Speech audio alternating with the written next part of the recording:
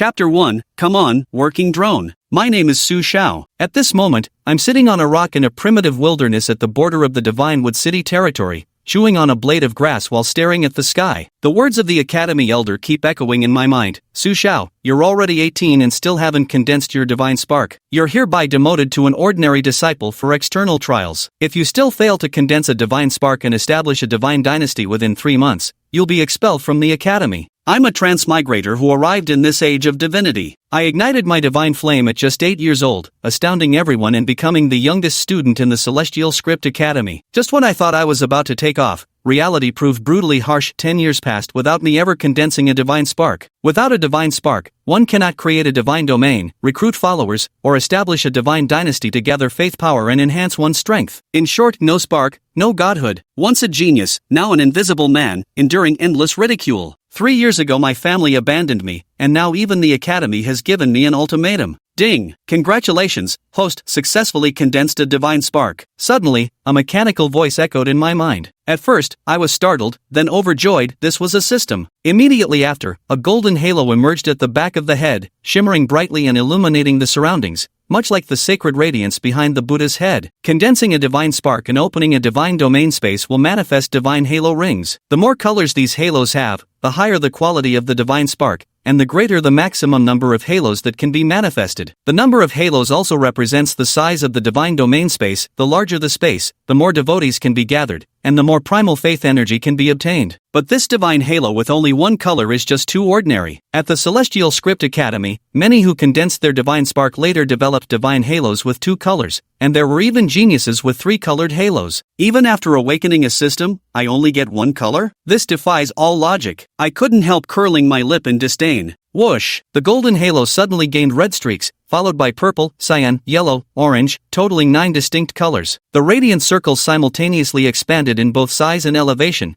transforming into towering celestial gates suspended across the void. In that instant, the heavens and earth transformed as divine 9-colored radiance illuminated several kilometers, creating an utterly mystifying phenomenon. 9 colors. My eyes widened with shock. To my knowledge, the highest record for divine aura colors in Sacred Wood City was just 5, yet I possessed 9. Now this was the true mark of a supreme genius. Ha ha ha. As expected of a protagonist's template, Su Xiao is forever the one true god. I withdrew my divine aura, unable to contain my soaring elation. Just then, the system panel appeared. Host, Su Xiao divine name, none divine office, none divine domain, 1 star. Divine rank, 9-colored supreme, 1-star disciple follower rank, 4th heavenly calamity, SSR grade faith origin force, 0. Ding, detection confirms the presence of other wild godlings in the remote wasteland. Conflict is inevitable. Host must recruit at least 10 believers as soon as possible to avoid being devoured by rival godlings. Additionally, the host's first divine tribulation is imminent. Please prepare accordingly. Task, successfully recruit at least 10 believers. Reward, unknown. The system issued another sound. I cursed my luck inwardly. Wasn't the border wasteland supposed to be the least dangerous? Yet here I was, danger descending the moment my divine spark solidified. The location where the divine dynasty is established is crucial. A prosperous place with numerous high-level beings offers great benefits for recruiting powerful followers to boost strength. However, reduced to a mere ordinary disciple, I lack priority in selection and am left with this godforsaken backwater. I glance around, barren and desolate, devoid of life. How am I supposed to recruit followers here? System, quick, think of something. I plead for help. Ding. Detection shows the host originates from Blue Planet. The system can recruit players from Blue Planet to serve as the host's followers. Upon successful recruitment, when these player followers slay enemies, they will gain additional faith primordial energy. The host can extract a corresponding percentage to nourish their divine core and level up *. This system actually works. My eyes light up. Typically, a deity accumulates faith primordial energy through daily worship and offerings from followers. But now, my players killing monsters yields extra gains. This is like me becoming a landlord, having players farm mobs to level me up. Simply exhilarating. Soon enough, I created an online game recruitment website through the system, naming the game World of Miracles. I even plastered a bold headline on the homepage, Beings in Another World, Already Gods. Recruiting players, join the battle. Come on, wage slaves. I muttered to myself. On Blue Star, there was a guy named Zhang Yu who, after finishing his final exams and returning home for winter break, tossed his school bag aside, flopped onto his bed, and planned to game all night to climb to silver rank. He deftly put on the AR virtual gaming helmet when a pop-up box appeared in his mind. Miracle World first beta test, exclusive beta accounts available now. Come at me if you dare, brother. A new game? His curiosity piqued as he clicked into the game's official website. Though unimpressed by its shoddy design, the slogan caught his eye: follow the path of gods. Defy it to become demons, god or fiend hinges on your choice. He quite liked this cheesy advertising tagline and, with a try-it-out attitude, registered an account under the name, covered in carvings. Soon enough, he was immersed in the game's visuals. The scenery in this game is charmingly picturesque, like a dream woven from illusions. The sky, adorned with a riot of colors, bears time-space rifts resembling cracked yet unbroken mirrors. Deep within the fabric of space-time, colossal pale blue fish drift languidly, their sheer size obscuring nearly half the firmament. Beneath the sky stretched vast expanses of primeval forest. Holy shit, this scenery is freakishly realistic. Full body engraved pinched his own face and gasped at the pain. It actually hurt. The game's realism was downright shocking, leaving him stunned. Chapter 2. SSR Class Believer, Total Chunibyu. Most games on the market nowadays use AR virtual helmets to deliver immersive experiences, but among all the games Zhang had played, this was the first one that simulated pain. The attention to detail was insane. A gust of eerie wind blew, sending a chill through his crotch. Instinctively clutching himself, he marveled at how next level this game was. In the distance, I watched this Blue Planet player acting like Grandma Lu entering the Grand View Garden, feeling utterly speechless. Talk about being unsophisticated. Just one player? With my protagonist template, Su Xiao, this lack of grandeur simply won't do. I thought about greeting them, but remembered I'm their god, essentially an NPC who can't afford to lose dignity. Then an idea struck me, and I mimicked a game's opening sequence with an epic introduction. The ancient war between gods and demons shattered heaven and earth, leaving time and space clinging to survival as civilization endured on this fertile land. The vanished deity shall return, the calamity of 10,000 years approaches, and the fabled war between gods and demons begins anew. Mysterious races begin to awaken, joining this vast battlefield. I, Su Xiao, am the child of divinity, destined to lead you in reforging the glory of the northern divine king's lineage. Will you stand with me in battle? Carved from head to toe, this phrase suddenly echoed in his mind, followed by the sight of 9-colored divine lights flickering atop a distant hill against the void. I stood at the summit, like a deity from a mythical film. Someone below exclaimed, "Holy crap, is this the legendary god? This is insane, it feels just like the real thing." The guy named, covered in carvings, got instantly pumped, shouting, "Hell yes, I'm totally down for this. Do we get free wives? I'm covered in carvings all over. Pfft, do we get free gear then? How does this game work?" I retracted my 9-colored divine aura and approached, covered in carvings, explaining, "This is a fully open sandbox game. Everything here has to be created by you players yourselves. All players will join me in conquering the divine realm, step by step, from small beginnings to building their own divine dynasty. Players will need to sign a contract with me to form a binding agreement." As I explained, he gradually understood. He exclaimed in amazement, "Damn, there's actually this kind of online game? A team-based RPG where you follow an NPC to conquer the world? I've never played anything like it before." I went on to explain that players can level up by defeating monsters,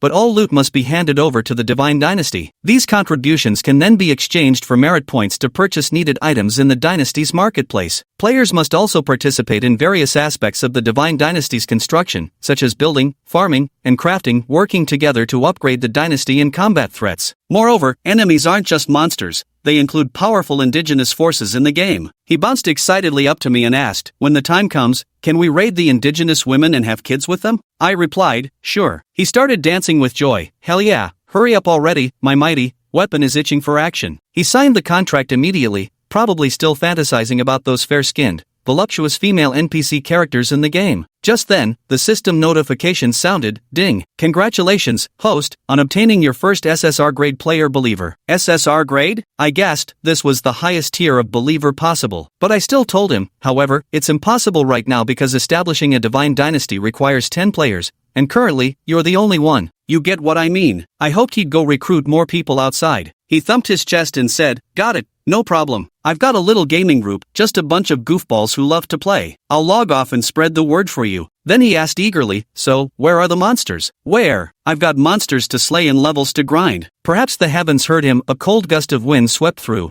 and a translucent shadow appeared in the distance, staring right at me. My pupils shrank. Had this wild disciple's ghostly follower really come here to scout for information? All Carved excitedly shouted, "Holy shit, a monster's coming. The monsters in the beginner's village shouldn't be tough, right? I'm gonna smash it." Then he tripped over a protruding rock, smashed his forehead against the sharp edge, blood gushing out, struggled a bit and kicked the bucket. I was utterly baffled. This is an SSR tier player? Can he even defeat other believers? My heart sank by half. Luckily he's a player with infinite respawn ability. That's the horror of the fourth cataclysm. The spectral believer was startled and fled in a gust of chilly wind. I could only watch helplessly as it raced back to deliver the news. After all, I had only just condensed my divinity and hadn't begun cultivation at all, with no strength to speak of. I thought to myself, I hope this guy can help me gather all 10 people. Over there, Xingyu took off his virtual reality helmet and started yelling frantically on the bed. Damn it, I actually got killed by a fucking rock. I, Xingyu, have never suffered such humiliation in my life. Suddenly, he remembered that 10 players were required to unlock the storyline. Quickly grabbing his phone, he tagged everyone in the group chat, saying he discovered a game called Divine Artifact World, where everything felt incredibly real. He even mentioned dying from a rock collision in the game. This was a fully open-world sandbox MMORPG. At first,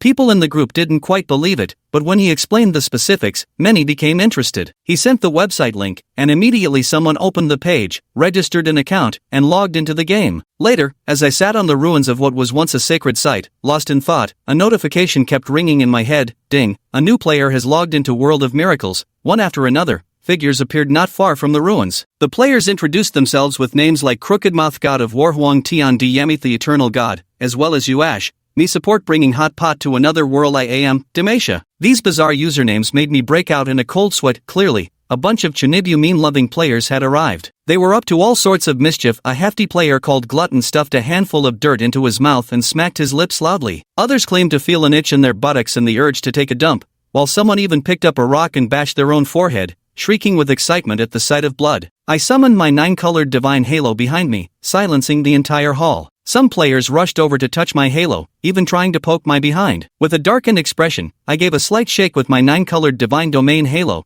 sending them flying away. I said to them, "Everyone, welcome to Mirage World. Now let me show you the rules of Mirage World. If everything looks okay, you can sign the contract." A player impatiently shouted, "Thought it was something new. Already know all this. Stop yapping already. Just start the storyline and let the game begin. I can't wait any longer." Any beginner equipment included? After watching those 10 players chatter non-stop for a while, they quickly signed the contract. Immediately after, the system's voice resonated in my mind. Ding! Congratulations host for obtaining Faith Origin Force +10 +10 +10. Ding! Congratulations host for completing the mission, acquiring 9 SSR tier player believers. Reward, SSR Divine Body Refinement Manual, Immortal Demon Physique, +3 resurrection chances. Holy crap, it's actually a divine tier body refinement technique. You've got to understand, while deities strengthen themselves through faith, their greatest weakness has always been physical resilience. The later stages impose increasingly stringent demands on physical strength, making a top-tier body refinement technique crucial for a dominus. This SSR divine grade technique is absolutely top-tier. The system truly is extraordinary. At this moment, the system issued a second task. Ding! Host is requested to locate the remnant runestone foundations of the Dominion Temple ruins amid these wreckages, preparing for the temple's establishment. Mission reward, unknown. The Dominion Temple serves as the core of a divine dynasty analogous to Buddhism's Mahavira Hall, symbolizing supreme authority. Intimately connected to divinity,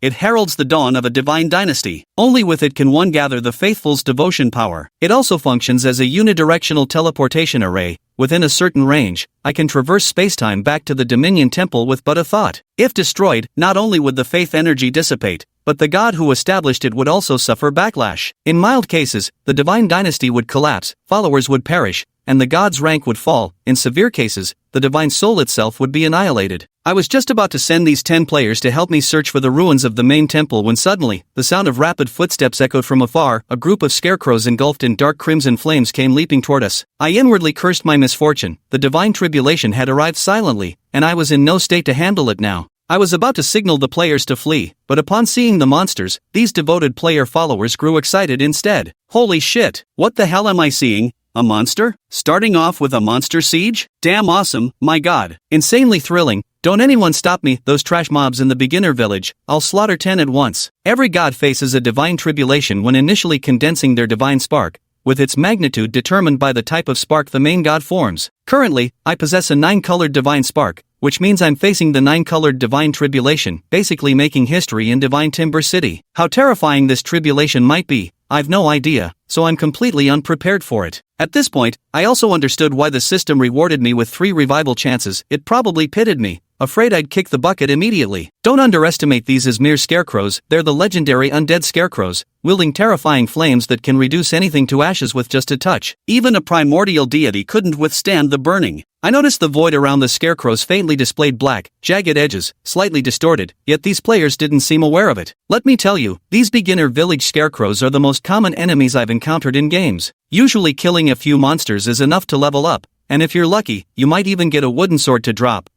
Carved all over charged ahead the fastest, shouting, "Behold my great son Tithagata!" He threw a punch at a scarecrow. Before he could even get close, an intense burning sensation spread throughout his body, making him leap 3 feet into the air. "What the hell is this?" he screamed in midair, panicked. Before he could land, the scarecrow raised its withered hand and slapped him right on the crown of his head. With a loud boom, carved all over was instantly reduced to nothingness by dark red flames, vanishing before everyone's eyes. The crowd was left utterly stunned. "Impressive, dude. You can even go invisible." Desolate Emperor Yamit applauded with admiration, but soon realized something was off with the tone. It turns out every deity must face a divine tribulation when initially condensing their divine spark. The higher the spark's quality, the more terrifying the tribulation. My 9-colored divine tribulation made history in Sacredwood City. How horrifying it was, I had no idea, nor any way to counter it. Finally, I understood why the system rewarded me with revival chances. These scarecrows were undead specters, their flames so dreadful they warped the surrounding void, yet none of the players noticed. I'm telling you, I've seen plenty of these beginner village scarecrows before. Kill monsters, level up, drop wooden swords, sculpted all over, charged in to attack, only to be burned to ashes. "Show off my ass." "Something's wrong, seriously wrong," someone shouted. With a crisp snap, another scarecrow melted, the eternal god, into nothingness. Finally, the remaining players caught on. Holy crap, isn't this just a beginner village scarecrow? The kind you kill 3 of with one swing? This combat power is insane. Starting off with hell difficulty, what kind of sick joke is this? I'm outta here. "Yuash, I'm Soraka," turned and ran, but a massive dark red flame landed on his back, vanishing him in an instant. "Brother Chow, please don't kill me. I'm just a newbie." "Ah, it's so hot, my chrysanthemum is about to bloom." "No, I don't want to die yet." In less than a few seconds, 7 or 8 players had completely vanished, leaving only a few trembling where they stood, their legs turned to jelly. However, the guy with the ID, "I am Demetia," remained quite composed. "Ha ha ha, what a bunch of dumbass. Don't know the first thing about it and just charge in blindly. Playing games requires strategy and brains. Got it? Bro, I'm a terrifying presence at bronze tier. You two, go die first. I'll find their weaknesses. Remember, as long as we guard the tower together, the tower stands. If we fall, the tower falls with us. Fight until the last breath." While giving commands, he opened video recording to preserve the moment. But under the scarecrow's assault, the group soon met King Yama, met their doom. The scarecrow's gazes locked onto me next. I took a deep breath and immediately turned to flee. Can't win the fight? Well, can't I at least outrun them? Let's find a place to hide first. Damn it! Full body carving, returned to the real world, utterly frustrated. First time dying from a fall, second time getting instantly killed by a beginner's own scarecrow. What awful luck. My fate is mine to control, not the heavens. I refuse to accept this, he roared, attempting to re-enter Miracle World only to receive the notification. Ding! Due to your in-game death, you must wait 3 hours before re-entering. He was dumbfounded, waiting 3 hours after death in this game? The game designers must be out of their minds. His mental state crumbled, but after logging into QQ and joining the Demon Legion group, he realized everyone was in the same boat, which restored some balance to his mood. Recruit, recruit, recruit for revenge. We'll overwhelm them with numbers, someone suggested, earning unanimous approval from the group. Heh, looks like that video I recorded will come in handy now. I am Demetia, grinned smugly as he logged into a certain live streaming site and sent a rocket gift to the famous streamer Zhang Daxian. Master, I found a new game, can't even pass the first level. Got wrecked by a scarecrow. Need a carry. Zhang Daxian spotted the rocket message and asked, "What game?" "Tell me." "It's called Miracle World. Starts with hell difficulty, requires both skill and brain power." "I am," Demetia replied. Zhang Daxian chuckled, "No way. You actually lost to a scarecrow? Ha ha ha. Skill and brain power? Are you talking about me? Don't worry, I'll carry you. After all, He's the money boss, gotta be polite. Pausing Honor of Kings to test this new game World of Miracles. Gonna carry this rookie to victory. Soon after, Zhang Daxian changed his stream title. Upon seeing the webpage for World of Miracles, he instantly burst into colorful language, already regretting his decision. But after hearing the game's introduction, he found it somewhat intriguing. After I promised to fulfill one of Zhang Daxian's wishes, he quickly registered an account and logged into World of Miracles. A flash of light later, he entered the game. Stunned by the hyper-realistic scenery and tactile environment around him, he couldn't help but complain that this game was nothing like what the official website had advertised. In the live stream, viewers urged him to quickly defeat the monsters and clear the first level. Zhang Daxian picked up a wooden stick to search for the scarecrow. At the southeastern ruins, he spotted the scarecrow that was looking for him, and the scarecrow immediately noticed him and pounced. Zhang Daxian boldly claimed he'd tear the scarecrow apart with his bare hands, but when charging toward it, he remained quite cautious. After all, he'd sensed the scorching heat from a distance. He deftly dodged the scarecrow's attacks while proudly showing off his zigzag movements on the stream, prompting cheers and playful taunts from the audience. But when the scarecrow missed its attack again, it flew into a rage, opened its mouth, and unleashed terrifying flames that instantly melted Zhang Daxian. Before his death, Zhang Daxian could only think about his own carelessness, never expecting the scarecrow to have magical attacks. Meanwhile, his livestream exploded with reactions. Viewers in the livestream teased Zhang Daxian relentlessly. Still dazed after exiting the game, he couldn't believe he'd been instantly killed, which ignited his competitive spirit. He wanted to prove himself in front of his fans. He claimed it was no big deal and vowed to try again, only to discover a 3-hour cooldown upon logging back in. This left him speechless. In reality, the cooldown was a protective measure for players' souls. Frequent travel through the spacetime tunnel could damage one's soul, requiring 3 hours to recover. The solution is to establish a main shrine, but right now the divine tribulation scarecrows have got me completely overwhelmed. Where would I find time to build one? As for me, after being chased by over a dozen scarecrows for hours, I accidentally got melted by dark red flames, leaving me with only 2 resurrection chances out of 3. Seeing the undiminished number of scarecrows in the distance, I realized just how brutal this divine tribulation was. I decided to quickly strengthen myself before they noticed me. My player devotees are SSR tier, each providing 10 points of initial faith origin power daily, equivalent to 5 to 10 times that of other gods' followers, plus additional bonuses. Threads of force beliefs poured into the divine spark within my mind, causing it to glow and flicker. I successfully ascended from a 1-star divine disciple to a 2-star divine disciple. Afterwards, I began cultivating my undying godfiend body. 3 hours later, Zhang Daxian logged into the game again. His previous humiliating defeat had drawn a massive crowd, and this time, many new players joined him upon logging in, including the familiar, I Am, Demacia, and others. They were all stunned after experiencing the game's breathtakingly beautiful and hyper-realistic scenes. Streaks of light shimmered before my eyes, momentarily startling me. So many new players had suddenly logged in. I counted, and there were a full 99 player devotees. Suddenly jumping from just 10 to 99 left me utterly bewildered. Listening to their taunts, I realized it was probably those few guys who got wrecked by the divine scarecrow earlier, now bringing backup for revenge. I narrowed my eyes, thinking that I should really push them hard to spark their rebellious spirit, so they'd devote themselves wholly to cultivation. That way, my gains would be greater too. I decided that from now on, when the Divine Realm's level needs to be raised by increasing the number of believers, I would issue quests to torment them. Some newcomers sought out the scarecrow, while others came to me. In the distance, a 9-colored divine light erupted from the void, and behind me, the halo of my divine domain slowly shimmered as I stood with solemn dignity. I had to reap a wave of harvest before the scarecrow noticed, boosting my strength. The newcomers were utterly stunned by my presence. Some praised my special effects and imposing aura, while one girl even called me her type. A few even rushed over, wanting to touch my belongings. Of course, I wouldn't let them, afraid they might get scared. I am Su Shao, the primordial god of World of Miracles. I addressed the newcomers. Welcome to World of Miracles, players. I am your primordial god, Su Shao. You probably already have a rough idea of the gameplay. This is the contract. I projected the terms directly into their minds, and without hesitation, they signed immediately. Ding!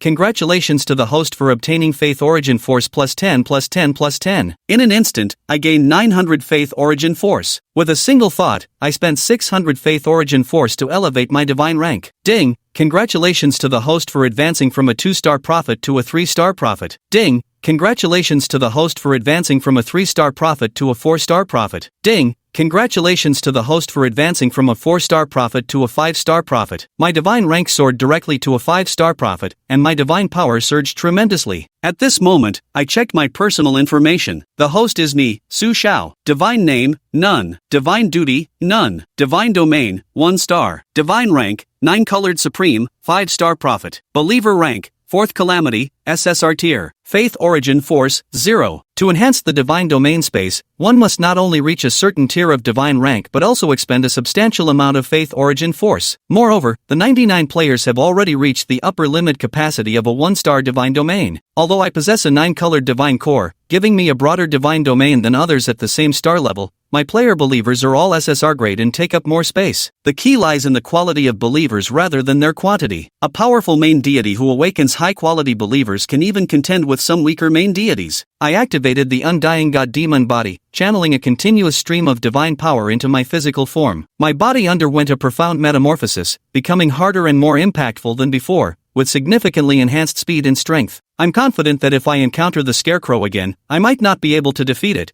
but escaping wouldn't be a problem. Dying once wasn't without gains. I've learned how to deal with undead scarecrows. The flames on their bodies can't be extinguished by ordinary water or crushed by stones, but their flames weaken over time. Since the flames are their energy source, once depleted, they kick the bucket. With my current abilities, I can handle one scarecrow at most. A dozen would be beyond me. I'll have to rely on the undying players. So the top priority now is to find the runestone needed to establish the main temple and get it built. With the main temple, players won't have to quit the game for a 3-hour cooldown after being slaughtered. They can just respawn at the temple. That'll get us through the divine trial. Ding! Mission issued. Locate the runestone from the ruins of the former main temple and establish a brand new main temple. Reward, Faith Coins. The faster your speed, the higher the reward. I issued the task to players through the system, my voice echoing in their minds. The so-called Faith Coins were actually the harvested primordial Faith Force, just renamed. What I rewarded players with were virtual numbers. When they exchanged for items, I provided corresponding goods based on the Faith Coins. These items could either be monsters hunted and handed over by players or goods I exchanged back at the academy. Players reacted differently. Some excitedly claimed that story missions had begun, while others scoffed, believing quests weren't as rewarding as monster hunting. Carved all over, roared about avenging his fallen brother and charged out to find the Scarecrow. Jung Daxian also scoffed, thinking monster slaying was thrilling, and vowed to reclaim his honor. He even told other players that he had figured out the Scarecrow's weakness. Speed was its Achilles heel. As long as you ran fast enough, it couldn't catch you, though you had to watch out for its fire breath. Just then, a player spotted a flaming Scarecrow. Zhang Daxian eagerly rushed forward, dodging the Scarecrow's first attack and even evading its fiery blast. As he was gleefully preparing to counterattack, the Scarecrow suddenly accelerated and swatted him with one strike. When he died, the corners of his mouth still curled in that triumphant grin. The other players were dumbfounded to discover that the Scarecrow had a speed-boosting ability. As it dashed forward with terrifying speed, it swatted them down one by one like flies, sending the players scrambling in all directions. After searching in vain for the runestone, I spotted these fleeing players and couldn't help but facepalm. They'd completely disregarded the quest I'd assigned them. I reminded them that building the main temple would allow respawns there instead of suffering the 3-hour cooldown penalty, to which they groaned, "Why didn't you say so earlier?" So they kept running for their lives while simultaneously scanning the terrain for the runestone pattern I described. On the other side, all covered in carvings, was running while crying, saying he didn't want to kill the Scarecrow. Suddenly, he tripped over a stone and fell, banging his head against a rock. When he looked up, he thought it looked like a rune foundation stone. Chapter 7. The main temple is established, and Carved Brother gets killed by another collision. The moment he realized it might be a rune foundation stone, all covered in carvings, suddenly felt his back pain disappear, his legs stop aching, and his head clear up. He scrambled up from the ground in excitement, not even bothering to wipe the blood from his forehead as he quickly brushed away the dust and dirt covering the stone. Above, revealed through the haze, a faint yet intricate pattern came into view. It was identical to the rune cornerstone pattern from Su Zhao's mission briefing. Holy shit, I found the rune cornerstone. I fucking found the rune cornerstone. I'm so lucky. I'm so damn lucky. I'm the first one to complete the mission. Ha ha ha. Covered in carvings, shouted excitedly. Seeing the undead scarecrows chasing from behind, he broke into a run, his speed surprisingly much faster than before. Shaoshan, I found the rune foundation stone. I've completed the mission. Spotting Su Xiao not far away, carved all over, waved his hands and rushed toward her. Su Xiao immediately noticed him too, and hearing those words, got visibly excited. Found him? That's just awesome. Holy shit, Brother Carve actually found him. That's insane. Brother Diao's killing it. The first big shot to complete the mission. Other nearby players all showed expressions of shock. You guys, lure away the scarecrows behind, entirely carvings, while he and I go establish the main shrine. Su Xiao glanced at the nearby players and issued this instruction. The players' faces instantly darkened, their smiles vanishing. However, they understood that establishing the main temple was currently of utmost importance, so they had no choice but to grit their teeth and press on. Scarecrow, your granddaddy's right here. Come kill me if you can. I'll give you one finger handicap, you still couldn't finish me off. It must be said, these players truly aren't much in terms of actual combat prowess, but when it comes to verbal combat, they're exceptionally formidable. The Scarecrow was actually provoked to outright fury, charging straight at them with speed that had grown significantly faster than before. Hurry up and take me there. Su Xiao approached, carved all over, and commanded him, "Can we take a break? I'm so tired." Entire body carved, felt like every bone in his body was about to fall apart. The next moment, he found himself being lifted up by Su Xiao. "I'll carry you. Just point me in the right direction." Holy shit, Zhao's insane. Zhao's so manly. Xiao Shun, I love you. Marry me. Ah damn it. A burly man flailed and roared in midair. Under the guidance of every inch of carving, Su Xiao quickly arrived at the location of the rune keystone. It really is the rune keystone. Su Xiao tossed, all covered in carvings, aside as a wisp of divine power emanated from his palm, blowing away the debris surrounding the runestone. A circular plate engraved with eerie runes exuded an ancient, time-worn aura, somewhat resembling a sealing array from anime. Is this the runestone? Could there be a terrifying demon sealed inside? Evil King's True Eye, activate. King's Seal Formation Wheel, shatter, reality, bloom, synapses, banish this world. In the name of Sakura, I release your seal. Nearby, carved all over, was shouting and making a scene. Su Xiao, damn. This is the legendary terminally ill otaku Chunibu patient in the flesh. He completely ignored this Chunibu fellow, instead biting his own finger to draw blood. A drop of pale golden blood fell from his finger, landing on the runic foundation stone. The runic foundation stone served as the energy core of the main temple, capable of connecting one's mind with the temple's deity through blood offerings. Once activated, it could continuously draw energy from heaven and earth to provide power and protection for the main temple. Thus, the rune stone is incredibly important, especially when defending against invading enemies. It can safeguard the sanctity of the main temple. The rune stone before Su Xiao's eyes was merely the lowest grade, offering meager energy and minimal protection to the temple. Yet Su Xiao had no choice but to make do with it. After all, rune stones were exorbitantly expensive. He would have to replace it with a better one once he found it later. A faint glow emanated from the rune stone, connecting with Su Xiao's consciousness. Ding! Congratulations host on completing the mission. Reward, 1 SSR Main Temple. SSR Main Temple. Overview, a mysterious ancient temple from prehistoric times, surrounded by mystical powers. Level, 1 star. Foundation, can accommodate soul bindings of 200 SSR grade believers. Traits, 1, doubles cultivation speed for techniques and combat skills when practiced within. 2, can be relocated by consuming sufficient primordial faith energy. Su Xiao was stunned. This turned out to be an SSR grade divine throne. The higher the quality of the main divine temple, the greater the attribute and level gains will be in the future. It seems no one in Divinewood City has a main divine temple that reached SSR tier. Not even an S tier temple has been heard of. The key is that it can also increase cultivation speed and even be relocated. So far, Su Xiao has never heard of anyone whose main divine temple could be moved. What's the benefit of being able to relocate? Well, if some terrifying existence were to attack me, I could just take the main divine temple and flee. No need to endure endless sieges or brutal suppression. In the name of our God, establish the main divine temple. Su Xiao murmured these words under his breath. In an instant, a fierce gale erupted as a colossal and majestic divine temple soared from the ground around Su Xiao, springing up like bamboo shoots after rain. The grand temple gleamed with divine radiance, towering and boundless. Its enormous gates alone stood nearly 10 meters high, a sight that inspired awe. Ding! The Grand Temple has been successfully established. Mission, explore the surrounding area and expand the Divine Dynasty's territory to 50 square kilometers. Reward, unknown. At this moment, the system issued another mission to Su Xiao. However, Su Xiao had no time to worry about it for now. He had to deal with the Divine Trial first. Attention, all players, the Divine Palace will now bind your souls. Once bound, in-game deaths will allow resurrection within the Divine Palace. The main temple is our stronghold, remember to protect it at all costs. If the main temple is destroyed, your powers will vanish forever. Su Xiao sent a system notification to every devoted player as a reminder. Immediately after, he activated the soul-binding ritual between the main temple and these players. Holy shit, we can respawn now. I can revive now. I finally don't have to wait 3 more hours. Can I solo the Scarecrow now? Bring it on! The believer players were all getting excited. All of this is thanks to me.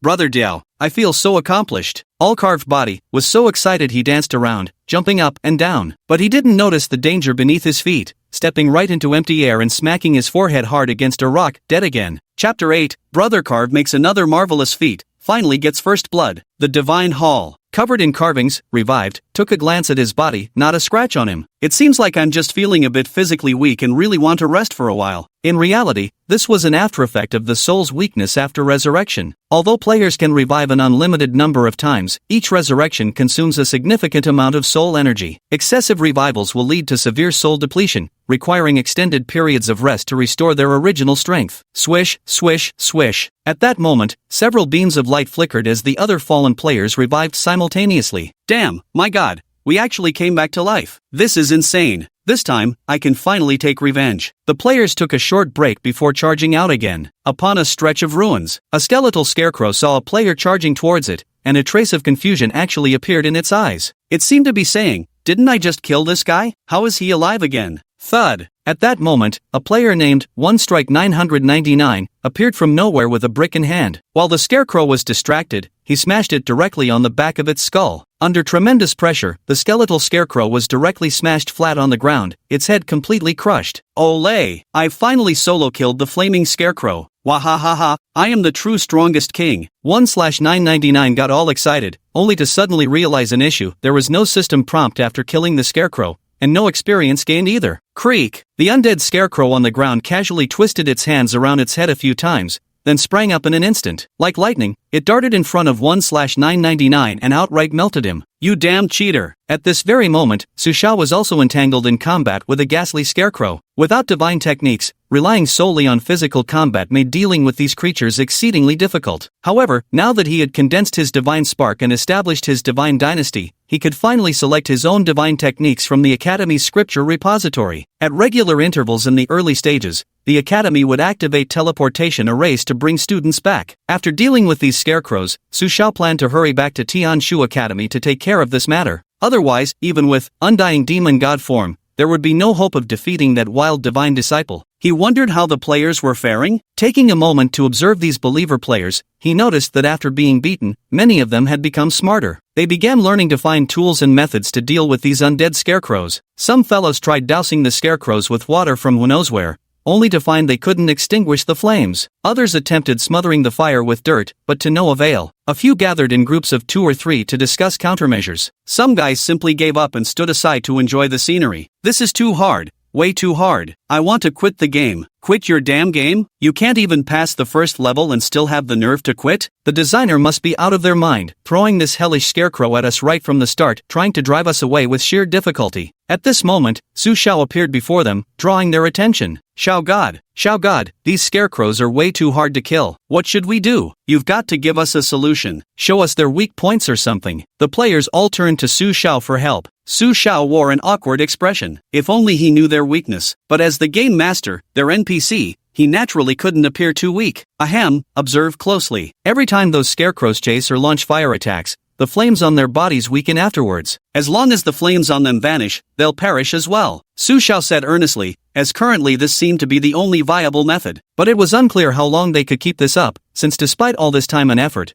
the flames on those scarecrows hadn't weakened noticeably. The players were momentarily stunned. Human wave tactics? You mean as long as enough of us die, we can exhaust them to death? A female player with the ID, Chinese teacher, suddenly spoke up, looking calmly at the group. Holy shit, suicide bombing to kill monsters? TCH, can this even be called a method? I've never seen such a lame way to kill monsters. Can we change it? Many players thought it was way too low tier. Su Xiao shook his head. There might be other weaknesses, but so far I haven't found any. Upon hearing this, the players instantly lost their spirit. Brothers, fear not. As long as we stand, the tower stands. If we fall, the tower falls. Where there's life, there's fight. Follow me to certain death. Behold, I am Demacia. Behold, I am Demacia roared with arms raised high, wearing an expression of fearless determination. Suddenly, a figure came rushing over from a distance in great haste. Everyone looked and saw that it was, all covered in carvings. Holy shit, Brother Carving is back. Currently, all covered in carvings, is probably the most familiar to everyone because of his remarkable achievements. The first person to enter the game. The first to complete the task. The one who died the most times. Water, do any of you have water? Give me some quickly. Carved all over, urgently asked. I've got one here. The great glutton handed over a gourd ladle with a notch from the side, containing half a scoop of water,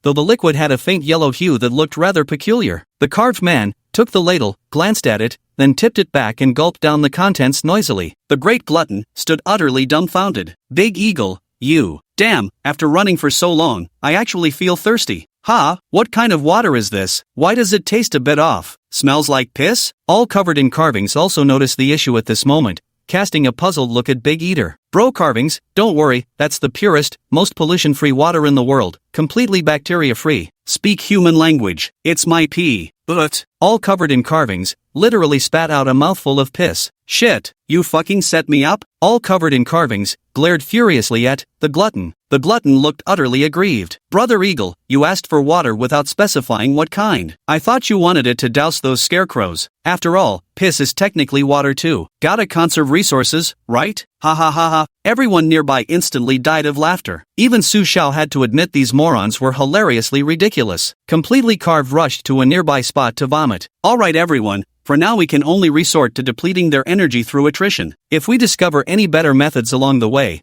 we'll share them together. In any case, protecting the main temple and restoring the glory of the Beijingshan royal clan is your unshirkable mission. Su Xiao rallied them. Deity Xiao is right. We must protect the main divine temple and restore the glory of the northern divine king clan. Charge! For Demacia. All players rose to their feet. Player, carved all over, has slain a spectral scarecrow. According to the host's preset commission ratio, player receives 10, host receives 90. Suddenly, a notification sound rang in Su Xiao's mind. Immediately afterward, another prompt appeared on the public screen of the virtual gaming system created by System. Ding, congratulations to player, full body engraving, for slaying a ghostly scarecrow. Damn, Brother Diao got the first kill? Holy shit, how did Brother Eagle do it? Brother Eagle truly lives up to his name. What a legend. A group of players were utterly astonished. They were also extremely curious about how Brother Eagle achieved the first kill. Chapter 9, 360 degrees no dead angle shooting. The crew prepared to search for All Carved Man. Just then,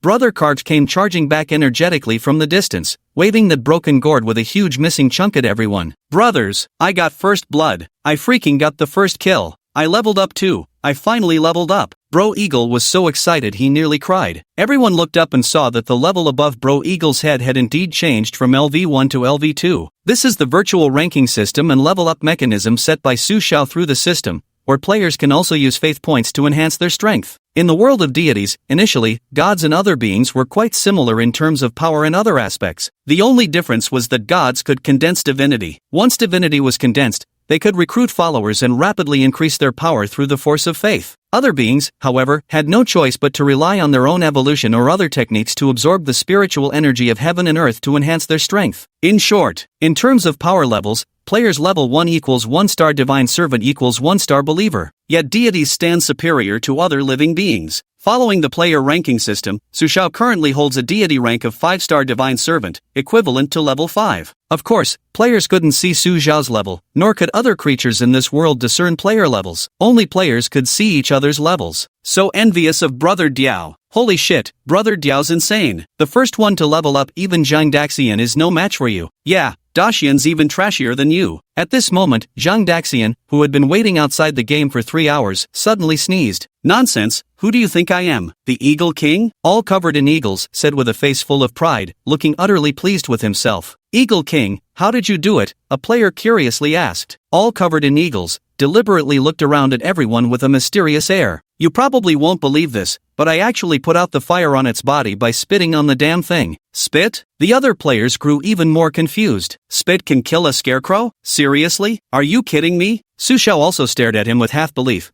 but sensed that this fellow didn't seem to be lying. Exactly, it's spit. I was standing on the edge of a cliff throwing up when, unexpectedly, a fiery scarecrow passed below just in time to catch my vomit right on its head. Guess what? The flames on its body quickly extinguished, and in the end, it turned into a pile of withered weeds. Then I felt a surge of power throughout my body, and my level rose to 2. The players collectively felt like vomiting blood. Had they known spit could kill scarecrows, they wouldn't have been tortured so badly. Hell yeah, I'm going monster hunting now. I'll be the second player to take down a scarecrow. One Strike 999 roared, dashing out like lightning, afraid someone might beat him to it. Holy shit, I'm going too. Players rushed out in a mad scramble, regretting their slower reaction time. At this moment, One Strike 999 charged up to a ghastly scarecrow, staring at it with an enigmatic smile. Come on, Grandpa's right here. Come kill me if you dare. A mere scarecrow dares to act tough in front of me? I could spit you out of existence, believe it or not. Whoosh! The undead scarecrow felt provoked and swiftly charged forward. 1/999 seized the moment and spat, hitting the scarecrow squarely. However, the scene described by every inch a carving didn't unfold as imagined. The undead scarecrow simply smacked him across the face, merging with him. 1/999 After reviving in the main temple hall, he stood dazed for quite some time. Why did the spit of doom technique fail? Brother Diao,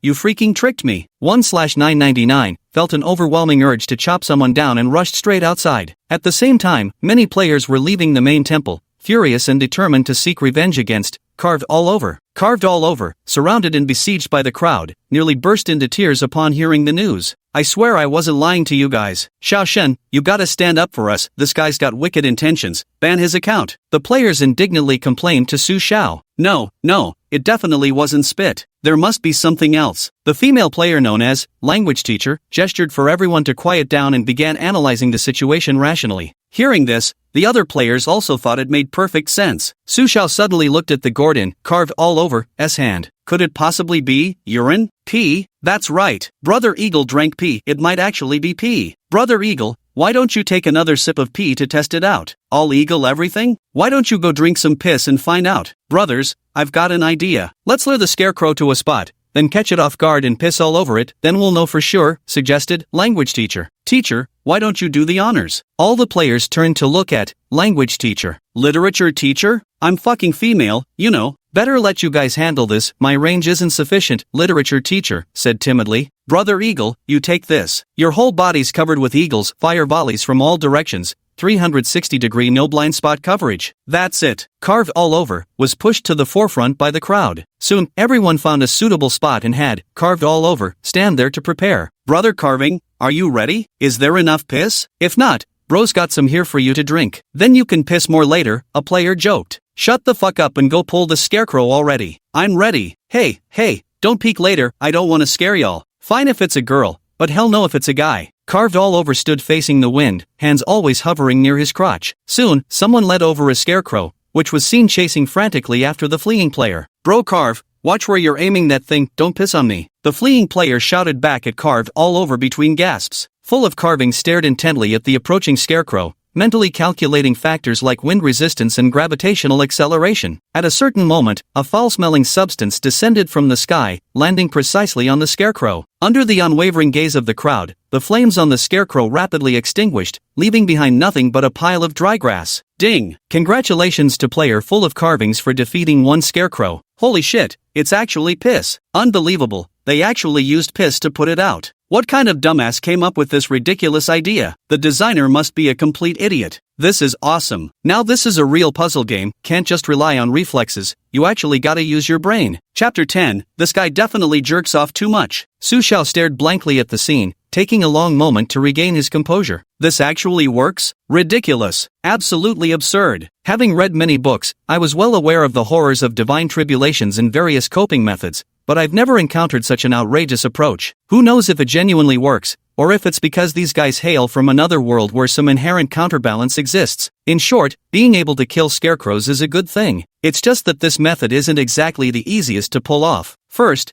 you need to have some urine stored up. Second, you need to be able to shoot it far. Third, you need to be accurate. This isn't much of a problem for male players, but for female players, it's a bit unfriendly. Of course, Su Xiao would never use such a lowly method to kill monsters. He planned to use his abilities to help these guys lure the scarecrows over. Ah, this feels fucking amazing. Never thought the day would come when my little brother could also go to war. Ah, pissing 3 zhang against the wind, now that's pure euphoria. Hey, don't be so selfish, alright? Can someone spare some piss so I can go kill a scarecrow too? A female player pleaded. Alright, come over and take it. Ha ha ha. These players are having quite a good time. A group of people stood in a row, waiting for the undead scarecrow to pass by below. Ding, player, 1Blade999, has defeated a scarecrow. Ding, player, I am Demetia, has defeated a scarecrow. As time passed, the constant chime of notifications echoed in everyone's ears. Su Xiao's faith value surged dramatically. The faith value provided by the Divine Calamity Scarecrows was an enormous fortune. If he could eliminate all 15 scarecrows, Su Xiao's divine rank would likely advance again. This was absolutely exhilarating. Damn, this guy actually lured 3 scarecrows at once. At this moment, the players noticed the guy with the ID, Hopeless Starry Sky, standing atop the ruins, while his 2 companions in the distance had just lured 3 scarecrows toward them. This guy's insane, how can he handle 3 at once? Looking for death. No death if you don't seek it, dumbass. But the next scene left them utterly stunned. Haha, you guys are so outdated. Mine's a fucking waterfall shower. But the crowd. Damn, this dude's prostate must be screwed up royally. You must be jerking off too much. All 15 spectral scarecrows were slain through the collective efforts of the players. They harvested a total of 1,500 faith force points,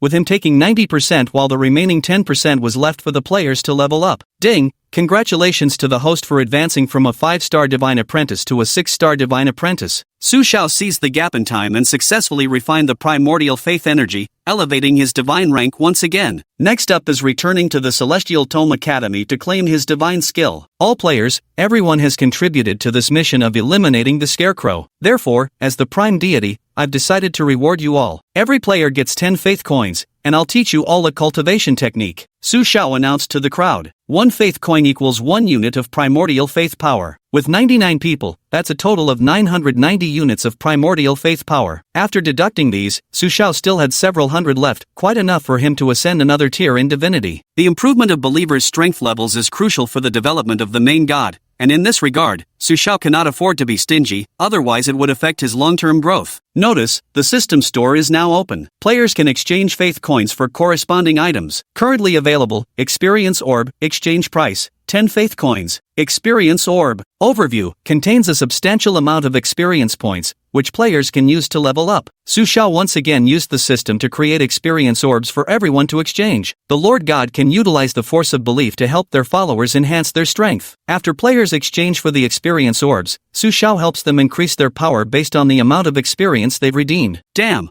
I can finally level up too. All that pissing wasn't in vain. Holy shit, I've fucking become a level 2 big shot now, standing equal with Brother Eagle. Players eagerly exchanged their faith coins for experience orbs to level up their ranks. Divine Dynasty main quest, explore surrounding areas and expand the dynasty's territory to 50 square kilometers. Reward, 10 faith coins per participant. Su Xiao forwarded the system tasks to the players again. Damn, a new mission alert. No, Xiao Shun, where's the promised cultivation technique? Hurry up, how else are we supposed to complete the mission? Many players can't wait. I'll first transmit the Undying Divine Demon Body cultivation technique to everyone. This technique is the foundation of your progression, but what you can learn now is only the initial stage. The subsequent stages require you to exchange with faith coins, so the more faith coins you earn, the stronger you'll become. Understand? Su Xiao explained. Then, he used the system to implant the first layer of the Undying Divine Demon Body technique directly into their minds. Wow. This technique sounds so impressive just by its name. I feel like I'm about to become invincible. Incredible. Immortality? Am I destined to become a god or a demon in the future? One thought leads to divinity, another to demonhood. The players were all thrilled,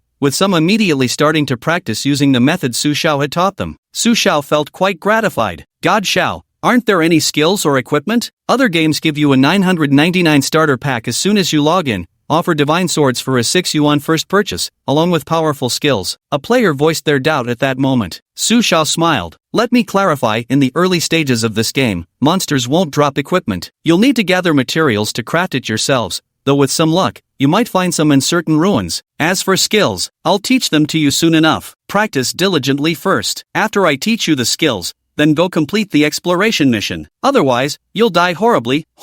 Su Xiao reminded everyone. The Academy's guiding rainbow braid should arrive soon. This return journey isn't just about acquiring divine skills, it's also about announcing to everyone that Su Xiao has successfully condensed his divinity core, earning qualification for the upcoming examination in 3 months. At this moment, a figure came rushing over from the distance in haste. Lord Xiao, something terrible has happened. The sky is about to fall. I discovered something terrifying, you need to go see it right away. This person was none other than, all covered in carvings, who had somehow slipped out unnoticed at some point. Su Xiao's brow suddenly furrowed as he sprang to his feet. Could that rogue disciple have discovered him and begun the invasion? The players all wore bewildered and puzzled expressions, mixed with a tinge of fear, as they followed behind. Chapter 11 Su Xiao, the Four-Colored Divine Spark? Led by, carved all over, the group arrived at another section of the main temple. A shimmering rainbow light stretched across the distant void and landed not far from him, exuding an enigmatic aura. Did you see that? A giant rainbow monster. We're facing the strongest boss in history, Brother Dio said to everyone with a terrified expression. Holy crap, it really is a massive rainbow monster. How are we supposed to beat this? We haven't even mastered our techniques yet, and we've got no skills or gear. How did the boss invade us already? I can't even beat a scarecrow. How am I supposed to defeat this rainbow monster? Xiaoshan, think of something quick, or I'm really gonna quit the game. The players panicked. Su Xiao's face darkened as she gave an explanation. This is no rainbow monster, but the seven-colored bridge that has come to take me away. For each disciple going out to gain experience, the Celestial Script Academy would provide appropriate arrangements. At regular intervals, the Academy would activate the seven-colored rainbow bridge to bring them back, offering guidance on certain matters related to the establishment of divine dynasties, primarily concerning how to recruit believers, how to nurture them, and other such aspects. Seven-colored rainbow bridge? What the hell? The players each wore expressions of extreme awkwardness. It's a sort of teleportation magic array. Now, I'm returning to the academy to help you acquire divine skills. You all focus on your cultivation. When I return, I'll teach you those techniques. Su Xiao finished speaking and stepped onto the seven-colored rainbow bridge. As Su Xiao walked onto the seven-colored rainbow bridge, the bridge itself vanished without a trace. The players were utterly stunned. Holy shit, this game is next level. Even a teleportation array is this damn spectacular. Awesome, so freaking cool, I'm totally loving this. Brothers, let's cultivate. When Lord Xiao returns, we'll gain skills and can finally start exploring missions. Many players obediently complied. Cultivate my ass? Isn't monster slaying way more fun? I'm a man with the undead demon god body. Why would I need skills to deal with mere monsters? Covered in carvings, waved his fists with full confidence. Brother Carving is right. Grinding monsters to level up is the true way. What the hell is cultivation anyway? Let's go hunt monsters and shock Xiaoshan later. Led by a few daring players, a group of them recklessly ran outside the divine dynasty. When Su Xiao returned, he was indeed given an immensely colossal surprise. Immersive translate. Ding ding ding. On the vast square, clouds drifted ethereally as the echoes of solemn bells resonated, their lingering chimes stretching endlessly. This was none other than the welcoming square of the Celestial Script Academy. The square was paved with massive bluestone slabs, its center dominated by an enormous statue encircled by radiant divine light, a sight of utmost sanctity. This is the first-generation deity who founded the Celestial Academy. Legend has it that this venerable ancestor was also a genius turned waste, but through tireless effort, found his destiny in an ancient relic, soaring swiftly thereafter to become one of Divinewood City's greatest legends. Rolling mountain peaks surged towards the heavens, where divine light faintly shimmered. Countless rainbow bridges converged from all directions, halting at the edge of the square. One by one, silhouettes descended from the rainbow bridge of ascension, some with faces flushed with joy, others hanging their heads in dejection. Before long, the square had gathered over 100 people. Su Xiao was among them, standing inconspicuously at the center of the crowd, waiting for the arrival of the Academy elders. How was it? Your Southeastern Sea region is decent. What caliber of believers did you recruit? Haha, not yet. The Southeastern Sea region is inhabited by the fishfolk race. They're not so easy to recruit, but it should be soon. I came back this time to seek advice on a few matters. What about you? Me? Don't even ask. The land of carefree joy is home to too few types of believers, and none of them are high level. What good recruits could there be? I just managed to gather some half-beasts. Half-beasts? And you're still complaining? Those are third-tier believers. I'm so envious. Surrounding Su Xiao were the voices of students from various academies, all engaged in lively discussion. Some boast while others complain. After condensing a divine spark and establishing a divine dynasty, one can acquire followers. There are two ways to gain followers. One can rely on the divine spark to enlighten a low-quality species, evolving them into high-quality follower species. However, this is quite difficult. Typically only divine sparks of 3 colors or above possess such capability. The second method relies on one's own abilities to gather real-world species as followers. With good fortune, one might even recruit specimens of exceptional quality. Look, Brother Ming is here. Brother Ming has awakened a 3-colored divine core, and this time he's chosen the best territory, the 8 Directions Kingdoms, teeming with life. I wonder what caliber of followers he's managed to recruit. Amid the chatter, someone suddenly exclaimed. Su Xiao turned his head to look and saw a young man slowly walking over, surrounded by a crowd. This person was named Zhao Ming, the only student in this year's batch who had condensed a 3-colored divine spark. The key point was that this Zhao Ming had some minor grudges with Su Xiao. Su Xiao had ignited his divine flame at the age of 8, astonishing the entire academy and drawing considerable attention. Among them, the academy's prestigious goddess, Yan Moling, had taken a special interest in Su Xiao. The so-called goddesses always had numerous suitors, and naturally became targets of Zhao Ming's pursuit. However, Yan Moling paid Zhao Ming no attention at all, which filled Zhao Ming with intense jealousy towards Su Xiao. What rank? You have no idea how formidable Brother Ming is. He directly enlightened the crawling tribe,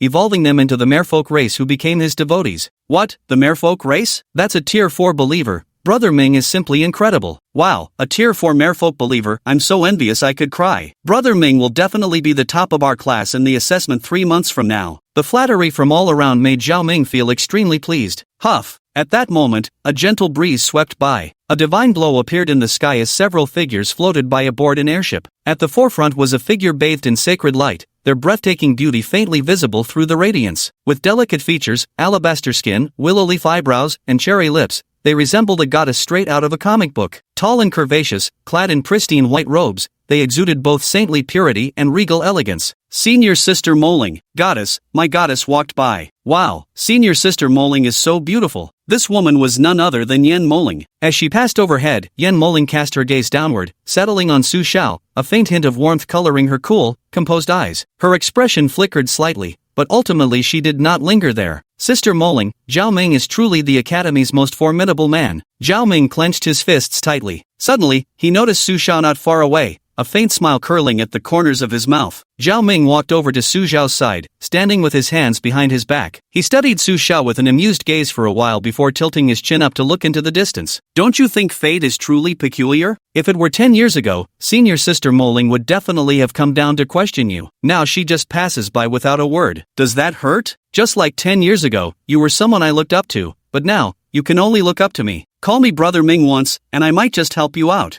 Otherwise, I really don't know what you'll do when you get expelled from the Academy in 3 months. After all, humans are the worst believers, no major deity would want them. You wouldn't even survive there. That's right. In this world, humans are undoubtedly the most worthless believers. Because compared to races like the merfolk and fishmen, who possess innate talents and evolutionary abilities, they really don't have much of an advantage. Help me? Do I need your help? I crushed you 10 years ago, and I can still crush you 10 years later. Su Xiao smiled as he responded. Crush me? With just you? Suddenly, everyone saw a divine light flare up behind Su Xiao. Su Xiao has condensed a divine spark? Heavens! Su Xiao actually condensed a divine spark. This is... The onlookers around them all showed expressions of shock. Whoosh! At this moment, a second color appeared in the halo behind Su Xiao, followed swiftly by a third, and then a fourth. It didn't stop until it had reached 4 colors. Suddenly, silence fell over the entire area. Not even the caw of a crow could be heard. Chapter 12: The Divine Art of Creation. 4-colored divine spark? Good heavens! At this moment, many scholars were so astonished they couldn't close their mouths, hurriedly covering them with their hands. What does a 4-colored divine core signify? Yan Moling possesses precisely this 4-colored divine core, making her currently the only individual in the Celestial Script Academy with such distinction. With her 4-colored divine core, Yan Moling has secured first place for the Celestial Script Academy multiple times in Sacredwood City, earning her a spot on the city's prestigious prodigy ranking. Throughout Sacredwood City, the highest attained is merely a 5-colored divine core, a distinction held solely by the city's lord,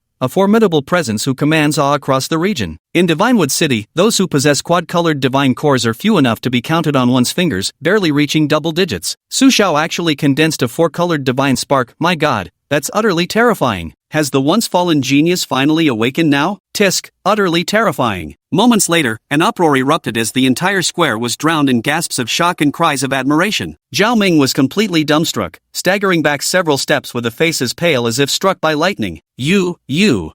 How could you condense a 4-colored divine core? How did you do this? Zhao Ming mumbled with trembling lips. This is the gap between you and me, something you'll never bridge in your lifetime. Su Xiao smiled faintly. If he were to reveal the 9-colored divine core, not only Celestial Tome Academy but even Sacredwood City, no, the entire Eastern Divine Realm would be shaken. But Su Xiao would never do so. In this world, greater gods devouring lesser ones was all too common. The 9-colored divine core, if exposed, wouldn't even be protected by the Celestial Tome Academy. Even the Divinewood City would surrender him without hesitation to save their own skins. Swish! Suddenly, beams of divine light flew in from afar and landed on the square. Who condensed the 4-colored divine spark? The white-bearded elder at the forefront scanned the surroundings before finally fixing his gaze on Su Xiao. Su Xiao, you actually condensed a 4-colored divine spark? After a momentary daze, the elderly white-bearded man's face blossomed into an extraordinarily radiant smile. Excellent, excellent. I knew you were truly exceptional among men. No one else could possibly ignite the divine flame at just 8 years old. It seems our Tianshu Academy is about to rise. The white-bearded elder was the academy's vice principal, Xiao Ran, a man of high status and great authority. Good afternoon, Vice Dean, Professor. Su Xiao saw several elderly men approaching and immediately greeted them with deference. Quick,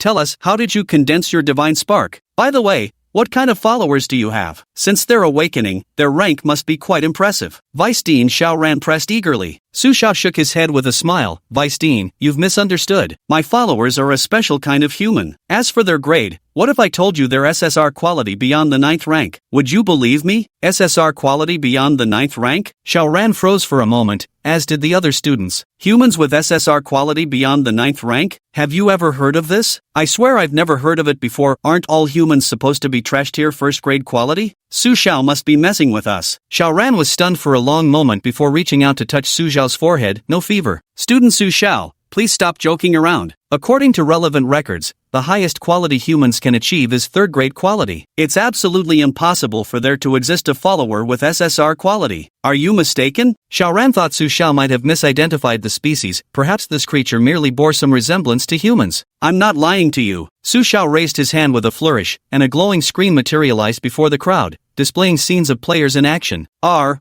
those really humans? Holy crap! The followers of the four-colored divine sigils are just humans? Damn, this is insane. The crowd was astonished once again. Xiao Ran furrowed his brow, his expression darkening. How could this happen? I recall ancient texts mentioning a celestial prodigy 10,000 years ago whose situation was quite similar to Su Xiao's. Moreover, he condensed a 6-colored divine spark 1 tier higher than Su Xiao's, yet his followers were also humankind. At this moment, a teacher standing beside Xiao Ran spoke up. Are you referring to that fallen legend from the Tiannan domain? Speaking of this fallen genius from the Tiannan region, he was once immensely renowned 10,000 years ago. He ignited his divine flame at an exceptionally young age and even coalesced a 6-colored divinity. Yet sadly, his followers were merely humans. Despite some eventual achievements, he ultimately faded into the torrent of time, becoming a cautionary tale. Ah, what a pity, truly such a waste. Why did it have to be humans? Xiao Ran's face showed a look of regret. As for the SSR quality Su Xiao mentioned, they completely ignored it. Zhao Ming's pale complexion suddenly turned rosy again. What seemed like a hopeless situation had abruptly taken a favorable turn. Su Xiao's 4-colored divine spark might actually be inferior to some single-colored divine sparks. Human race? What's the use of such worthless believers? Su Xiao, don't despair. Perhaps you can perform a second enlightenment ritual to transform the human race into a more advanced species. Xiao Ran offered this excuse as consolation. A second awakening is almost impossible to encounter. However, since you've condensed a 4-colored divine core, by the rules,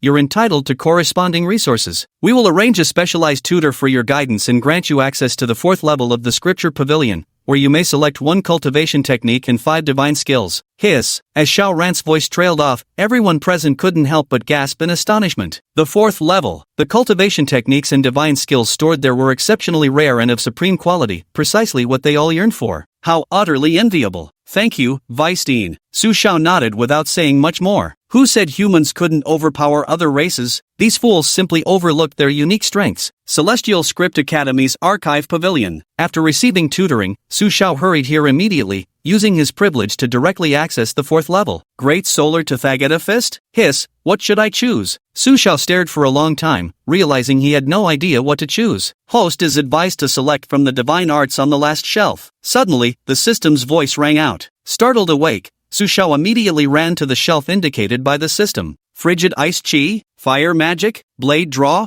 Mimic Armor, Swift Wind Step. System, are you sure about this? These are all basic divine skills. Su Xiao was dumbfounded. No way, why would these basic divine skills be placed on the 4th floor? They should be on the 1st floor. I understand. Ordinary divine techniques wouldn't be placed on the 4th floor. These must have something special about them. Su Xiao didn't need cultivation techniques anymore. All he needed now were divine techniques. Moreover, by not taking cultivation techniques, he could exchange for several divine techniques instead. What an absolute delight. Su Xiao selected several divine techniques, completed the registration, and then left the Scripture Pavilion. Teacher, can you tell us what powerful divine techniques Su Xiao chose on the 4th floor? An inquisitive student asked the registration teacher. The registration teacher watched Su Xiao's retreating figure, his face full of confusion, murmuring under his breath. Basic divine skills like Frozen True Chi, Fireball Technique, and others. Ha, these trash-tier divine skills? Has Su Xiao lost his mind? This is such a waste of an opportunity. Little did they know the terror of Su Xiao. No, the fourth cataclysm. Chapter 13. Do you know what you're eating? Deep within the dense ancient forest, for hundreds of miles around, ancient trees with tangled roots blotted out the sky, forming an endless expanse of towering perilous terrain. Damn, we've been walking forever and still haven't seen hide nor hair of anything. Ugh,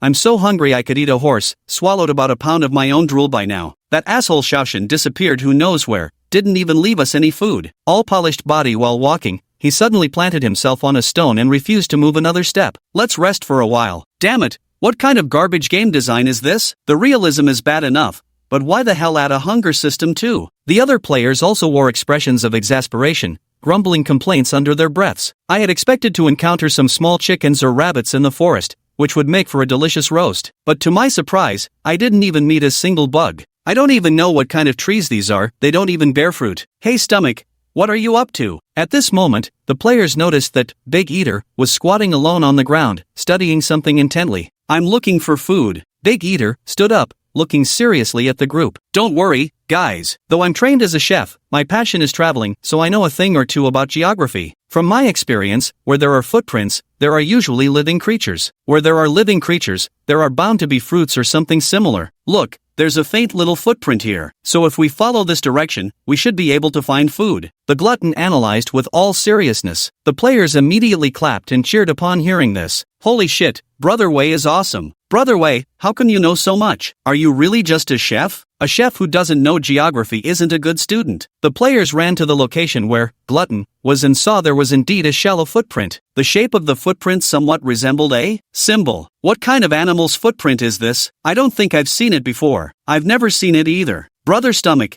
you know everything? What kind of animal is this? The players clamored with questions. The glutton chuckled smugly, puffing out his chest. Fine, I suppose it's up to me to educate you all. No animal leaves, shaped footprints. This one was altered by external force to look like that. Judging by its size, I'm 90% sure it's a rabbit. A rabbit? Holy shit, I love this. Roasted bunny is my favorite. Stomach bro, take us rabbit hunting right now. The group of players couldn't wait any longer. At this moment, covered in carvings, reached out to push aside the leaves near the footprint. An even larger footprint was revealed before the group. Stomach bro, you didn't even fully observe these footprints? It's clearly a trapezoid. What the hell are you analyzing? Said, covered in carvings. Lord Devourer. The players, that footprint is huge, almost as big as my face. What kind of creature could leave a print that large? This feels a bit terrifying. Maybe we should leave. Some of the players were beginning to feel apprehensive. The glutton waved his hand to stop them, saying, brothers, don't panic, leave this to me. Then, the glutton crouched down and pressed his chubby face into the footprint. It was a perfect fit. Next, he stuck out his tongue and licked the dirt. Brothers, I can taste it. This is the smell of cow dung. That means these are cow tracks. We're having beef for dinner. The glutton said with a completely straight face. The bystanders watched in utter astonishment. Brother Stomach,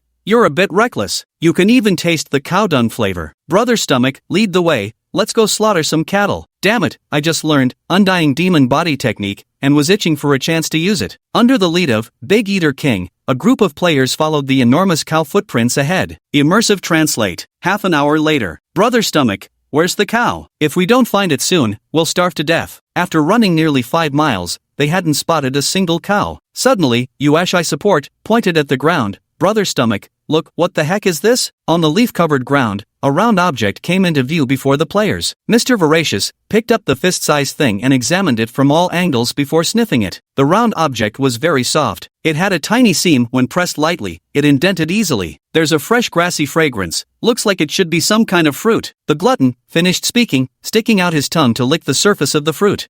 There's also a strange taste, somewhat like chocolate. Then, the glutton took another bite. The yellow juice oozed from the fruit, making Big Eater feel his taste buds tingle with pleasure. Sweet, juicy, plump, and tender, such comfort. So sweet, so juicy. Big Eater ate with great relish. The players immediately grew anxious upon seeing this. Damn it, Stomach bro, that's not fair, I saw this first. Stomach bro, share some with me too. I'm starving. Quit fucking grabbing, there's more over there. At this moment, carrying Hot Pot to another world, pointed ahead not far away. Sure enough, there were several identical fruits on the ground. Wait, no, it should be a pile. A heap of fruits, piled together, looking utterly irresistible. Don't grab, one for each. Soon every player got one and began eating with relish. The chocolate-flavored coating enveloped a plump, juicy flesh filled with sweet nectar, absolute bliss. Holy shit, this is amazing. Never tried this stuff back on Earth, this game sure knows how to cater to players. Haha, hurry up and call the guys over here. Let's keep searching, there's definitely more to find. Immersive Translate. 1, 2, 3, 18, 19. Wow, what an amazing haul, we've got several hundred of them. In the midst of dense woods, a group of players, their arms filled with stacks of fruit, couldn't hide their excitement. Wei-ge is the best. Following Wei-ge means we'll eat like kings every day. Let's go back. Bring some for Xiaoshan too, he'll definitely love it. A group of players left cheerfully. Little did they know, moments after their departure, a massive figure stared at the empty ground and let out a furious roar. The main hall of gods. By the time Su Xiao rushed back, he happened to encounter the group of players returning from the woods with gathered fruits. God Xiao, look what we've found. This fruit is damn delicious, I saved it for you. Carved all over, reached out and handed Su Xiao a fruit. Su Xiao took it and glanced at it, noticing something familiar. He turned it over carefully until he spotted the seam on the fruit's skin. Fruit? You actually ate this thinking it was fruit? Do you even fucking know what you're eating? Chapter 14, Xiao God's Badassery, Solo Killing the Minotaur. Su Xiao's words left all the players utterly perplexed. Didn't I fucking tell you already? We're eating fruits. Bro Xiao, don't worry, these fruits aren't poisonous. I've eaten at least 10 of them and I'm stuffed as hell. Full body carving, thumped his chest in assurance. Foodie Brother Stomach personally verified them, absolutely no issues at all. The players all pointed at Big Eater and said. Su Xiao had dark lines on his forehead as he immediately threw the thing in his hand to the ground. Do you know what this thing is? This is something the Minotaur pulled out from its stomach. Damn it, it's the Minotaur's seed, its offspring. The Minotaur is a relatively low-level creature, not particularly intelligent, but extremely petty-minded. Moreover, their bronze-like hides and iron-strong bones combined with brute strength make most creatures unwilling to provoke them. Their reproductive method is rather bizarre. After fertilization,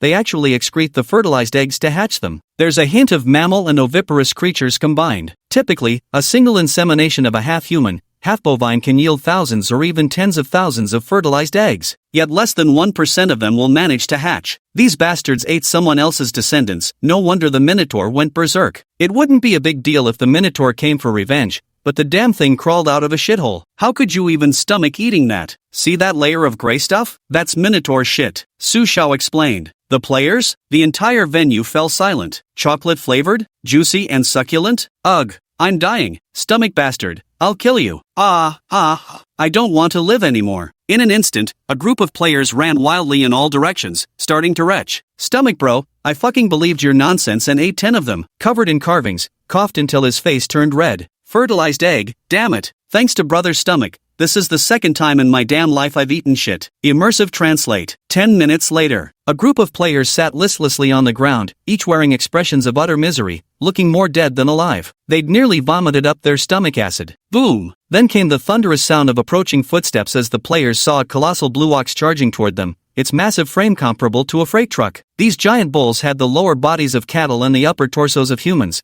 but their heads remained distinctly bovine, crowned with two massive black horns that looked razor-sharp. Holy shit! What kind of monster is this? A hybrid between human and cattle? NTR. Minotaurs? All the players were stunned. Su Xiao looked at the two bulls and knew trouble was coming. Half-human bulls could locate their offspring by the scent of their own dung. Most likely, the thing those guys had brought back was precisely this bull's descendant. Fortunately, these two half-man bulls are only at semi-rank 4 stars. Otherwise, they might actually be a bit troublesome. Su Xiao frowned. The strength of demonic beasts and believers is categorized by ranks: semi-rank, first rank, second rank. Each rank is further divided into 9 stars, with higher numbers indicating greater power. A semi-rank 4-star is equivalent to Su Xiao's Divine Disciple 4 stars cultivation level. However, Su Xiao is now a 6-star Divine Disciple. Dealing with the Minotaurs may not be difficult for him, but it will still require some effort. After all, these creatures have incredibly tough hides. Everyone, pay attention. This is what I meant by Minotaurs. If you steal and eat their offspring, they will surely seek revenge. Let me tell you all now. Su Xiao was just about to explain the weak points of these Minotaurs to the players and teach them some killing techniques. At that moment, Carved Wholebody had already charged forward. Arg, don't stop me. I'm gonna slaughter them all. Damn things made me eat shit. Big size doesn't mean shit. I'm the man with an immortal demon god's body. Bang! Carved all over a heavy punch landed squarely on the torso of a minotaur. The minotaur stood motionless, looking down at him.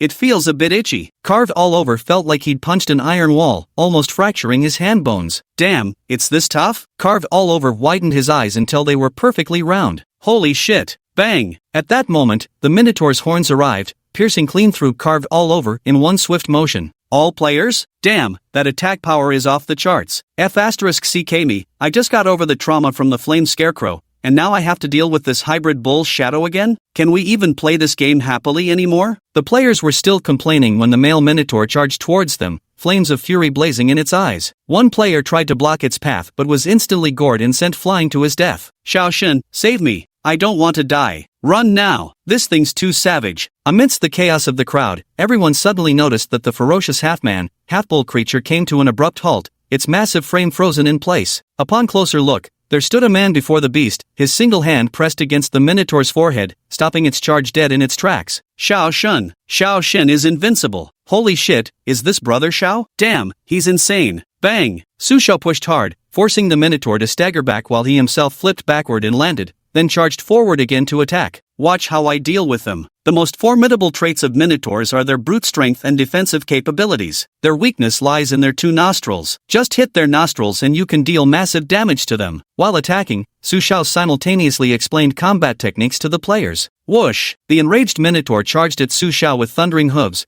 attempting to gore his abdomen with its horns. With lightning reflexes, Su Xiao grasped both horns and executed a mid-air flip, landing astride the beast's back. Then came a sudden punch squarely on the minotaur's nose. Roar! The minotaur let out a pained howl, its massive tail whipping toward Su Xiao from behind. Su Xiao had no choice but to block it with his own fist. Bang! The fist and tail collided with tremendous force, producing a series of crackling sounds. Oh my god, how is this bull so strong? Shh, don't brag. Let's give Xiaoshen some face. Xiaoshen is freaking amazing. The nearby players were watching with rapt interest. At this moment, Su Xiao used the force beneath him to soar into the air again, landing steadily on the ground. He had only just condensed his divine spark. His combat skills were still far from polished, making the fight seem somewhat arduous. Bang! Just then, the half-human, half-bull creature leaped high into the air, raising both hooves to stamp down on Su Xiao. Su Xiao reacted swiftly, deftly dodging the attack with a feint before leaping upward and delivering another punch squarely to the minotaur's nose. Blazing fire! With a cold chuckle, he channeled his newly mastered fire technique, condensing it into a fiery sphere and shoving it straight into the minotaur's nostrils. Squelch! The scorching flames erupted violently, engulfing the depths of the beast's nasal passages in searing heat. Seizing the opportunity, Su Xiao delivered another punch right to its nose. The minotaur finally collapsed heavily to the ground,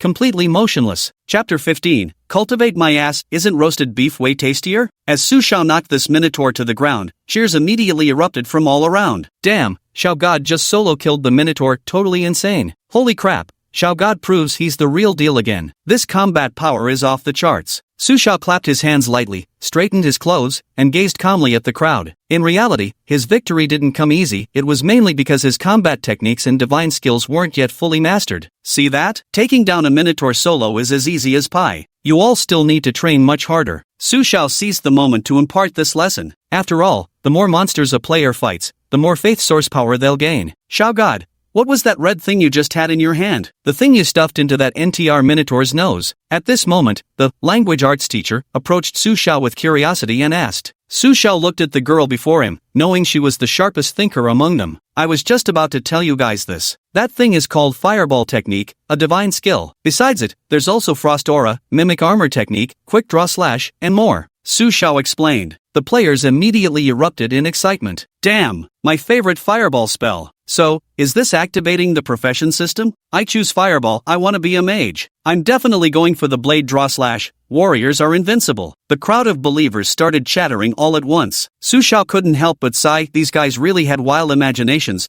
Were they seriously bringing professions into this? But come to think of it, that actually makes a lot of sense. If everyone wants to learn, I'm willing to teach for free this time around. But afterwards, if you wish to continue learning, it'll cost faith coins. Su Xiao prepared these guys with a forewarning. Xiao, dude, stop yapping and just teach us already. My big eagle is thirsting for battle. Su Xiao waved his hand, and several glowing orbs immediately flew out to hover before everyone's eyes. This was the skill book he manifested using divine power. Just touch these glowing orbs with your palms to access the information within. Based on your own talents and interests, choose one discipline to study. Don't try to learn too many. One can't chew more than one can swallow. Su Xiao said with deep sincerity. Holy crap, does this mean there are no class restrictions? Can we change jobs freely? Damn, you're godly. This is what I call a real game. The others are just trash. Ugh, so annoying. Should I pick a mage or a warrior? Is there a healer class? I only know how to play support. A female player with the ID, Big Milk, timidly spoke up. I also like playing support characters. How about we team up? You've got great natural potential. A crowd of devotees eagerly approached and reached out to touch these skill books with their hands. You guys take an hour to study them on your own first. If there's anything you don't quite understand, you can come ask me. Once Su Xiao saw that everyone had mostly finished making their selections, he turned and walked away. Why does it take an hour? Because he hasn't even finished learning these divine skills himself. How embarrassing would it be if these wildly imaginative guys asked questions he couldn't answer? Immersive translate. As Su Xiao left, the devoted players each began their own enlightenment. 10 minutes later. Ahaha, I've mastered it, I'm invincible. Brothers, behold my mimic armor technique. Carved all over, shouted excitedly as he performed the newly comprehended mimic armor technique. The mimic armor technique, as the name suggests, is a defensive art. The player can utilize their own power to manifest it,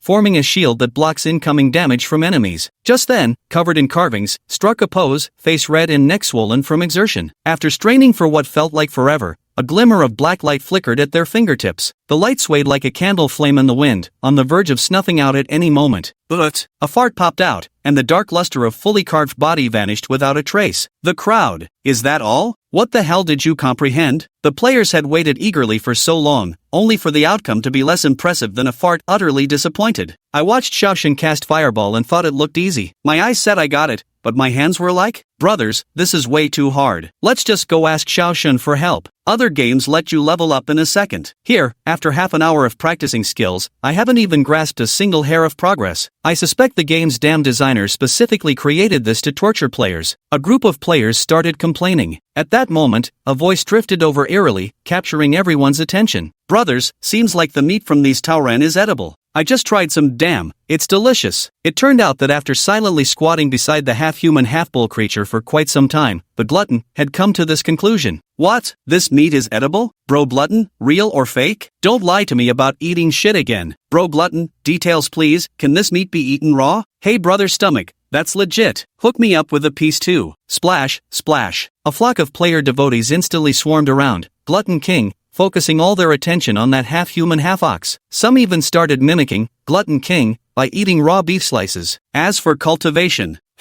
holy shit, bros, this meat is freaking delicious. It'd be even better if we grilled it on skewers. Carved all over, happily chewed on a slice of raw beef handed to him by Big Stomach. Stomach bro, what are we waiting for? Let's get to it. Earlier, many had vomited till their stomach acid came out. Now, at the mere mention of food, they couldn't care less about anything else. Yeah, get it done quick. Aren't you guys practicing divine techniques anymore? Practice my ass. Let's fill our bellies first. See, this is what you don't understand. Food is the first necessity. How can we have strength to practice on an empty stomach? Shoo, don't talk. I'll save some for you later. The devout players kept chattering, their minds completely straying from cultivation. Brothers, don't panic. I'll dissect it. The tenderloin can be stir-fried, the shank can be stewed, the thighs can be grilled, and the kidneys, oh, those'll be even better. The mention of food instantly fired up the glutton. A group of players began assisting the glutton in handling this half-human ox. The main temple. An hour later, a whiff of fragrance reached Su Xiao's nose, interrupting his cultivation. What the hell? Why is it so fragrant? Su Xiao distinctly remembered being inside the main divine hall, which had odor-blocking capabilities. How could there suddenly be the aroma of roasting meat drifting through? Could it be that I've time-traveled again? At that moment, faint whispers reached his ears, instantly making him torn between laughter and tears. Chapter 16. Taking culinary culture to its extremes. Su Xiao blinked, her eyes slightly open to find two fellows waving grilled skewers right under her nose. Shu, keep it down. Let's see how long Brother Xiao can hold out. I don't believe he won't drool. When he does, we'll catch his drool and record a video. I've never seen an NPC drool before. He was speechless. Turns out these two rascals had brought skewers of meat to the main temple specifically to tempt him. What are you doing? Don't you know disturbing this deity's cultivation is a cardinal sin? Su Xiao abruptly opened his eyes, startling both men. Brother Xiao,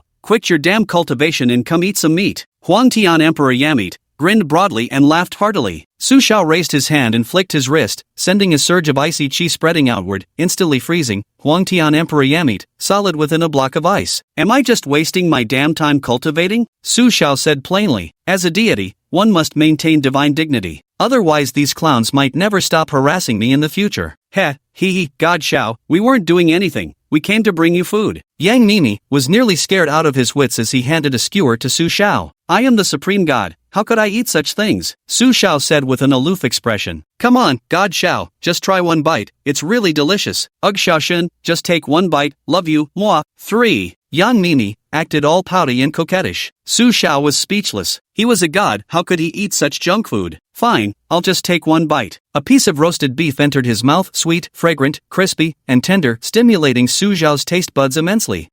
Is this damn thing really just roasted beef skewers? This tastes even better than the divine feast at the Celestial Script Academy, for fuck's sake. Su Xiao couldn't resist finishing the remaining beef skewers. Damn, that's delicious. I want another one. Aren't you supposed to be cultivating? What's going on here? Su Xiao stared expressionlessly at Sheepy. Lord Xiao, cultivating is too hard. We need to eat our fill before we have the strength to train. Besides, our talents are too poor. There are many aspects of cultivation we don't understand. We'd need your personal guidance to learn them properly. Sob. Su Xiao, let's go take a look. A few minutes later, Su Xiao arrived at the location of the player devotees. Iron plate steak, 30 credits, coming right up. Medium well. Get your faith coins ready if you want some. The glutton is currently scrubbing vigorously on a stone slab. Beneath the slab lies a pile of firewood. Skewers over there, just 3 more minutes any longer and they'll be too tough. As he spoke, he also directed the other guys not far away. Su Xiao was stunned. This whole setup looked just like a snack street. The key question was, where the hell did these guys get paintbrushes? No, this is fucking hair from a minotaur's tail, and the grease is rendered beef fat. Damn. These guys really know how to make use of whatever's at hand. Take another look at that minotaur, it's already been butchered beyond recognition, and not a single part went to waste. The bones were ground into blades, while one guy practiced his quick draw technique between bites of skewered meat. The stomach was cleaned out, and they cheered about having tried hot pot that night. The blood was coagulated together, also ready for the hot pot. Perhaps the only useless thing was cow dung. Hey, don't throw away that cow dung. Ever tried cow dung hot pot? It's damn delicious. You can grow vegetables with what's left over if you can't finish it. Eating just meat won't do. The big eater reminded her. Su Xiao was truly enlightened. These guys were a bunch of absolute foodies. The future looks bleak. Only the 4th natural disaster could be so cheerful and relaxed, no? If other believers knew about the threats of wild disciples and powerful races lurking around here, they wouldn't have the mind to cook food. Xiaoshen is coming. Deity Xiao, come quickly. The barbecue's ready. Bring Deity Xiao a medium well steak. Seeing Su Xiao, a group of devoted players enthusiastically gathered around. Normally I wouldn't partake in such fare, but to help establish a harmonious, loving, united, and progressive divine dynasty for all of you, I'll make an exception this once. Su Xiao took the steak and took a bite. So tender. At the same time, he felt a faint warmth rising from his stomach, spreading throughout his body. The flesh and blood of demonic beasts had nourishing effects. Although far inferior to divine elixirs or sacred liquids, its advantage lay in abundance. Little Su, try the spicy blood stew I made. I promise it tastes amazing. The glutton brought over a bowl of spicy blood stew to Su Xiao in a stone trough at that moment. Su Xiao glanced at it, seemed decent enough. Took a bite. Indeed, it's quite good. After finishing a bowl of Mao Shui Wang.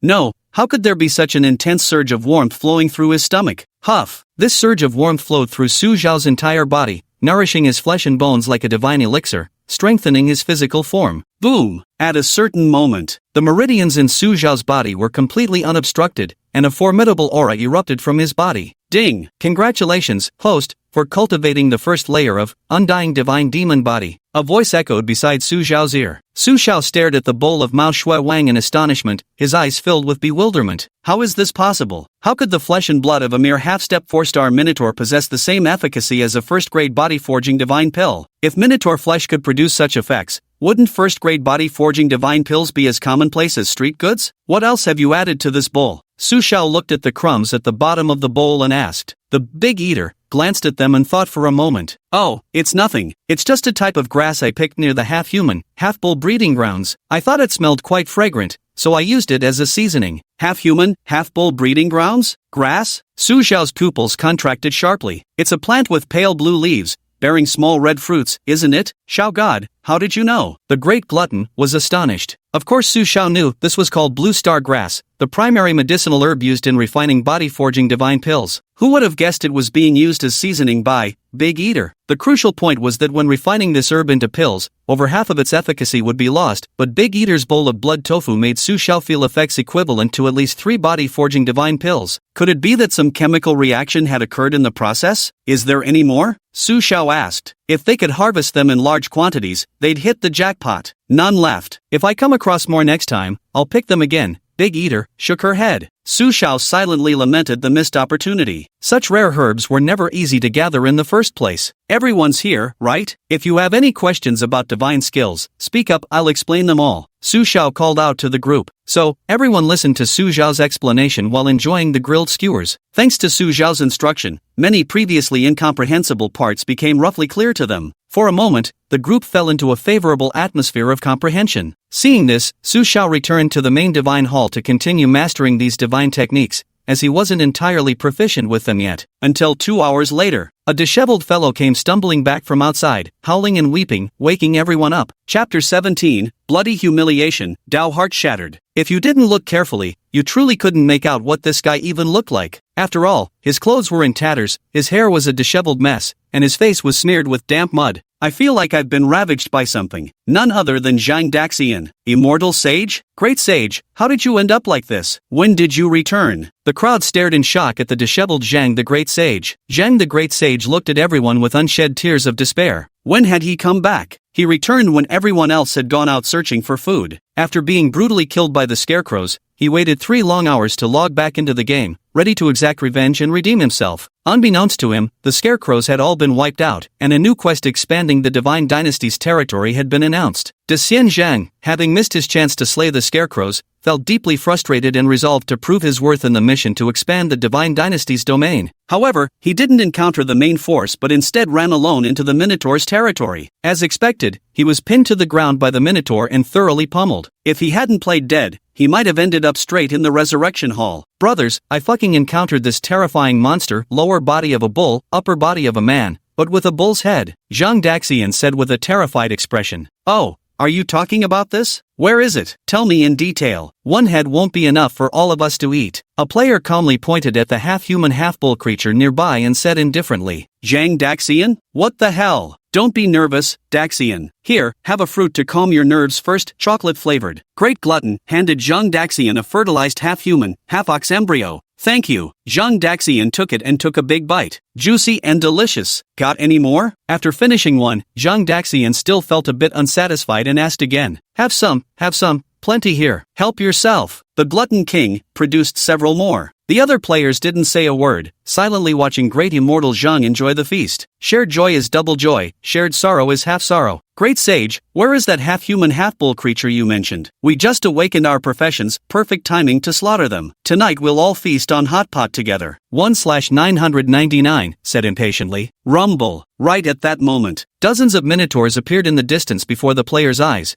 curiously sizing them up, clearly followers drawn by Zhang Daxian's presence. Holy shit, Daxian, did you just kick a hornet's nest? Bloody hell, there's so many? Staring at this herd of minotaurs, the players and devotees were utterly stunned. But there was a faint trace of excitement in the air. I'm gonna feast like a king tonight. Brothers, whole beef feast it is. Fire up the hot pot. Brothers, don't compete with me, let me handle this. Carved all over, was the first to charge out again. It must be said, the aptitude of these players was exceptionally high. After Su Zhao's explanation, they had already grasped the essence of these divine skills and could execute them. Though they might not be very proficient yet, they still managed to pull it off convincingly. Fireball Jutsu Gokakyu no Jutsu, covered in carvings, chanted the incantation toward a minotaur, even throwing in a line of Japanese. A fist-sized fireball formed in his palm before shooting straight at the minotaur. Carving bro's insane. He actually mastered it. But in the next second, the players' voices abruptly cut off. Because, the fireball from entire body covered in carvings landed on the minotaur without causing even the slightest bit of damage. The minotaur lowered its head to glance at the spot where the fireball had hit, as if saying, "Is that all? Just this? Brother Carver, you call this Gokakyu no Jutsu? Are you fucking kidding me? Don't disgrace the Gokakyu no Jutsu."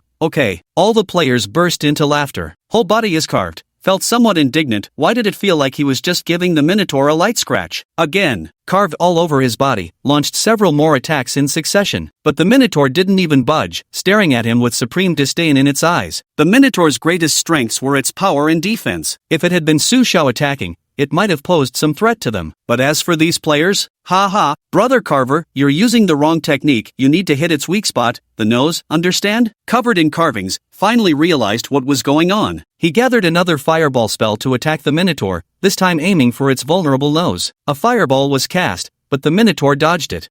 It's scared, carved all over. Another fireball was hurled, yet again dodged. I'll be damned if I believe this. Swish, swish, swish. Fully carved, exerted every ounce of his strength, firing repeatedly, but not a single shot hit its mark. His strength exhausted, his entire body was on the verge of collapse. Brothers, this bastard's movement is a bit too slick. I can't hit him. I've got to unleash my ultimate move. Every inch of him carved chose to engage in close combat this time, aiming to emulate Su Xiao by shoving a fireball right up the half-bull's nostrils. But alas, before even getting close, the half-human ox sent him straight to the underworld with a single tail swipe. The remaining devout players now began selecting their own targets to attack. Having witnessed, the whole body is carved, as fate, they had gained some experience. At least when they died, it wasn't quite as miserable. They managed to withstand 2 more hits. Ice Palm Strike. A player leaped high into the air, summoning frost to engulf the Minotaur. Tendrils of white mist swirled with convincing realism. Yet when it landed on the Minotaur's hide, the creature wore an expression of pure enjoyment. If anything, it seemed rather refreshing to him. Bang! In the next instant, the ox horn thrust upward, impaling this player straight through. The sight was truly gruesome to behold. Another player brandished a bone dagger to execute a draw slash. Before the blade could even complete its swing, the Minotaur's hoof came crashing down,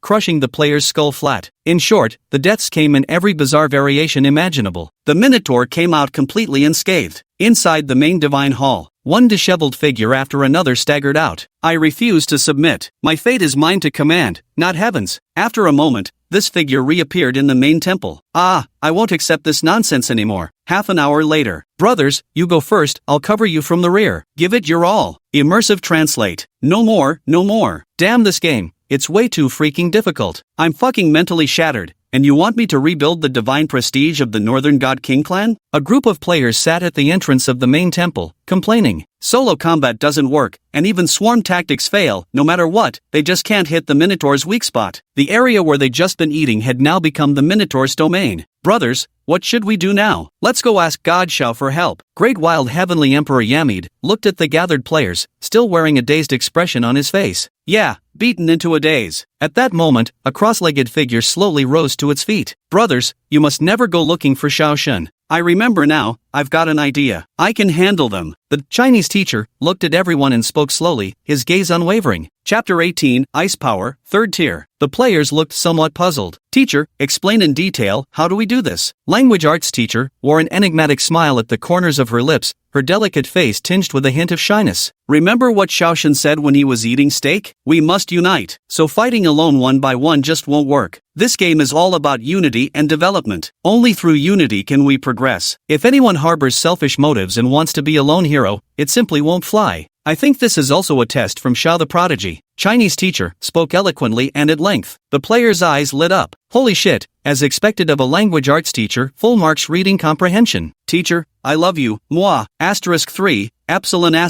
*M. So, how do we operate this thing then? The defenses of these Minotaurs are absolutely terrifying. If we can't hit their weak spots, there's no way we'll be able to kill them. But they're also damn agile, that's what makes it so frustrating. Another player complained. Everyone understands the theory, but executing it is an entirely different problem. Chinese teacher, the corners of her mouth curled into that enigmatic smile once more. Classmates, comrades, after careful observation, I've thought of a method that might just work. We could form an armor simulation team specifically designed to defend against Minotaur attacks. I've noticed that armor simulation allows players to withstand several more hits than usual. If we form such a team, wouldn't we stand a chance against the Minotaurs then? Language teacher walked slowly back and forth before the players with his hands behind his back, as if teaching a group of students. If you observe carefully, you'll notice that those Minotaurs have a brief pause after launching an attack.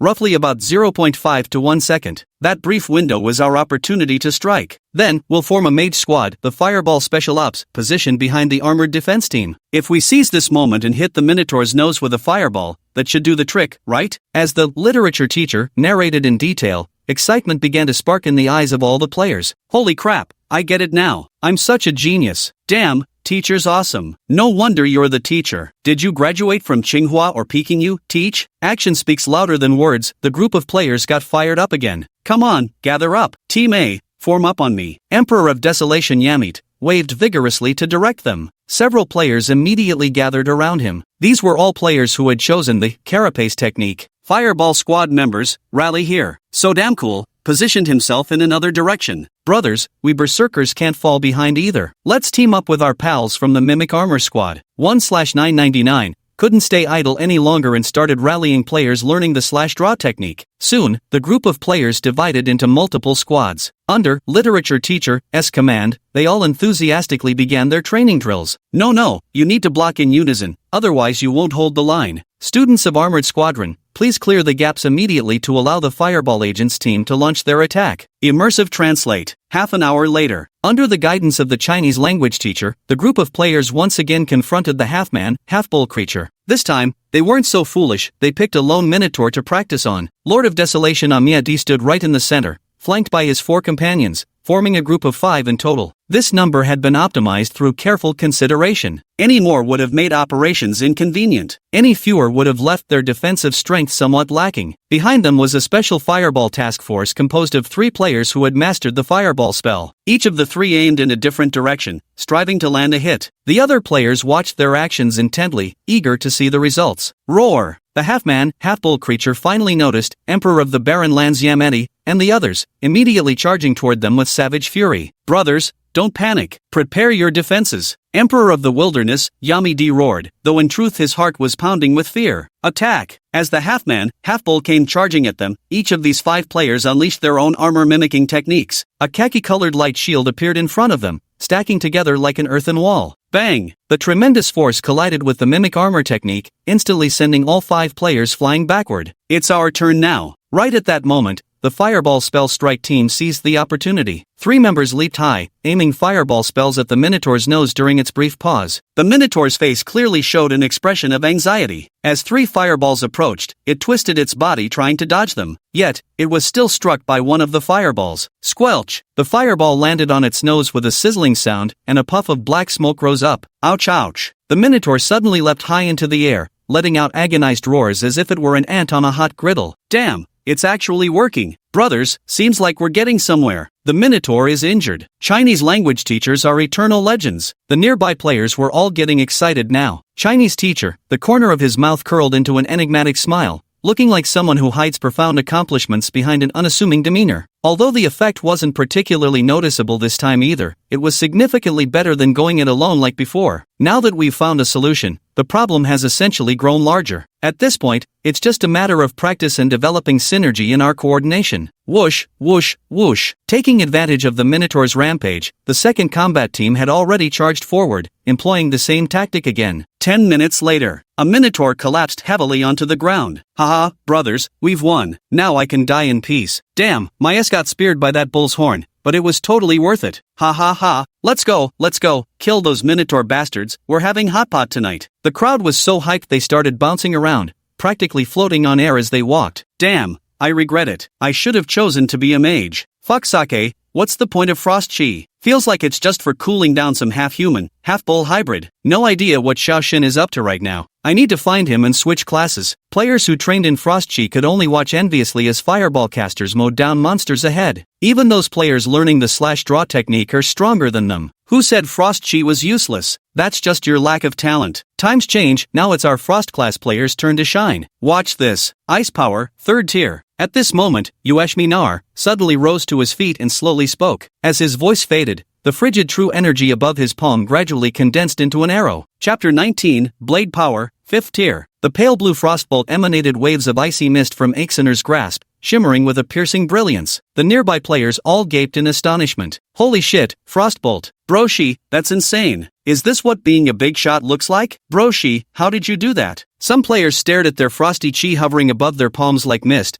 then looked at the ice arrows condensed by Uashminarl. How can the gap between people be so vast? The key point was Su Xiao had taught them frost chi, not ice arrows. Ha! It's super easy. Just use your brain a little and you can condense them. I knew Xiaoshin was deliberately testing our innate talents, otherwise, why would he teach us something as garbage as frost chi? Frost chi for a marksman? Please, as a qualified player of Divine Realm, talent is a must. I am the Frost King. No doubt Xiaoshin saw through my genius essence long ago. Xiaoshin's legendary. Urash Minar wore an expression of utter pride, frost arrows dancing ceaselessly across his palms. The other players were all green with envy. Broshi, teach us quickly, I'm begging you. Broshi, teach me, I'll call you Dad. Dad. Some players had even abandoned all sense of decency. After all, they only saw this place as a game. Don't worry, I'll definitely teach you. Our archer squad can't afford to fall behind. Fortune shifts like the river's flow, never mock the penniless youth. After shouting this slogan, Uash, Minari, headed straight for the nearest minotaur. Swish! An icy arrow shot from his hand, flying straight toward the minotaur's snout. The minotaur sensed the impending danger, jerked its head aside, and swiftly dodged the threat. Then furiously charged towards Urash Minar. Missed it! Uash Minar raised his eyebrows and swiftly retreated backward. As a marksman, it's only natural to kite the enemy to death. Whoosh! With a leap, another frost arrow shot from Uash Minar's hand. Though the shot missed the minotaur's nose, it struck its knee instead. The frost arrow shattered against the minotaur's knee, coating it in a layer of icy mist. The charging minotaur's movements suddenly slowed considerably at that moment. As I thought, the ice arrow's explosion created a chilling force that could slow the half-man, half-bull's speed. In that case, I can truly kite it now. Urash Minar's eyes sparkled with excitement. Taking advantage of the half-bull's reduced speed, he continued leaping away to maintain distance. Whoosh! Whoosh! One after another, ice arrows shot from Ash's hands, landing on the minotaur's body. As time passed, Ash grew increasingly fluent in conjuring frost arrows and more precise in her aim. Moo, moo, moo. The minotaur roared furiously,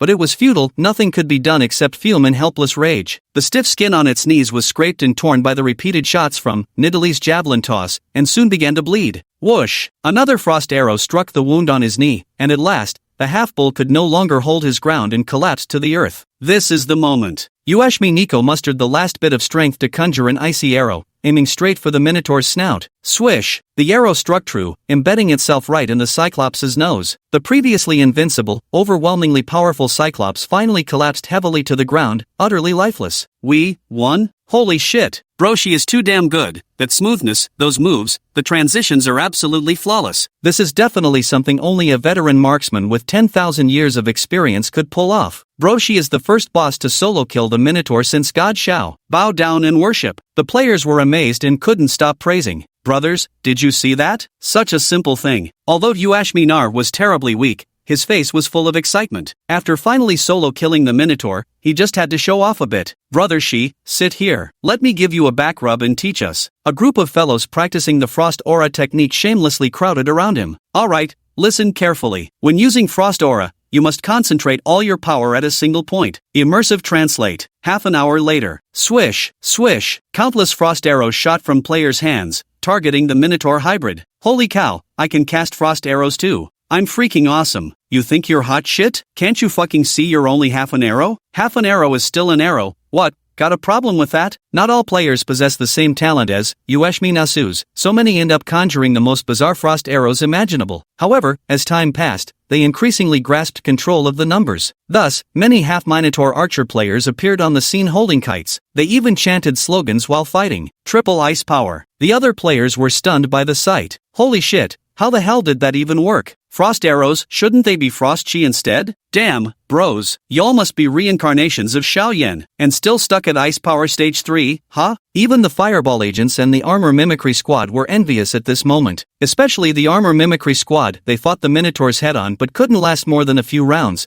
needing plenty of time to recover afterward. Bro, how'd you guys pull off those frost arrows? Spill the beans. Great Immortal Jean was starting to regret choosing Windwalk. He was skilled in combat and wanted to take down Minotaurs through melee fighting. The worst skill seems to be Windwalk, which is only somewhat useful when running away. Yeah, tell us about it. We want to learn from your experience. Nearby, 1/999 also looked eagerly at those unleashing ice arrows. It's actually quite simple. First like this, then like that, and finally like this. Alright. Joking aside, brother, she said we've got to focus our strength into a single point. Focus our strength into a single point? Many players who had mastered other skills fell into deep contemplation, each experiencing their own moment of realization. Half an hour later, One Sword 999 suddenly opened his eyes, gleaming with excitement. I think I've got it. I've truly grasped it now. Blade Force, 5th level. Swish! With a single slash of the bone blade in his hand, a radiant blade light instantly materialized. The real kicker? That blade light could actually curve back around, absolutely insane. Chapter 20 The Fourth Calamity finally shows its might. Watching the swirling blade radiance of 1/999, the surrounding players were left utterly dumbfounded, their jaws hanging open. Holy shit,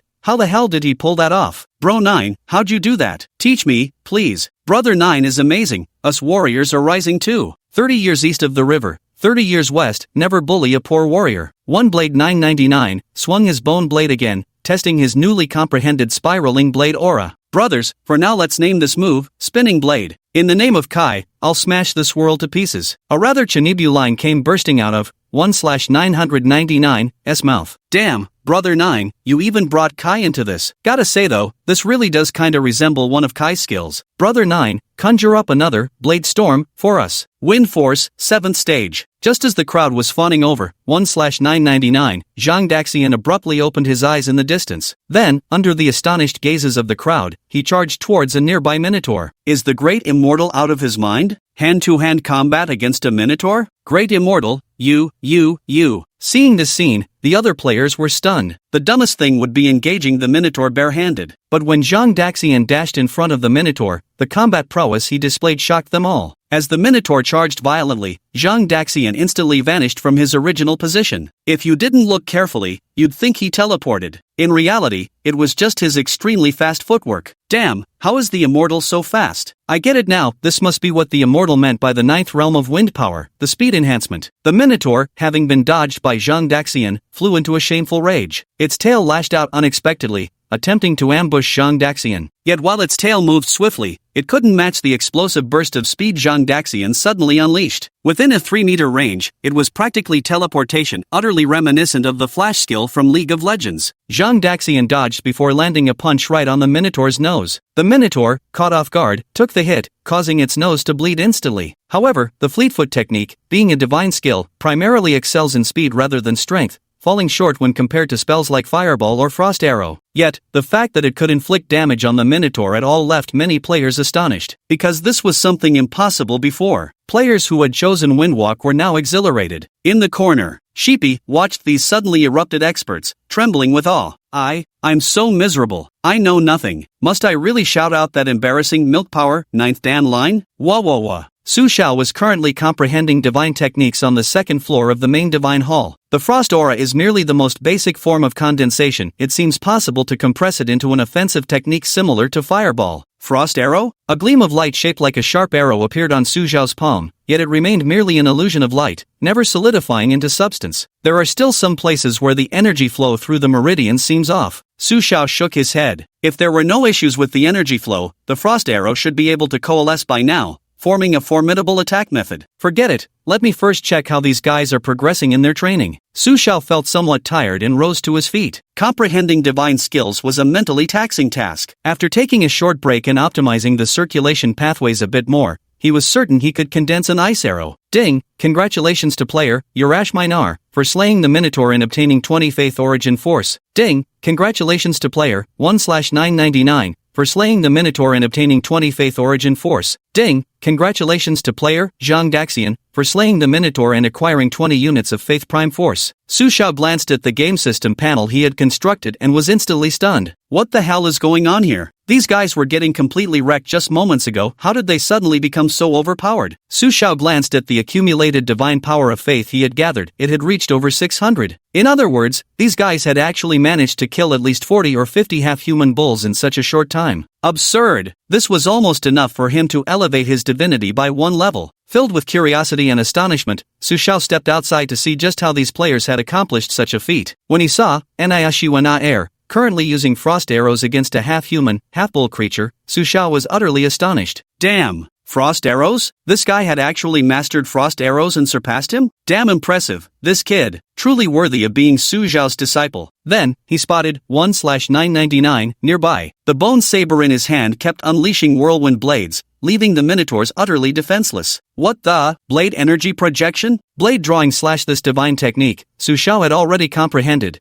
The first level was releasing sword energy outward. This kid actually had the same idea as him. He was even planning to teach them. In reality, apart from the initial fireball spell which Su Xiao grasped on his way here, he hadn't yet had time to deduce and comprehend the subsequent divine techniques. Now these guys have developed new ways to wield these divine skills, saving him quite a bit of effort. Who knows, these divine skills might evolve into even more terrifying forms in the hands of these idiots. Suddenly, Su Xiao understood why the system wanted him to select these creative divine skills. Because these skills hold limitless potential for variation, and in the hands of these players, they might very well make history. At this thought, Su Xiao suddenly grew excited. 1 + 1 is equal to 2? But given the current situation, 1 + 1 might equal more than just 2. When the evaluation comes a few months later, it'll probably scare the daylights out of those folks at Celestial Academy. Wind Force, 7th stage. Ha, check out my serpentine footwork, isn't it positively dazzling? Not far away, Zhang Daxian relied purely on his speed and anticipation to dodge all attacks from the Minotaur, ultimately slaying one of the creatures. Upon killing this Minotaur, the level above Zhang Daxian's head rose to LV3. Not only him, but at least 10 more believer players had reached level 3, no longer being the previously common level 1. Milk power, NN 9th stage. At this moment, Su Xiao heard a somewhat shy voice coming from beside him. Turning to look, Sheepba had flushed red in the corner, striking a pose. Beside her lay an injured mimicry armor player. A gentle glow blossomed from Sheepba's palm and flowed into the man's wound, rapidly healing him. Su Xiao, what the hell? Even the most basic healing technique can be used like this? Truly worthy of being called Milkmeh, Blade, Sheep Meh. This is probably beyond 9 Dan level. 29 Dawn, Chapter 21, so long, so big, so terrifying. The power of wind, the power of blades, the power of fire, the power of healing, the power of armor. Is there anything these guys can't come up with? Damn, they must have read too many fantasy novels, what a bunch of fools. At that moment, someone finally noticed Su Xiao's presence. Brothers, Lord Xiao is here. Lord Xiao has been lurking beside us for so long, definitely a dirty old man. Hardcore pervert confirmed. Haha, see? I told you. This is Lord Xiao testing us. Brother Xiao is actually amazing, but he just won't teach us directly, he wants us to figure things out ourselves. He's trying to awaken our innate abilities. Brother Xiao, did we pass the test? A group of players excitedly crowded around Su Xiao, all talking at once. Su Xiao wore an expression of utter speechlessness. What the hell? How did I become a fucking pervert? You're the pervert. Your whole family are perverts. However, amidst all these people's comments, Su Xiao began to somewhat understand the situation. These guys seem to think I'm testing them. I must not let the truth slip out. Otherwise, the image of me, the main god, in their minds would be ruined. Not bad, not bad. Your innate abilities are quite impressive. It seems my efforts on you haven't gone to waste. Who wants to share your enlightenment process with us? I'd love to hear it and rejoice together. Su Xiao was now extremely curious about how these guys had managed it, so he found an excuse to ask. 1cut999 jumped in to reply. All the credit goes to Brother Shi. Actually, to be precise, it was our Chinese literature teacher who helped us achieve tremendous intellectual growth. Then there's Brother Shi's imagination. One Sword 999 explained the whole story from beginning to end. Su Xiao finally understood what was going on. He glanced at the Chinese teacher, not far away, who was currently gazing at him with shy eyes. Ahem. Excellent, truly excellent. I originally planned to come and teach you these things, but I didn't expect you to grasp them on your own. I can tell you that these divine skills hold limitless possibilities. What you've seen now is just the foundation. You'll need to deepen your understanding in the future. If you can elevate their level, shooting an arrow through the heavens wouldn't be an impossible feat. Su Xiao wore a deeply sincere expression. See, Hero Xiao truly has long-term plans for us. It seems we have a heavy responsibility ahead. Don't worry, Hero Xiao, we definitely won't hold you back. We'll restore the Northern Divine King clan to its former glory. At this moment, Yuashmi Nar walked up to Su Xiao's side. Master Xiao, I feel some pain around my wrist area. What could be the cause? Looking at the outstretched palm of Yuashmi Nar, Su Xiao examined it carefully. He noticed some redness and swelling around the Shinmen acupoint on the wrist area. Tell me about how you're circulating your energy, he said. Su Xiao frowned and said. Thus, Yuashmi Nar explained the method of harnessing his power in meticulous detail. The Shenmen acupoint? Suddenly, Su Xiao understood why he could only gather light and shadows but failed to condense the frost arrow. It turned out the Academy's teachings had constrained his thinking. He had been targeting the wrong acupoint all along, one position behind the correct one. If he switched to the Shenmen acupoint instead, those ice arrows could be conjured effortlessly. Yet focusing on Shenmen presented its own issue. It required reversing the meridian flow,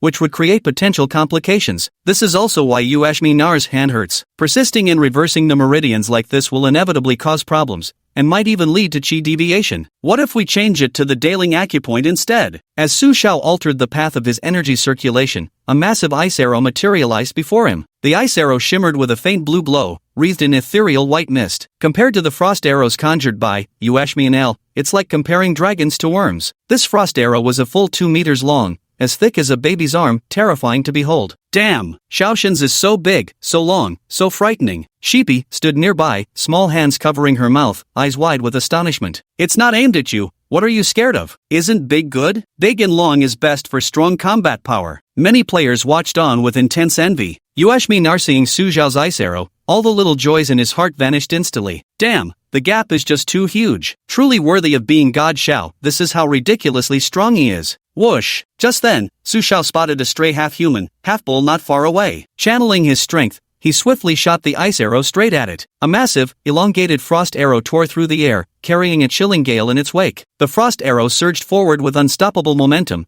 crossing the distance to the Minotaur in the blink of an eye. The Minotaur barely registered the flash of blue light before it struck, far too late to evade. With tremendous force, the frost arrow slammed into the Minotaur's chest. It's also the hardest part of the Minotaur's body. The formidable force tore through the Minotaur's leather armor, piercing deep and leaving behind a massive bloody hole. A group of players was instantly shocked, staring at Su Xiao with admiring gazes. God Xiao is invincible. Xiaoshen is damn awesome, absolutely terrifying. Su Xiao himself was also shocked. This altered trajectory frost arrow turned out to be so powerful. In the past, he could never have pierced the half-bull's defense in a single strike. Looks like this bunch of fools needs to be put to good use. The future is boundless, absolutely boundless. Swish, swish, swish. Seeing the Minotaur still clinging to life, Su Xiao quickly condensed 3 more ice arrows and fired them in rapid succession. The triple shot followed one after another, piercing deep into the Minotaur's body, obliterating its innards and sealing its demise. Seeing the half-man, half-bull creature collapse, Su Xiao secretly rejoiced. This was a genuine kill achieved through sheer brute force, not just skill. Powerful. Did you see that? This is the gap between you and me. You started at the wrong point, went too far back. If you switch from Shinmen point to Daling point, the pain won't occur. Su Xiao explained to Uashmi Nautilus. Uashmi Nautilus followed Su Che's method and found that his hand no longer hurt, plus, his iceborne arrows had grown larger and longer. So, the players changed their approach one after another. I'm so big. I'm so long. I feel invincible. Not just the ice arrow, Su Xiao also inquired about the operational principles of other divine skills, helping them correct what was amiss. After these corrections, the strength of these believers saw another enormous leap. Meanwhile, a group of player devotees embarked on their frenzied cattle slaughtering journey. By evening time, the half-human bulls within a 50 square kilometer radius were slaughtered clean by them. Ding, congratulations host. The Divine Dynasty's territory has expanded to 50 square kilometers. Mission accomplished. Mission reward, 1 Divine Dynasty Blueprint. Chapter 22, Building the Divine Dynasty, Defending Against Foreign Enemies. Su Xiao was cultivating in the main divine hall when the system's voice resonated in his mind. The mission is finally completed. Mission, within 3 days, complete the construction of other buildings in the Divine Dynasty, residences, dining halls, training grounds, according to the Divine Dynasty's blueprint, and defend against enemy attacks. Mission reward, the faster you complete it, the higher the reward. The system's voice echoed in his mind once more, startling Su Xiao. This was the first time the system had set a time limit while also providing reward rules. What kind of enemy could possibly make the system take things so seriously? However, completing the Divine Dynasty's remaining structures in 3 days, that seemed rather difficult, but this was also a necessary measure. The main temple serves as the core, while other structures are complementary. These also serve as the dwelling places for devoted players. After all, players couldn't possibly be expected to sleep on cold, hard floors. The key point is that when believers participate in constructing the Divine Dynasty, it enhances both their loyalty and fervor. In short, involving players in the construction of the Divine Dynasty allows for harvesting more faith essence. Divine Dynasty Blueprint. Su Xiao took out the Divine Dynasty Blueprint for a look and was instantly astonished. This Divine Dynasty Blueprint was simply too magnificent. Centered around the main Divine Hall, the territory spanned at least 1,000,000 square kilometers, with every single area meticulously planned to perfection. Only the true gods of the heavens could possess such an expansive divine dynasty, Su Xiao murmured in awe. The broader the divine dynasty's reach, the mightier the deity's power. Once it expanded to a certain scale, it could accommodate second and third types of followers. A formidable deity can possess dozens to hundreds of different types of followers. In divine dynasties and the like, the better the planning, the faster the believer's growth, and the more faith essence they can provide to the sovereign deity. Thus, a well-crafted divine dynasty blueprint is an extremely important asset for any sovereign deity. After carefully storing the divine dynasty blueprint, Su Xiao took one final glance at his accumulated faith essence. Tortoise. Did these guys wipe out all the minotaurs? They slaughtered at least 200 minotaurs. Meanwhile, Su Xiao's faith points have reached nearly 5,000. Even just distributing rewards to the players would elevate his divinity by several levels. Hell yeah! Ding! You have spent 4,000 units of faith primordial force, converting it into divine power. Please promptly absorb and refine this divine power. Without the slightest hesitation, Su Xiao converted all his faith primordial force into divine power and began nurturing his divinity. Soon, a series of notification tones echoed within his consciousness. Ding! Congratulations to the host for advancing from a 6-star divine novitiate to a 7-star divine novitiate. Ding! Congratulations to the host for advancing from a 7-star divine novitiate to an 8-star divine novitiate. Host, Su Xiao. Divinity name, none. Divine office, none. Divine domain, 1 star. Divine rank, 9-colored supreme, 8-star divine disciple. Believer rank, 4th celestial calamity, SSR tier. Faith in the force, 999. Moments later, Su Xiao stood up, his face illuminated by a divine glow. An 8-star divine disciple now, just one step away from breaking through the divine disciple realm to become a divine master. The gap between a disciple of gods and a divine master is not insignificant, especially since divine power undergoes qualitative transformation. The might of enacting divine techniques becomes incomparable. He could now take the initiative to hunt down that wild disciple of gods and eliminate them, lest they hinder the expansion of his divine dynasty. Sweet. Then, Su Xiao headed outside the main temple. Looks like we're having hot pot tonight? Just thinking about it makes me feel all warm and fuzzy. A flat piece of land. The campfire blazed, its aroma wafting through the air while the clamor of voices never ceased. Brothers of the fireball technique, make the flames burn brighter, or we might end up with half-cooked food. 2 warrior brothers, come help slice the meat, remember to cut it thin. Brothers who practice ice magic, don't forget to chill the sliced beef, tripe, and tongue. The big eater was fiddling with his hot pot dipping sauce while calling for everyone to lend a hand. Su Xiao was utterly speechless. Blade draw used for chopping vegetables. Fireball used for lighting the stove. And chilled, please. Damn, this is dining with style? City folks sure know how to have fun. Asterisk ahem, Xiaoshun, hurry over, we're starting the hot pot. Seeing Su Xiao, everyone began calling out to him. Su Xiao didn't stand on ceremony either, walking over to a stone pot and finding a seat to settle in. Then, while enjoying the hot pot, he chatted with the crowd of devoted players. Gotta say, this big eater truly lives up to being a top-tier chef. Who'd have thought he could recreate hot pot in another world, and the flavors were surprisingly authentic. Everyone, your performance during this period has been truly outstanding. The Divine Dynasty's expansion is also complete, and I'd like to specifically commend a few students here. Chinese teacher, 1 sword 999, Great Immortal Zhang, Emperor of Desolation Yamid. I've decided to give them double rewards this time. Su Xiao planned to appoint a few individuals as leaders. With leaders in place, he could delegate tasks to them in the future instead of handling everything himself. Holy shit, double rewards. My envy is making my balls ache. Sobbing, I've made up my mind, I'm going to step up my game too. The other players were all filled with envy. Now, our divine dynasty has expanded considerably and requires more buildings, so everyone's participation in construction is needed. Mission issued, complete the construction of other divine dynasty buildings, residences, canteens, training grounds, etc., within 3 days while defending against enemy attacks. Mission reward, the faster you complete it, the higher the reward. Su Xiao directly issued the construction task to everyone, provided a minimal portion of the blueprint, and then returned to the main divine hall. He plans to return to the academy when the Rainbow Bridge of Tomorrow Academy arrives to fetch some tools. How the hell am I supposed to build anything without construction tools? Damn, another new mission. Finally, there's a place for a laborer like me. Architecture? Count me in, I'm a top-tier MC player. Enemy attack? Could it be another monster siege? This time I'm definitely gonna show what I'm made of. Brothers, let's just start tonight. The faster we go, the better the rewards. Otherwise I'm afraid we're gonna get wiped out again. No sooner said than done. After eating and drinking their fill, these players immediately started making plans without waiting for Su Xiao's instructions. Alright,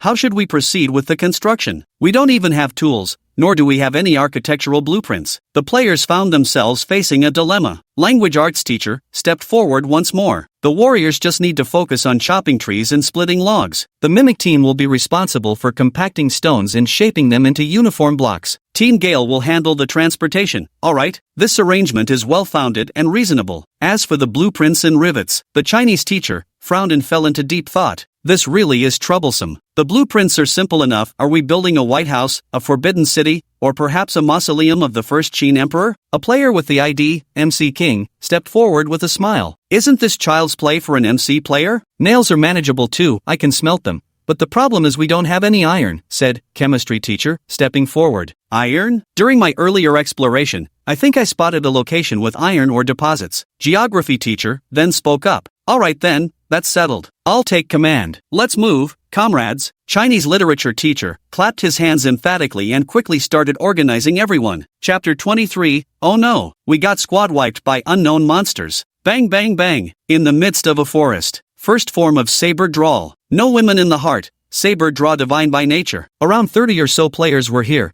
practicing their saber draw techniques by chopping down trees. Trees so thick it would take several people or even over a dozen to encircle them quickly fell to the ground under the relentless hacking of players' blades. Soon after, 2 members of the waiting transport Swift Wind team shouldered a log and swiftly headed toward the direction of the main temple. Immersive translate. In a rugged ravine, over 20 players were currently mining with tools like pickaxes forged from the bones and horns of minotaurs. The hard iron ore was separated and piled together under the action of these tools. Holy crap, this is freaking exhausting. I've never done manual labor my whole life, but damn, why do I feel so pumped? Hey, have you noticed that mining can actually give you a workout? A group of players were full of enthusiasm. No, the digging speed is fast, but still not fast enough. You should know, the faster we finish, the bigger our rewards will be. All covered in carvings, wiped the sweat from his forehead, his eyes darting around as if contemplating something in his mind. A moment later, his eyes suddenly widened as he dashed toward a spot not far ahead. Bang, bang, bang. Swinging his hoe vigorously, he dug several times and created a hole. If I compress my fireball spell and place it inside here, then detonate it, could it work as an explosive? All covered in carvings, S eyes gleamed with the brilliance of a scientist. He had never felt as clever as he did today. No sooner said than done. Carved all over, attempted to cast his fireball spell,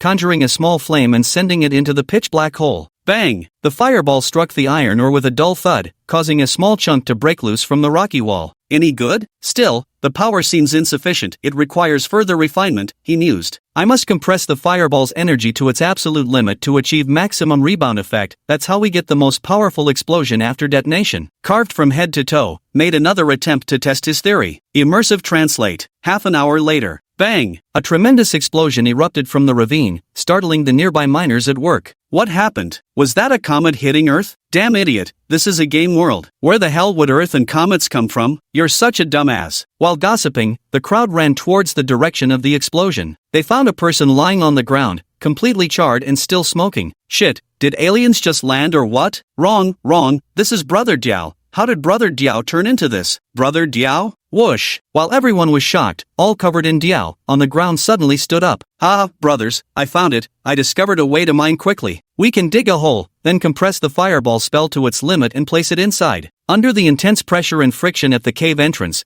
the fireball spell will erupt in blissful pleasure, allowing it to function as L** Bricant. Every inch of him was sculpted with his lone white tooth bared in a grin. He triumphantly declared his discovery. Everyone couldn't help but sigh in admiration. Holy shit, Brother Diaga is truly the real deal. That's fucking brilliant. How did you even think of that? Brother Diaga, did you secretly take extra lessons from the Chinese teacher? Your metaphors are damn smooth. Brother Diaga, why don't you show us how it's done? Under everyone's urging, full-body Diaga tried repeating the same method from earlier once more. Looking at the piles of iron or fragments around them, a group of players jumped with excitement. Damn, I finally don't have to do hard labor anymore. Immersive translate. In front of the main temple. Hurry up, brothers from the Fireball Squad, turn up the flames and burn it with all your might. Brothers of the Frost Team, get ready to freeze and solidify on my command at any moment. Chemistry teacher was bustling about nearby, working up a storm. Chemistry teacher, will this really work? It feels kinda unreliable to me. One of the players asked suspiciously. Damn, is smelting iron or really this easy? Chemistry teacher glared at him and snapped. What the hell do you know? Are you the chemistry teacher or am I the chemistry teacher? Young man, just one look at you and I can tell you're the kind of shut-in who skips studying all day to play Honor of Kings. I say it's okay, then it's okay. Chemistry teacher, after conducting research,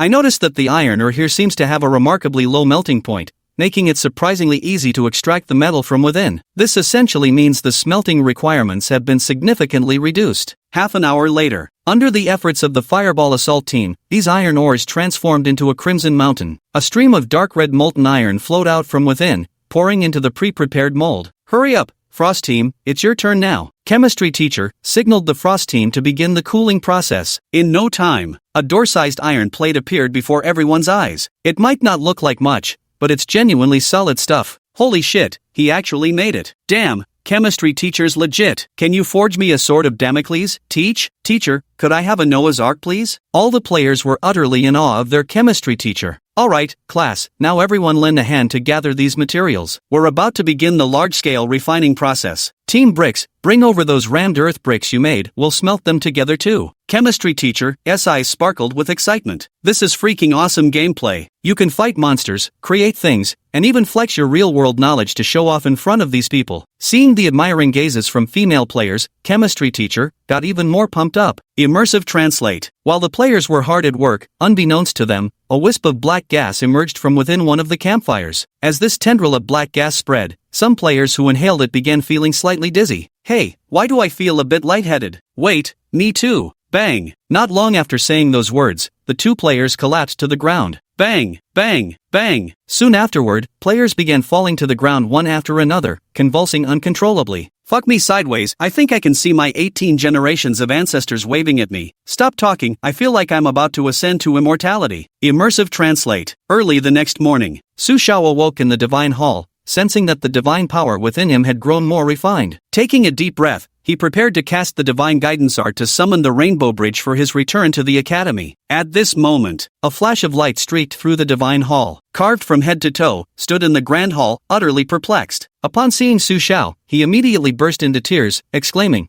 "It's terrible, Xiaoshan. We've encountered unknown monsters attacking the city, and our entire team was wiped out." A few question marks surfaced on Su Xiao's forehead. Unknown monsters? Team wipeout? What the hell? There were living creatures invading, and he didn't even know? How could this be allowed? Chapter 24, Smelting Iron gave birth to a terrifying thing. Su Xiao followed, every inch a masterpiece, outside, only to see a group of player cultists lying on the ground convulsing. Everyone's mouths were foaming, their faces cyan blue, expressions twisted in agony. God Xiao, save us. I'm so fucking miserable, I swear I'll get revenge.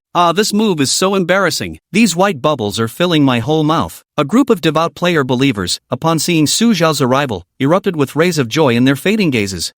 Looks a bit like that final rally before the end. Seems like they've been poisoned. Su Xiao examined one of them and formed a guess in his mind. What unidentified monsters? Damn it! They just ate something they shouldn't have and got collectively poisoned. What did you guys eat? Su Xiao turned to, all over Carved, standing nearby and inquired. Carved all over his face was utterly bewildered, his train of thought still stuck in the 2D world without returning.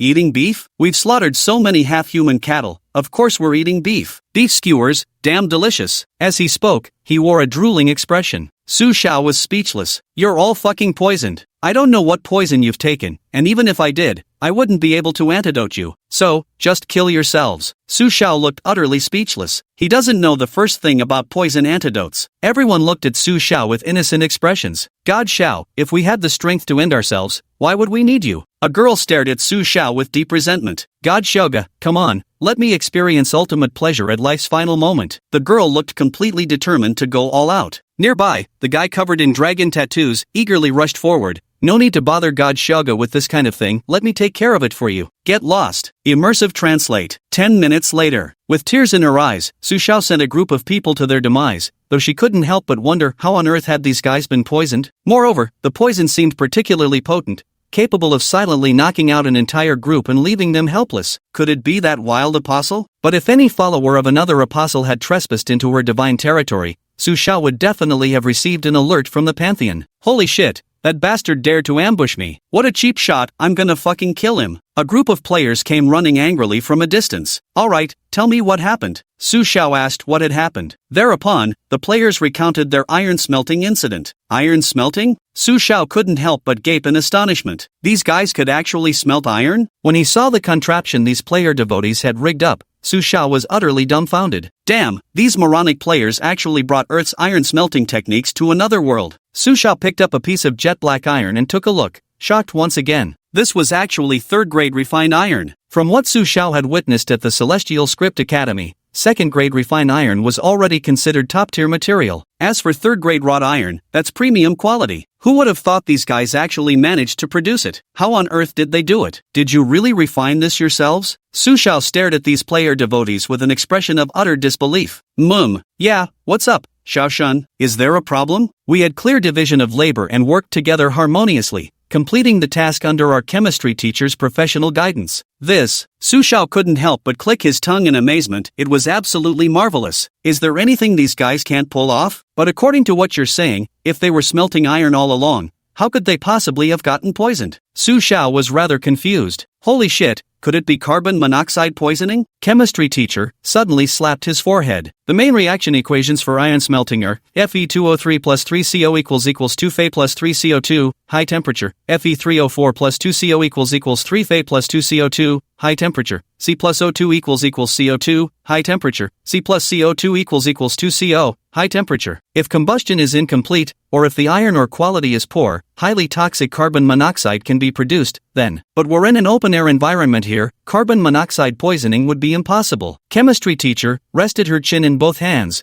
pondering back and forth. Su Xiao wasn't a top student, so he naturally didn't understand these things very well. He walked over to the iron smelting site and saw some dark red substances emerging from the ashes. What is this? Su Xiao asked. Chemistry teacher was stunned for a moment, but after scrutinizing it for a long time, he still couldn't make head or tail of it. Has any of you seen this thing before? He looked around and asked the crowd. Never seen anything like this. Where the hell did this come from? That definitely isn't ours. Could some monster have secretly put it here? The devout player characters began their process of contemplation. At this moment, chemistry teacher activated his fireball spell to ignite the object. A barely noticeable stream of black vapor rose from it and was inhaled through his nostrils. And then, the chemistry teacher suddenly collapsed rigidly, foaming at the mouth with limbs convulsing before dying. Su Xiao. This was literally nothing but, holy shit, this asshole's poisonous. Damn it, who did this? Everyone was stunned. A few minutes later, chemistry teacher came running from a distance, his face full of excitement. I think I understand. This should be something formed when iron ore and their rammed earth bricks were fired together, an extremely rare and highly toxic substance. Upon hearing this, everyone suddenly grasped the situation. This actually works? Then we should keep this substance. If we encounter enemies, we can use it against them. It would definitely be extremely effective. Chemistry teacher looked at Su Xiao with an excited expression and said, Su Xiao also found it quite reasonable. Or perhaps, it could be used later to deal with that wild disciple of God. Then, I'll leave this matter to you. Also, make sure to speed up the construction work. Aim to complete the task in 2 days. Su Xiao reminded them. 2 days? Xiaoshun, you're underestimating us. 1 day is more than enough. Take a look.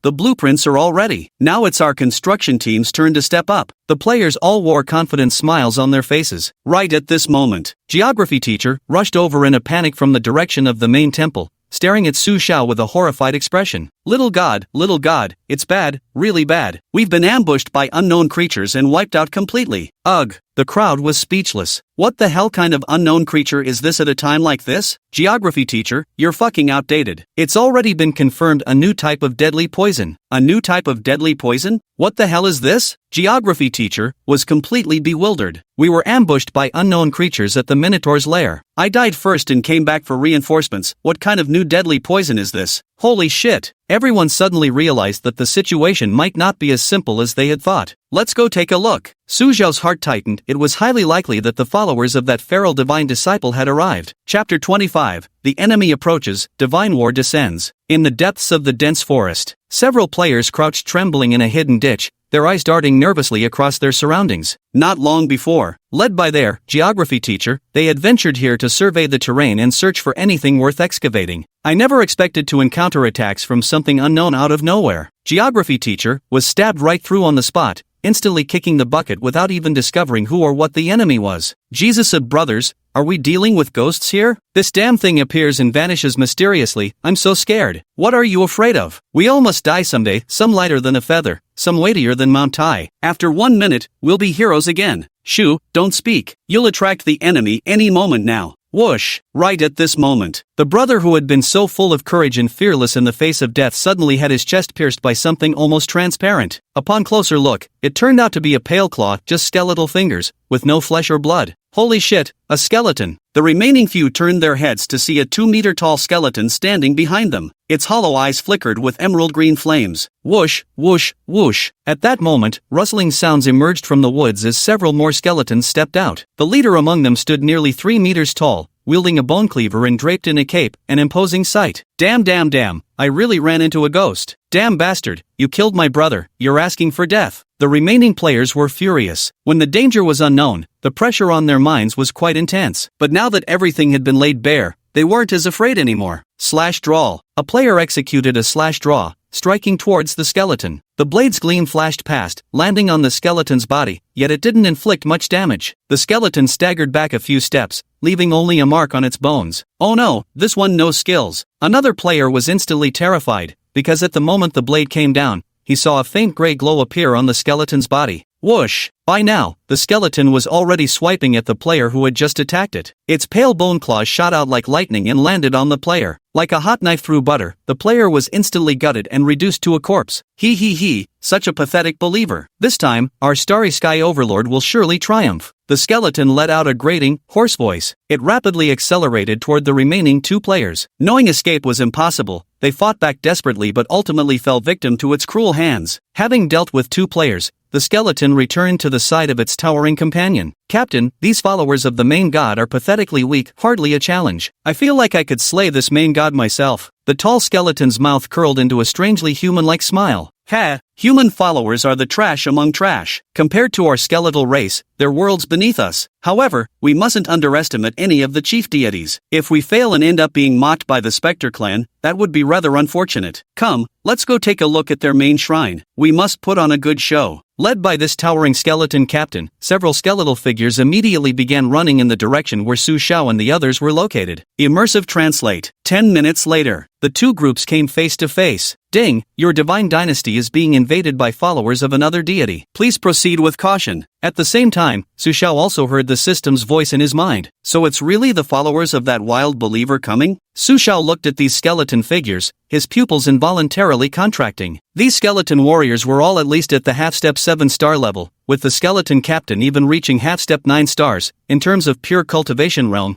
they actually surpassed him. No wonder his own believers had been so utterly defenseless. The level gap was overwhelmingly large, amounting to nearly half a major realm. He never expected this wild divine disciple to be so formidable, even their believers cultivated at such high levels. What cultivation realm has this wild divine disciple himself reached? If he's a divine master, then we're in serious trouble. Su Xia furrowed his brows. The gap between a divine disciple and a divine master was vast, let alone when he was currently only an 8-star divine disciple. However, upon second thought, it shouldn't be that bad. If that rogue divine disciple had truly advanced to the divine master realm, they would have come to eliminate him long ago rather than delaying this much. Holy crap, Xiaoshun, what kind of monster is this? Is it another siege battle with monsters from a brand new race? So hype. These skeletons? I feel like I could take on 10 by myself. Yash, I wonder what surprises these guys have in store compared to Oxox. Damn it, all bones and no meat, what the hell are we even fighting for? Xiaoshun, can we switch up the monsters? I'm craving a whole roasted lamb. The players were completely oblivious to the danger they faced, still preoccupied with thoughts of food. Brothers, don't panic. Let me test how much these guys are really made of first. Full-body carving stepped forward once again. Recently, he had been rigorously studying the fireball spell and had mastered it exceptionally well, so he wanted to seize this opportunity to show off his skills. Su Xiao tried to pull him back, but Brother Carving had already charged forward. Gathering the fireball spell in his palm, he hurled it toward one of the skeletal warriors. A fist-sized fireball spell landed on the skeleton warrior, sending up a plume of black smoke. The skeleton warrior's face contorted in pain as it staggered backward 2 steps. Fire undoubtedly has a restraining effect on nether races. As one of the nether races, skeletons naturally share this vulnerability. Ha ha ha, see that? This is how fucking awesome Brother Eagle is. Entirely Eagle excitedly shouted at the crowd. Ha ha ha, damn little thing. You actually hurt me. The skeleton warrior immediately charged towards, carved from head to toe. Holy shit, why is it so fast? Brother Carving seemed to feel like a speeding car was rushing straight at him. Before he could react, a claw landed on him. You bastard, that's not fair play. With those final words, Brother Dio had already met the King of Hell. Damn, Brother Diao got insta-killed? He's actually this powerful? Are we about to get slaughtered again? The players who had initially intended to step forward now stood dumbfounded. Cackle cackle, pathetic human believers, worthless main god. Our starry sky over god is the eternal deity. Bow down, you feeble lesser gods. The skeletal figure spouted these Chinibu lines as it charged straight at Su Xiao. Chapter 26, The Enhanced Divine Technique, Truly Terrifying. Hearing these words,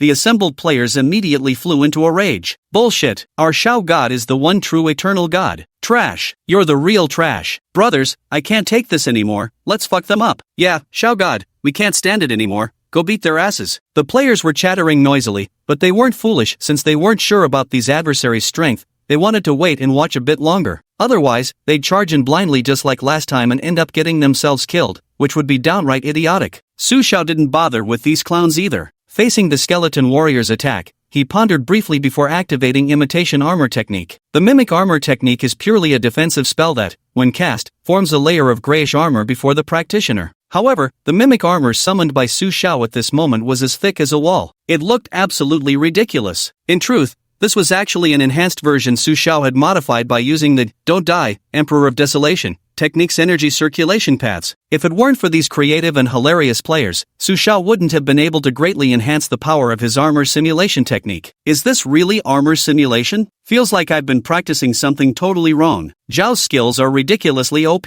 Damn, NPCs are built different, same skill, but the effects are worlds apart when they use it. All the players were stunned. Bang! At that moment, the skeleton warrior's claws scraped against Su Xiao's armor, producing an unpleasant, grating sound. The razor-sharp claws that shredded players like tofu couldn't even scratch the armor. What? How is this armor's defense so strong? Is this armor mimicry? The skeleton was clearly shocked as well. Divine techniques like armor mimicry, fireball, and frigid chi, though they bear the word divine in their names. But as everyone knows, this is the most basic stuff, and also the most worthless kind. It is only because they are associated with the master gods that they are referred to as divine techniques. In their eyes, this is merely common defensive magic. Almost every master god casually bestows it when nurturing their followers. But the defensive capability of this mimic armor technique is too weak, practically useless, so high-ranking races completely disdain it. Moreover, high-ranking races typically possess innate racial talents and divine abilities, all far more powerful than this mimic armor technique. These skeletons' eyes were filled with confusion and bewilderment. Xiaoshan is too strong. See that? You can't even touch a hair on Lord Xiao, you idol. Eek eek. Lord Xiao, love you, mwah. 3. At this moment, Su Xiao raised his right hand, transforming it into a blade as he executed his enhanced, drawing sword slash. A blade light sliced through the void, bearing down upon the skeletal warrior with chilling might. The skeletal warrior sensed the intimidating aura radiating from the blade light and nearly pissed itself in fright, hurriedly casting its defensive technique. Yet, under Su Xiao's blade light, its defensive technique might as well have been made of paper. SHHHHK. The blade light cleaved the skeletal warrior cleanly in two, sending its remains clattering to the ground as nothing more than a pile of useless bones. Hiss. Drawing blade slash? Can my blade draw technique even reach 1/10 of Lord Xiao's power? Ah, Lord Xiao is too strong, so manly, I love him so much. The group of players was astonished once again. They felt the divine skills they were learning and those demonstrated by Su Xiao belonged to completely different realms, one soaring in the heavens, the other groveling in the dirt. Humph, it seems we underestimated you. The skeleton captain wielding the blade showed a change in expression, yet wasn't particularly frightened. Because this Iato slash technique was also within his capabilities, and he was confident his execution would surpass Su Xiao's. A mere Iato slash could never compare to my Crimson Cross slash. At %, and Supreme Technique from Hell, Crimson Cross slash. Blood red light shimmered along the skeletal blade in the hands of this skeleton captain as he swung it down. In that instant, the crimson blade energy shot towards Su Xiao, splitting midair into intersecting horizontal and vertical slashes that expanded its range. Damn it, why do I feel this skill looks kinda cool? That damn planner actually gave these monsters such badass and flashy skills. A group of players watched with intense envy. Power doesn't really matter, what's important is looking cool. And that Crimson Cross slash doesn't seem weak either. Perhaps it seems formidable to players, but to Su Xiao, it's child's play. If he couldn't even defeat a mere believer of the gods, then he might as well just die. Swift Wind Step. Su Xiao snorted lightly before executing the Swift Wind Step technique that had been refined by Grandmaster Zhang. In that fleeting moment, his movements became erratic and elusive, like a wave upon the vast ocean. The all-pervasive Crimson Cross slash landed on empty air, dealing not a single point of damage to him. I'm gonna puke. Is this how Gale Step is meant to be used? What the hell am I even learning? I'm total trash. At this moment, Su Xiao once again performed the draw slash, but this time it was slightly different from the last. Draw/wind blade. With a single slash, it instantly transformed into 3 wind blades that shot toward the skeleton captain. The skeleton captain clearly hadn't anticipated that the draw slash could be used in such a way, immediately turning pale with shock. What? Is this an Iato slash? It roared and swiftly shifted its body to the side, dodging all 3 wind blades. Ha! I never thought you could bring such flair to Iato slash. Pity it's useless against me. The skeleton captain sneered. Back! Su Xiao ignored it, silently uttering a single word under his breath. The 3 wind blades that had been dodged suddenly reversed course. Upon their return, their speed far exceeded their initial trajectory. This is the true killing move. First lull the enemy into complacency, then deliver the fatal strike at the most critical moment utterly impossible to guard against. Of course, these were all enhanced versions that Su Xiao had created by modifying and upgrading items originally made by players. Whoosh, whoosh, whoosh. All 3 wind blades landed squarely on the skeleton captain, shattering its defenses and breaking it into several large pieces that fell motionless to the ground. Shit! Damn! How come Xiao Shen can fire 3 of them? The players were once again utterly shocked by what they saw.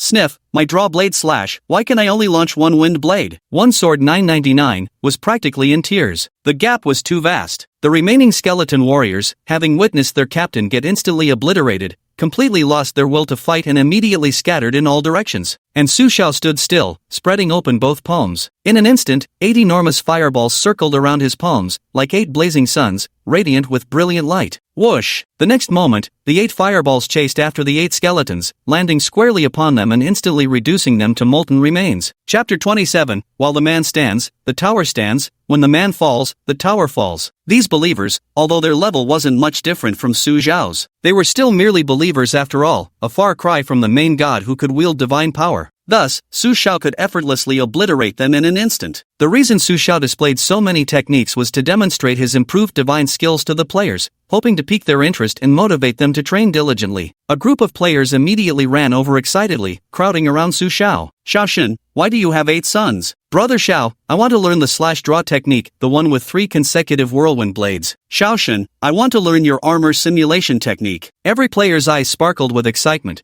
their faces filled with earnest pleading. There's no problem, but first we'll have to deal with the trouble at hand. Su Xiao glanced at the shattered bones on the ground, his expression grave. Though he could easily deal with the believers, if the skeletal deity's master were to arrive, he might not find it so simple to handle. If he goes to deal with the main deity, then these skeleton warriors will have to be handled by the players. Given the players' current strength, that's definitely not possible. We'll have to whip them into shape and make them level up quickly. Otherwise, once the main temple is destroyed, we'll all be finished. Su Xiao recalled that this wild disciple seemed to have more than one type of follower. Last time, what came to investigate was a nearly transparent ghost. In other words, this guy possesses at least 2 types of followers, and the numbers are unknown. Ding! Enemies detected approaching the main divine temple. Please return immediately. At this moment, another voice echoed in Su Xiao's mind. Su Xiao was startled. Indeed, this skeleton squad before him was just one of many. The divine disciple had other teams as well. This large-scale assault might truly be massive. Attention all players, the main temple has been attacked by local forces. Return immediately to ensure its safety. After broadcasting this message through the system, Su Xiao's figure flickered before vanishing completely. He had instantly teleported himself back to the main temple using its built-in transportation function. Because if he returned too late and the main temple fell into enemy hands,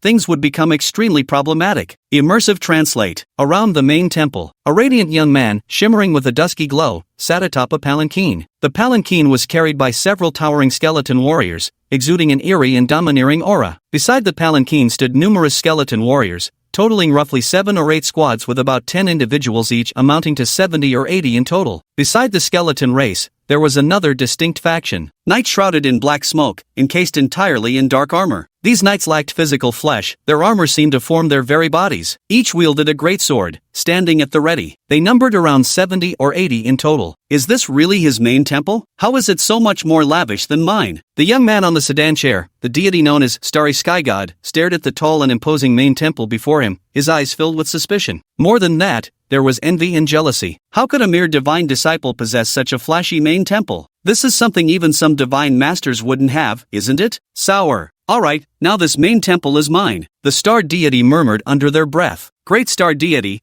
give your command. My broadsword is already itching to destroy this main temple before our eyes. %%. A knight captain came before the starry sky deity, bowing his head respectfully as he spoke. Once this main temple is destroyed, they would obtain the faith energy contained within an immense temptation for them. Very well, commence the attack. The starry sky deity waved his hand, signaling his followers to begin the assault. But right at that moment, the main temple before him shone with dazzling radiance, its divine light flickering endlessly. A figure slowly emerged from within. It was none other than Su Xiao. Standing atop a massive boulder, Su Xiao clasped his hands behind his back and stared unwaveringly at the formidable enemy forces ahead, his expression utterly devoid of fear. Do you think you can invade my divine dynasty as if I don't exist? Su Xiao's gaze was ice-cold. After scanning the area, he quickly estimated the situation. Before him, the opponent had brought nearly 200 believers. Moreover, there was an entire knight faction, far beyond what he had imagined. It seemed this wild apostle must have encountered considerable fortune, for he shouldn't have been able to assemble such an impressive force otherwise. Were it any ordinary god, this might well have been their end. Finally, Su Xiao's gaze settled on the stellar deity, his eyes narrowing slightly. Not a divine master, but his realm is even higher, could only be a 9-star divine disciple. What's more, fate radiance flickered above his head. He seemed just one step away from breaking through to the realm of a divine master. Well, the man himself has arrived. The starry sky deity was also sizing up Su Xiao, but as he kept looking, the smile on his face vanished. You're already an 8-star divine disciple? How did you accomplish this? The starry sky divine was left speechless. He remembered when his scouting wraith had discovered Su Xiao not long ago. Su Xiao's aura had been so feeble,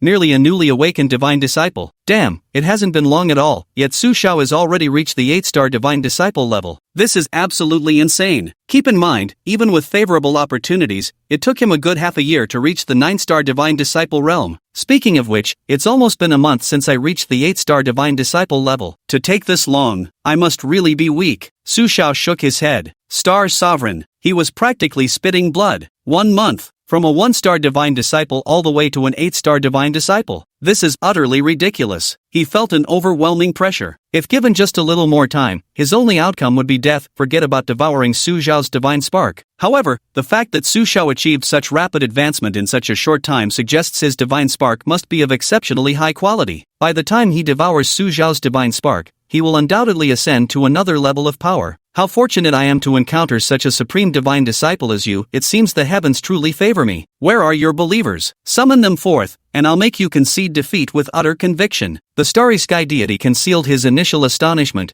his countenance regaining its composed confidence. Just as his words fell, Su Xiao's player followers had already arrived from the distance. 99 devoted players, advancing in massive numbers with an intimidating and formidable presence. Behold, I am Demacia, charged ahead at the forefront. He was still holding a simple banner in his hand, with the words, "Justice will prevail," written in bold characters. God Xiao, we're here. Xiaoxin, don't be afraid, come to my arms, I'll protect you. Sniff. Golden armor pierced by countless battles in the yellow sand, not returning until we conquer Lulan. Stand fast by the tower until death do us part. Chapter 28. Fight on without end while life remains. Deafening roars and cringeworthy battle cries blended together, resounding through heaven and earth. The starry sky deity and his followers were all startled. This momentum is quite formidable. The cohesion is terrifyingly strong. But when he saw the levels of these believers, the starry sky god suddenly laughed. Damn! The highest was only level 5. With most being level 3 or 4. Compared to his followers, he falls far short. This is absolutely a one-sided slaughter. Ha ha ha, laughing myself to death. Is this all you've got? Just this? May I ask, with what do you intend to defeat me? The starry sky deity stared at Su Xiao, a mocking gleam in his eyes. Just now I was intimidated by that show of force, but looking at it now, it's utterly pathetic. Laugh all you want, you damn spinning cyan horse explosion. Look at that face of yours where your mouth's grown.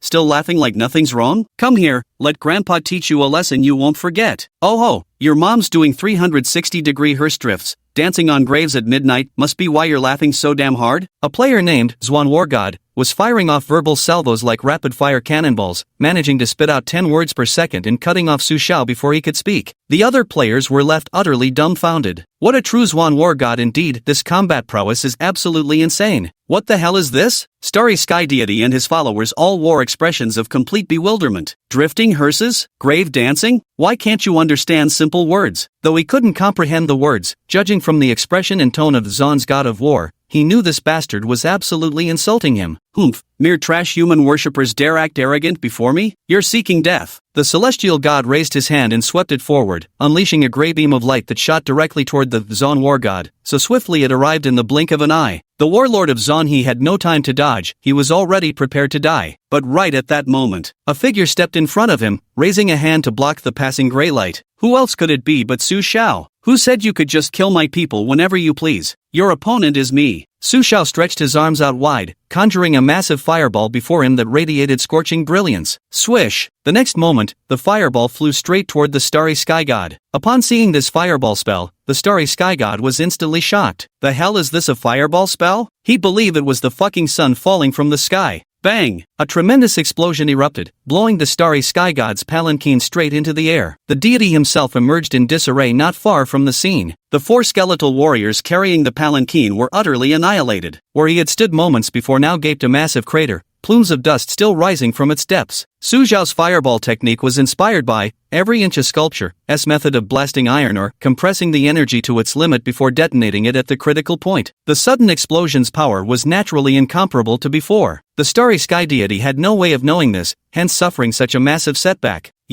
What kind of divine skill is this? This absolutely cannot be fireball spell. The starry sky deity stared at Su Shao with overwhelming shock, but Su Shao gave him no answers at this moment. With his hands forming an archer's pose, he slowly drew back as a massive ice arrow materialized before him, shooting toward the starry sky deity at breakneck speed. Is this fucking ice arrow? What the hell are all these damn things? Seeing this massive, elongated, terrifying thing, the starry sky god's playful heart vanished without a trace. It was supposed to be the weakest, most trash-tier basic divine skill, something no one would even glance at, yet in Su Zhao's hands, it had erupted with such terrifying might. It's simply unbelievable. All my subjects, heed my command. Follow me, the starry sky god, into battle here, we must conquer this land. Boom! At the command of the starry sky deity, his 2 factions of believers embarked on a frenzied offensive. On Su Zhao's side, the players didn't hesitate at all, charging straight into battle to begin a true defensive war. Immersive translate. In an instant, dust filled the air. Naturally, Su Shao engaged in direct combat with the starry sky deity, because only he could keep the sky in check. Fireball, Frostbolt, Iato Slash, Mimic Armor. These fundamental divine skills were wielded by Su Shao to their fullest potential, unleashing devastating power. The starry sky deity, being a 9-star divine disciple and a full tier above Su Shao, actually found themselves slightly at a disadvantage against these divine techniques. This was completely unacceptable to them, even making them begin to question their existence. But as for the players' side, they had it far worse. The disparity in levels was too great, resulting in their brutal defeat. Damn it, this bastard's defense is ridiculously high. In one location, a player executed a blade drawing slash on a skeleton but barely dealt any damage. Meanwhile, he himself was carelessly killed by the skeleton's grasp. Damn, this knight's charge is way fiercer than a minotaur's horn thrust. Meanwhile elsewhere, a knight activated his charge skill and literally smashed a player who was casting mimic armor to pieces. Finally, that ghostly horse even lifted its hoof and stomped heavily on the corpse several more times. Fuck me sideways, there's actually invisible units too. Another player was instantly killed by an invisible ghost with a single stab. The only marginally effective spells were Fireball and Frostbolt. Fireball countered their elemental weakness, while Frostbolt could slow them down. Shield Squad, hold the line. Fireball Squad, strike when you see an opening. There's also a silver lining to this. For instance, right now, the Chinese teacher is frantically directing several players in attacking a knight. Using the same tactic as when dealing with the half-man half-bull creature, it's proving quite effective. After just a few strikes, they actually managed to kill one of the knights, greatly boosting the player's morale. For example, Brothers of the Frost team, maintain your distance, don't let them get close. Seamless coordination is best, leave them no time to react. Yuash, Minar, also formed a Frost Archer squad and started kiting a skeletal warrior. Brothers of the Gale squad, we can use our speed to harass them and create opportunities for the Blade Draw brothers to attack. Technique, we must predict their movements. Anticipate ahead, use a serpentine movement to dodge their skills. Follow my lead, brothers. Zhang Daxian circled around a skeletal warrior while shouting at other believer players nearby. Brothers of the Fireball Special Team, remember to compress your fireball spells to their limits and then detonate them, blow those bastards to hell. Covered in carvings, roared like a madman. Though everyone's strength wasn't much to speak of, with overwhelming power disparity between sides. But the mind is truly formidable. This is the greatest advantage of human believers, they use their brains. Brothers, if we stand, the tower stands, if we fall, the tower falls. Go all out. With our blood and flesh, we'll protect the coolest Chao God, we'll protect our main temple. As long as there's life, the battle never ends. I'm willing to forge new glory with my undying soul. I am Demacia. Standing at the highest point, he shouted at the top of his voice, continuously boosting everyone's morale. A claw reached out from behind him, piercing through his body. Yet, his expression remained unchanged as he clenched the banner tightly in his hand, doing his utmost to keep it from touching the ground. Brothers, I'll go first. In 3 minutes, I'll be reborn a hero. Chapter 29, We Are All the Ruthless Great Emperor. The heroic act of, I am Demacia, inspired countless players. Though the strength gap is immense, their ferocity is more than sufficient. Dima's right, worst case we'll perish together. Who's afraid of who? Damn right. Hold the line, brothers. Ah shige. Untranslatable Korean exclamation. A group of players, boiling with fervor and wearing fierce expressions, charged forward, giving the devotees of the starry sky god quite a fright. These bastards actually had no fear of death. Humph, since you're so unafraid to die, then we'll grant your wish. A phantom knight pierced a devoted player with his lance, hoisting them high in a show of dominance. But no sooner had he completed this move than another player lunged forward, grappling the knight in a death grip. His mouth gaped open, a massive crimson fireball coalescing within. At the sight of that fireball, the knight nearly pissed himself in terror. He knew full well this wasn't ordinary fire magic. The destructive power of this detonation would be on an entirely different level. Holy shit, the great ruthless emperor is absolutely insane. Storing fireballs in his mouth? Nearby players were stunned when they saw the player with the ID, number 1 ruthless emperor. Is this seriously possible? Truly worthy of being called the number 1 ruthless devil emperor. The key point is,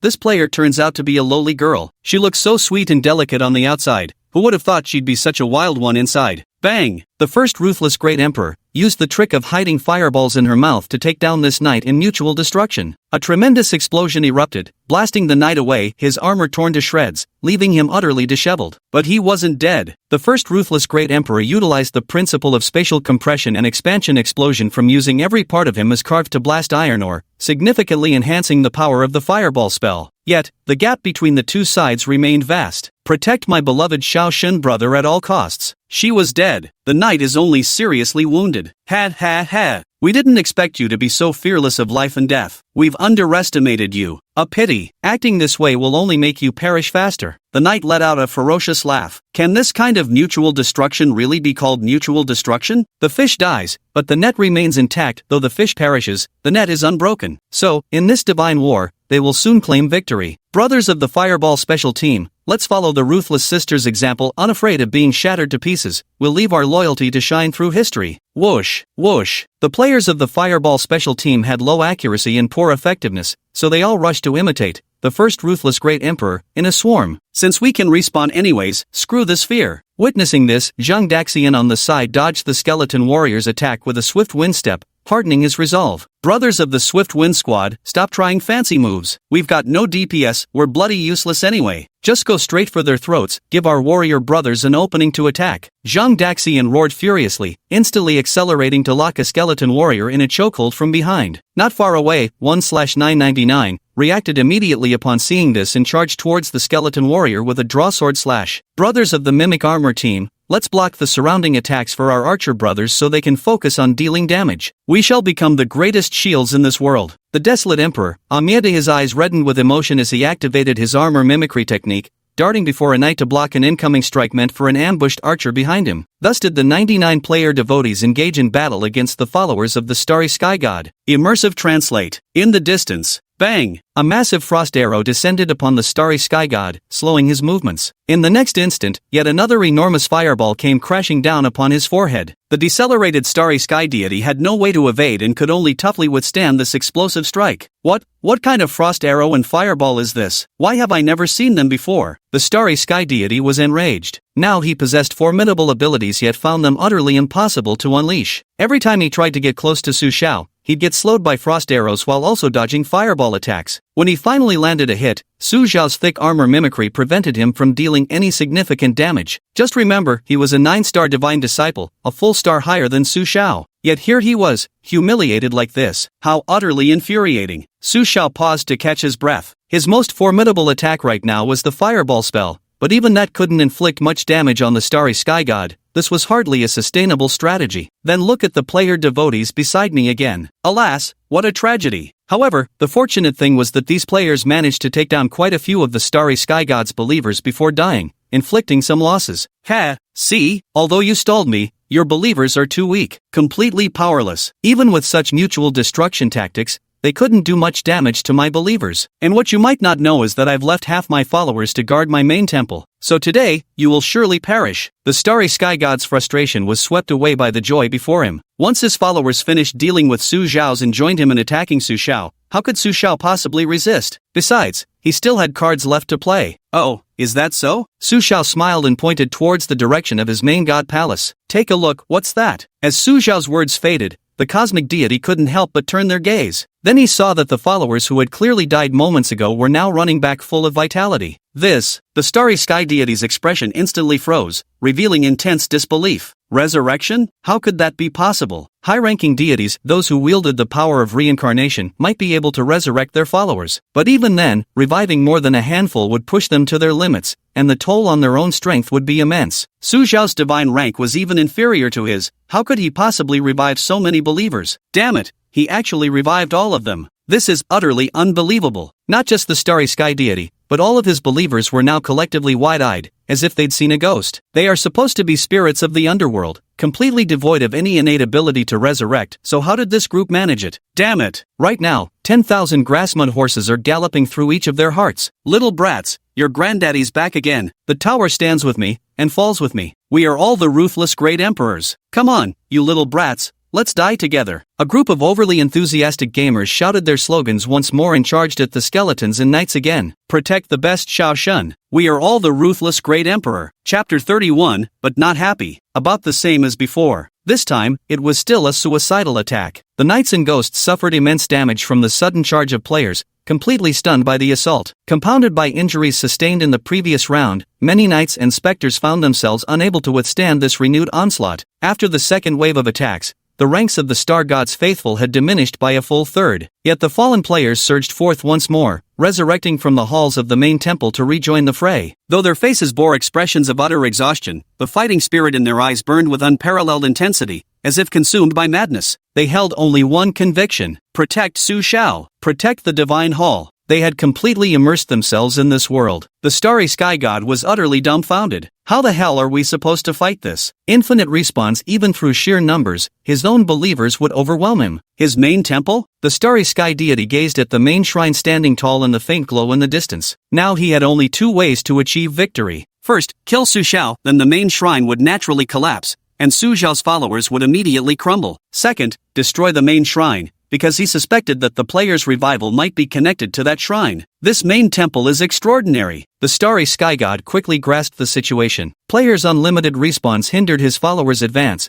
making it impossible to reach the main temple's location. Thus, the immediate priority was to find a way to eliminate Su Xiao. Star God gritted his teeth and suddenly noticed the unstable divine energy fluctuations beside Su Xiao, immediately realizing the situation. The prolonged battle must have drained Su Xiao's divine power, creating the perfect opportunity for him. Ha ha ha, I don't know where you learned these basic divine techniques, but I must admit I'm quite surprised. But your divine energy consumption has been enormous too. I doubt you have enough strength left to withstand this finishing blow. Now is the moment of decisive battle. In the name of my god, gather the power of the underworld. A hazy gray light emanated from the starry sky deity, enveloping him completely. Seeing this, Su Xiao's pupils involuntarily contracted.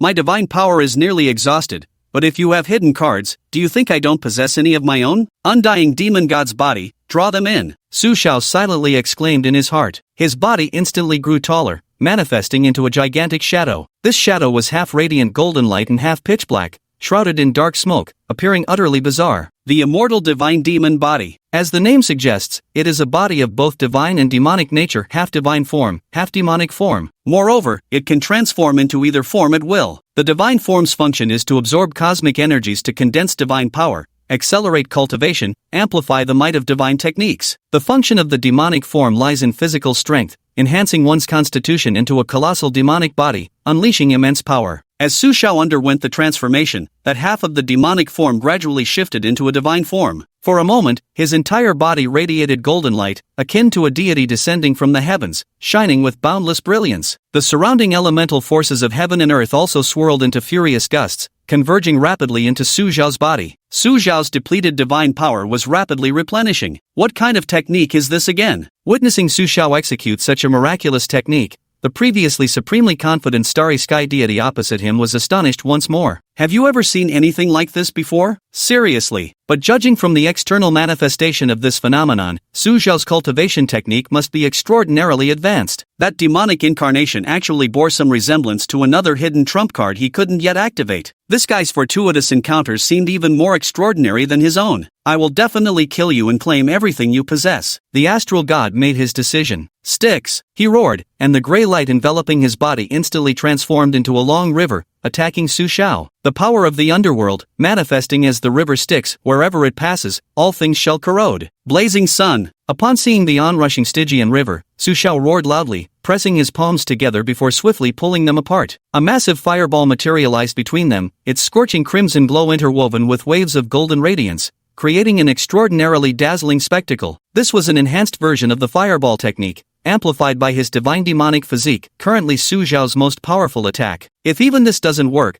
then even Su Xiao will be at his wit's end. Go! Su Xiao snorted lightly, launching the fireball spell from his hand straight towards the Styx river before him. Sizzle, sizzle. When flame met water, the incompatible elements collided with loud hissing sounds. What? My river of death can't hold out. The starry sky god was astonished to see his river of death gradually dissipating under the impact of Su Xiao's fireball. Although Su Xiao's fireball was also dimming, its weakening rate was noticeably slower than that of his river of death. Doesn't this prove that Su Xiao's strike was even more powerful than his? Oh no! It was at that very moment starry sky god realized he was no match for Su Xiao. He swiftly retreated. The instant he fled, Su Xiao's fireball fully detonated, engulfing the underworld river and vaporizing every last drop of it. The force of the aftermath struck the starry sky god, even igniting his backside. Fortunately, he fled swiftly and extinguished the flames quickly, so he didn't suffer much damage. But a moment of embarrassment was unavoidable. Retreat, everyone retreat. The starry sky god had backed away, already staring at Su Xiao in terror, his eyes filled with overwhelming shock. He had thought himself strong after stumbling upon a rare opportunity and had even prepared specifically to attack Su Xiao. He had believed it would be an easy victory. Who could have imagined Su Xiao would be this ferocious? The only course now is to retreat and regroup. He was just a hair's breadth away from breaking through to the Divine Master realm. Once ascended, dealing with Su Xiao would be as easy as snapping his fingers. I'll be back, and next time I return will be your death. Perhaps by the next time you see me,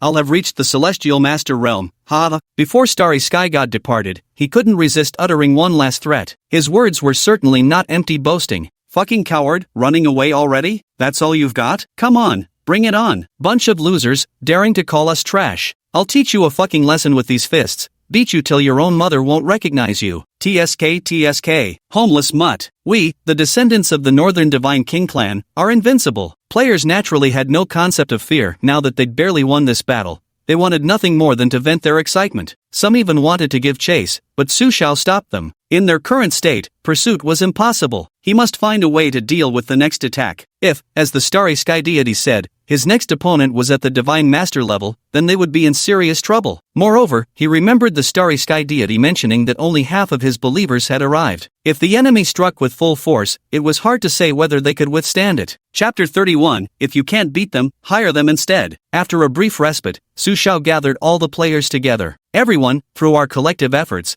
we've managed to defeat our enemies this time. This victory belongs to all of you. Oh, got it. Before Su Xiao could finish speaking, a group of players erupted in cheers. I represent justice. I feel glory that belongs to me. Damn it, I feel like crying. This is so exhilarating. It's like I've gone back to my Chinibu days, boiling with passion. Many players' eyes lit up with excitement. The experience of that last battle was freaking amazing. Though we died a lot, the thrill was absolutely worth it. At that moment, Su Xiao truly became the god they felt compelled to protect. To defend what's theirs, they charged forward without hesitation, duty-bound and unstoppable. So, God Xiao, we won. Don't we get any rewards? Damn it, this dev really went and had other NPCs siege the city. I didn't see that coming. Brothers, what are we eating tonight? Hot pot? Let's switch it up this time. How about an all-you-can-eat barbecue? Let's get some skewers, haven't had them in ages. No way, I think boiled beef would be better. The moment food was mentioned, the whole atmosphere changed. Gone was the hot-blooded intensity, now there was just endless swallowing of saliva. Su Xiao stared at these fools with a face full of dark lines. Damn it, can you be serious for once? We're practically facing annihilation. Alright, don't be in such a hurry to celebrate. I haven't finished speaking. You probably don't realize the dangers that lie ahead. Su Xiao interrupted the gathered players. Seeing Su Xiao's expression, the players couldn't help but frown. God Xiao, what the hell are you scared of? Don't chicken out. just F***king go for it. Emperor Desolation yammied, roared with laughter. Whoosh! A blast of icy energy struck him, freezing him solid. The starry sky deity will return, and when he comes back next time, he'll most likely be a divine master. If we don't prepare accordingly, we'll probably be left with no choice but death. If I die, this game is over, understand? Su Shao said solemnly. The players finally stopped joking and began to take the matter seriously. Damn it, don't stop now, I was just getting into it. The glory of the Divine King clan of the Northern Realm will be forged by me. I haven't even shown my full power yet. Xiao Shun, stop the chatter. Just tell us what to do, we'll follow your lead. Xiao Shun, what the hell's a divine master? Can we roast and eat it? The players kept firing questions, talking over each other. Su Shao pondered for a brief moment. There are some fundamental things he hasn't introduced to the players yet,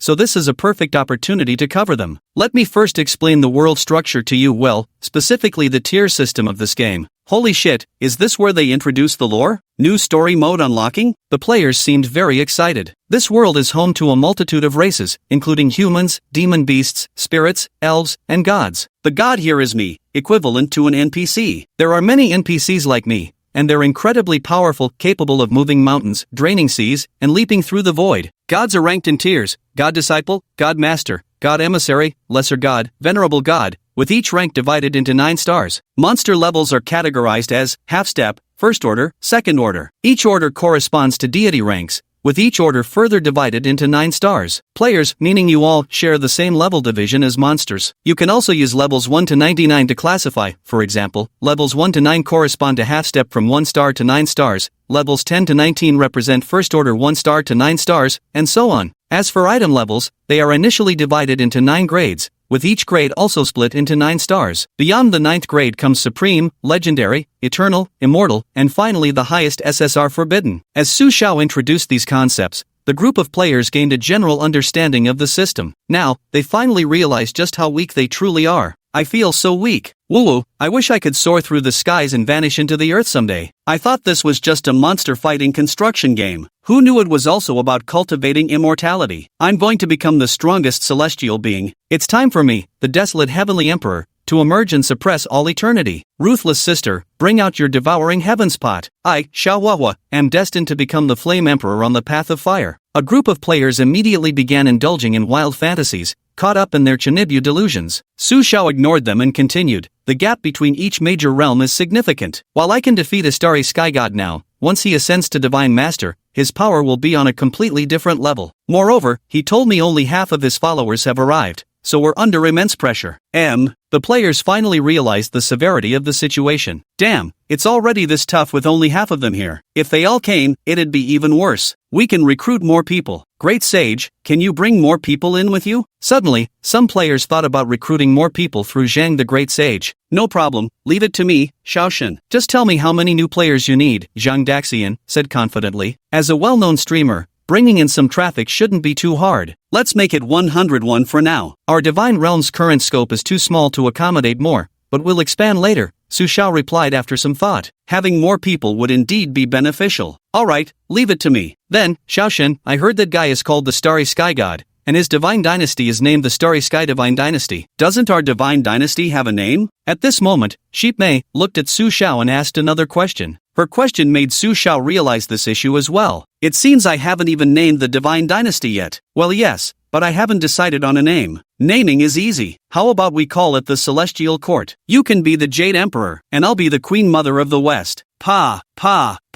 The Celestial Court isn't a bad idea, but you're short, poor and ugly. What makes you qualified to be the Queen Mother? How about the Sky-Splitting Sect? I, the Heaven-Shattering Gangsley Bai. I, the Peerless Huawuk of the Exploding Heavens Sect. I, the Dija Ultraman from the Bomb the Heavens clan. Su Shao was practically speechless. The fucking Heaven-Shattering Gang? Have you read too many novels or what? Still, Heavenly Court isn't a bad name at all. I remember someone mentioning the name Demon's Descent before. I was thinking of calling it that, but after all, Heavenly Court seems better. Su Shao made the decision outright. Xiaoshen, how about this? Let's call our divine dynasty the Celestial Court. Then we'll each establish our own divisions. I shall be Celestial Court Bombastic Core Elder Supreme. Yoshi, perfect. I'll be Celestial Court Demon Frost Core King of the Undying. Me, Celestial Court Ruthless Core Supreme Emperor. Celestial Court Legion of Light. Tiga. Chapter 32, Northern Divine King Clan vs Netherworld Divine Dynasty. Watching the players engrossed in their fun, Su Xiao made no move to stop them. In the end, he decisively settled on naming his divine dynasty, the Celestial Court. As for the divine name, thinking about one's own deathless demon god body, simply call it Demon's Descent, Undying Dawn. Though quite Chu-Uni, it conforms to this world's nomenclature conventions for divine titles. Attention, all players, the immediate priority is to complete the construction of the unfinished divine dynasty, then enhance our strength to prepare for confronting the Celestial Dynasty. Su Xiao suddenly remembered that this task issued by the system wasn't completed yet. The faster the completion, the better the reward. This time, he wondered what the system would award. If only there were rewards that could help deal with the Divine Star Dynasty. Then, Su Xiao issued the second mission to the players. Mission: defend against the invasion of the Starry Sky Divine Dynasty until their complete annihilation. Target audience: all players of the Celestial Court Dynasty. Reward: 100 faith coins per player. 100 faith coins. Seeing this reward, the players immediately jumped for joy with excitement. Previous tasks usually only paid out 10 faith coins, so I never expected it to be this much. This greatly boosted their enthusiasm. I was planning to log off and take a break, but it looks like I'll just have to keep grinding. Take a break, my ass. It's all holiday now, just grind away. Brothers of the Exploding Heaven Legion, assemble here with me. Brothers of the Ruthless Legion, gather here with me. Brothers of the Demon Arrival Legion, over here, over here. Immersive translate. In the midst of a certain valley, the celestial deity led his followers back to the domain of his divine dynasty. As soon as he arrived at the divine dynasty, he spat out a mouthful of blood, his face deathly pale. In reality, the damage Su Xiao had inflicted on him was far more severe than he had imagined. He had simply been holding it in all along, never letting it show. All faithful, heed my command. Rest and recuperate immediately, then prepare for the second assault. This time, we must annihilate them without fail. The celestial deity gazed upon their devotees and issued a divine decree without mercy. Esteemed our God, we shall abide by your decree without fail. Star Sovereign Dynasty, everlasting through the ages. Amidst the roars of countless devotees, the Sovereign of Stars stepped into the sanctum of his principal temple. Gazing at his own three-tiered main divine hall, the starry sky deity couldn't help but recall Su Xiao's nine-tiered main divine hall. The disparity was simply too vast. Damn, this is sour as hell. I must get my hands on that main divine temple. The star god clenched his fist. He went straight to the highest third floor. Walking to the center of the great hall, there stood a stone platform about half a man's height. Above the stone platform lay a transparent orb, roughly the size of a human head, nestled within a concave groove. There were numerous mystical runes carved around the groove, giving off an eerie aura. O mighty Nether God Dynasty, hear the plea of your humble subject. In the palm of the starry sky god's hand, a surge of gray netherworldly power emerged, enveloping the transparent pearl. The runes beneath the pearl instantly emitted a dark, pitch-black radiance. Those eerie symbols wriggled like tadpoles before ultimately merging into the translucent sphere. The sphere swiftly transformed into an inky black hue, resembling the boundless depths of the starry void. Moments later, an image manifested within the pearl. It was a dilapidated ancient palace, evidently standing for countless years. Complete darkness enveloped the palace grounds, save for an eerie glow emanating solely from the throne atop its dais. Beneath this spectral illumination, one could vaguely discern a skeletal figure draped in raven-black robes standing before the throne. Was it you who summoned me? The skeleton clad in black robes suddenly had two emerald-green lights flicker within its hollow eyes as it looked up at the starry sky god. Its gaze seemed to traverse time and space, arriving in reality. Great emissary of the Netherworld Divine Court, I've just encountered something truly inconceivable that I must report to you. The starry sky god bent down with utmost reverence, speaking in a respectful tone. This was his destined opportunity. The Nether Divine Dynasty. This was an exceptionally powerful and glorious divine dynasty, established by a supreme deity who once instilled fear across the eastern divine domain. Unfortunately, due to its extreme cruelty and bloodthirsty nature, it was eventually besieged by other supreme deities and perished in a pool of blood. However, the main deity of the Nether God dynasty did not completely perish, but instead fell into a state of deep slumber. To resurrect their main deity, the followers of the Nether God dynasty searched far and wide for lesser gods, granting them power to make them submit to the dynasty, preparing for its resurgence. By chance, the starry sky god drifted into this realm, triggering the mark left by the envoys of the Nether God dynasty, and thus became a subordinate within its ranks. This is why he was able to command the allegiance of rather formidable races such as ghosts and skeletons as his followers. Otherwise, this godforsaken place would have no chance of rising to prominence. Yet, by some twist of fate, he still ended up being utterly humiliated by Su Xiao. This time, he wanted to beg the emissary of the Netherworld Divine Dynasty to bestow power upon him once more, so he could destroy Su Xiao. Speak, what is it? The envoy of the Nether Divine Dynasty spoke coldly. A rather formidable overlord recently appeared near our Divine Dynasty. They claim to be descendants of the Northern Divine King clan. I heard from the envoy that the Northern Divine King clan is the greatest enemy of the Nether Divine Dynasty, so today I led the faithful to exterminate them. I never expected this supreme god to be even more formidable than me, so I wish to request the envoy's grace to bestow upon me another opportunity to aid my breakthrough to the Divine Master Realm. This way, I can better contribute to the Netherworld Divine Dynasty. Some matters the starry sky god did not fully reveal, for he harbored selfish intentions to see Su Xiao's divine hall and the opportunities bound to his fate. Upon hearing these words, the envoy of the Nether Divine Dynasty instantly flared the green firelight in their eyes. What? You have encountered the descendants of the Northern Divine King's lineage. Who would have thought remnants of the Northern Divine King's bloodline still survived? Alright, I understand. I will grant you the opportunity you seek, but you must eradicate him completely. Every last descendant of the Northern Divine King's lineage must be exterminated without exception. Our Nether Divine Dynasty and the Northern Divine King clan are mortal enemies. The envoy of the Nether Divine Dynasty spoke with a hint of agitation. The greatest enemy responsible for the fall of the Nether Divine Dynasty back then was none other than the Northern Divine King's clan. Although the Northern Divine King clan had also been dragged into the water by the Nether Divine Dynasty,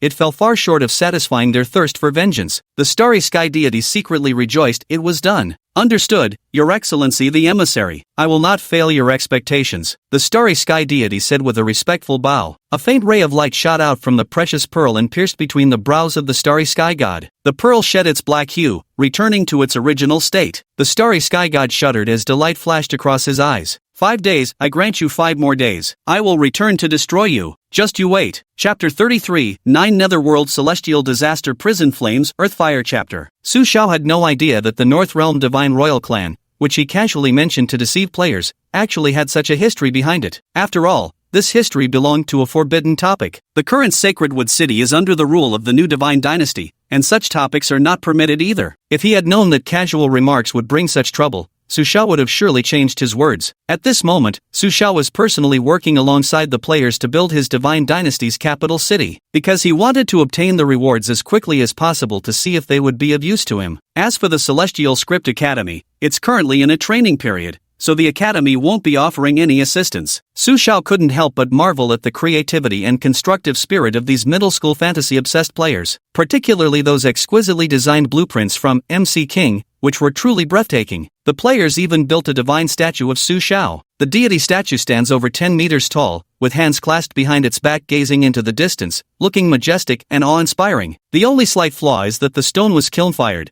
making it look somewhat dark and requiring some time to polish it anew. Immersive Translate. Finally finished. Damn, that feels satisfying. What a sense of accomplishment. Compared to before, the ruins had completely vanished, replaced by a vast expanse of smooth stone pavement. Around the main temple, railings were erected in concentric circles, forming tier upon tier of platforms. It bore some resemblance to the Temple of Heaven back on Earth. Surrounding the main temple stood spacious dormitories, kitchens, warehouses, and other structures. Each building is surrounded by facilities like gardens, ponds, and corridors. Although there are currently no flowers or plants planted, and no water or fish, these will certainly be added later. Ding! Congratulations host on completing the Divine Dynasty construction mission. Mission completion time, 1 day. Rating, excellent. Mission reward, 3rd grade divine skill, 9 Nether Cataclysmic Hellfire. Earthfire Chapter. Su Xiao heard the system's voice echo in his mind. Joy instantly flooded his heart. All that mattered was the system's approval. 9 Nether Heavenly Calamity Prison Flame Earthfire Chapter. Overview, an incomplete divine technique from ancient times that can summon 9 Nether Earthfire to attack enemies. Usage restrictions, no cultivation realm restrictions. Requires some mastery of fire control and comprehension of its essence.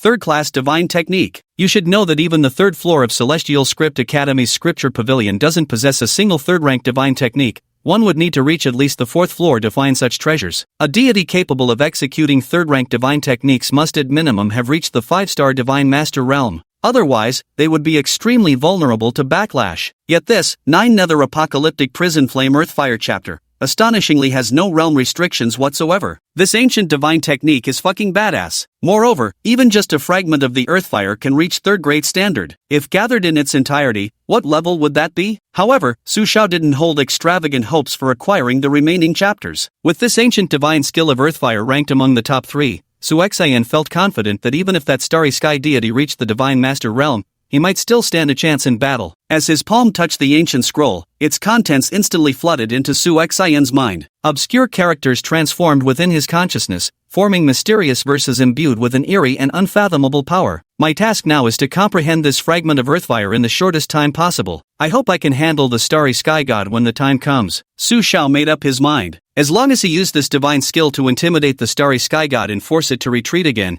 buying enough time for the players to fully grow stronger, there would be no need to fear. After all, these guys could gain additional faith origin force by slaying monsters. With a wave of his hand, he directly distributed the faith power offered by the players as mission rewards. Everyone, the construction mission is now complete, and the rewards have been issued. I hope you'll do your best to improve your strength and prepare for the upcoming crisis. There's no need to be overly nervous. When the time comes, I'll hold off the starry sky god. I definitely won't let the divine dynasty be destroyed. This time, Su Xiao didn't expect the players to make any significant contributions either. After all, his strength was too low. Subsequently, he headed to the Divine Palace to begin comprehending the 9 Nether Catastrophe Prison Flame, Earthfire chapter. The Divine Palace had an effect of accelerating comprehension, which should allow him to grasp it quickly. Holy crap, has Shao God abandoned us? Woo-woo, our celestial sovereign, the supreme being, actually looks down on his people. Shivering with rage, when will players ever stand up for themselves? No way. We've got to give Shao God a surprise and share his burdens. But the players didn't see it that way. To hell with this. We're the mighty fourth calamity. Even if we're lacking in raw power, we've got tricks up our sleeves. With quick thinking comes sick plays. We'll style on M. Brothers, I'm going offline to rest for a bit. Been grinding for ages. Rest my ass. Haven't you noticed playing this game doesn't tire you out at all? A player chimed in. Damn, you're right. Normally I'd be dead tired after playing this long. Why the hell do I feel more energetic the more I play this game? Could this game really bring us tangible benefits? A group of players looked utterly confused. It seemed that after playing this game, their bodies had undergone certain changes. Enough overthinking, brothers. Let's plan how to deal with the next siege from the Star Empire. Chinese teacher clapped his hands, a spark of wisdom gleaming in his eyes. The teacher's starting. Explain in detail, teacher. The player knew, Chinese teacher, must have thought of some solution. First, we must avoid chaotic combat. We need to divide the battlefield. Blue Star. Zhang Daxian's live stream room. Zhang Daxian exited the game and rubbed his eyes. Damn, it's already midnight? He had been grinding for 6 hours straight,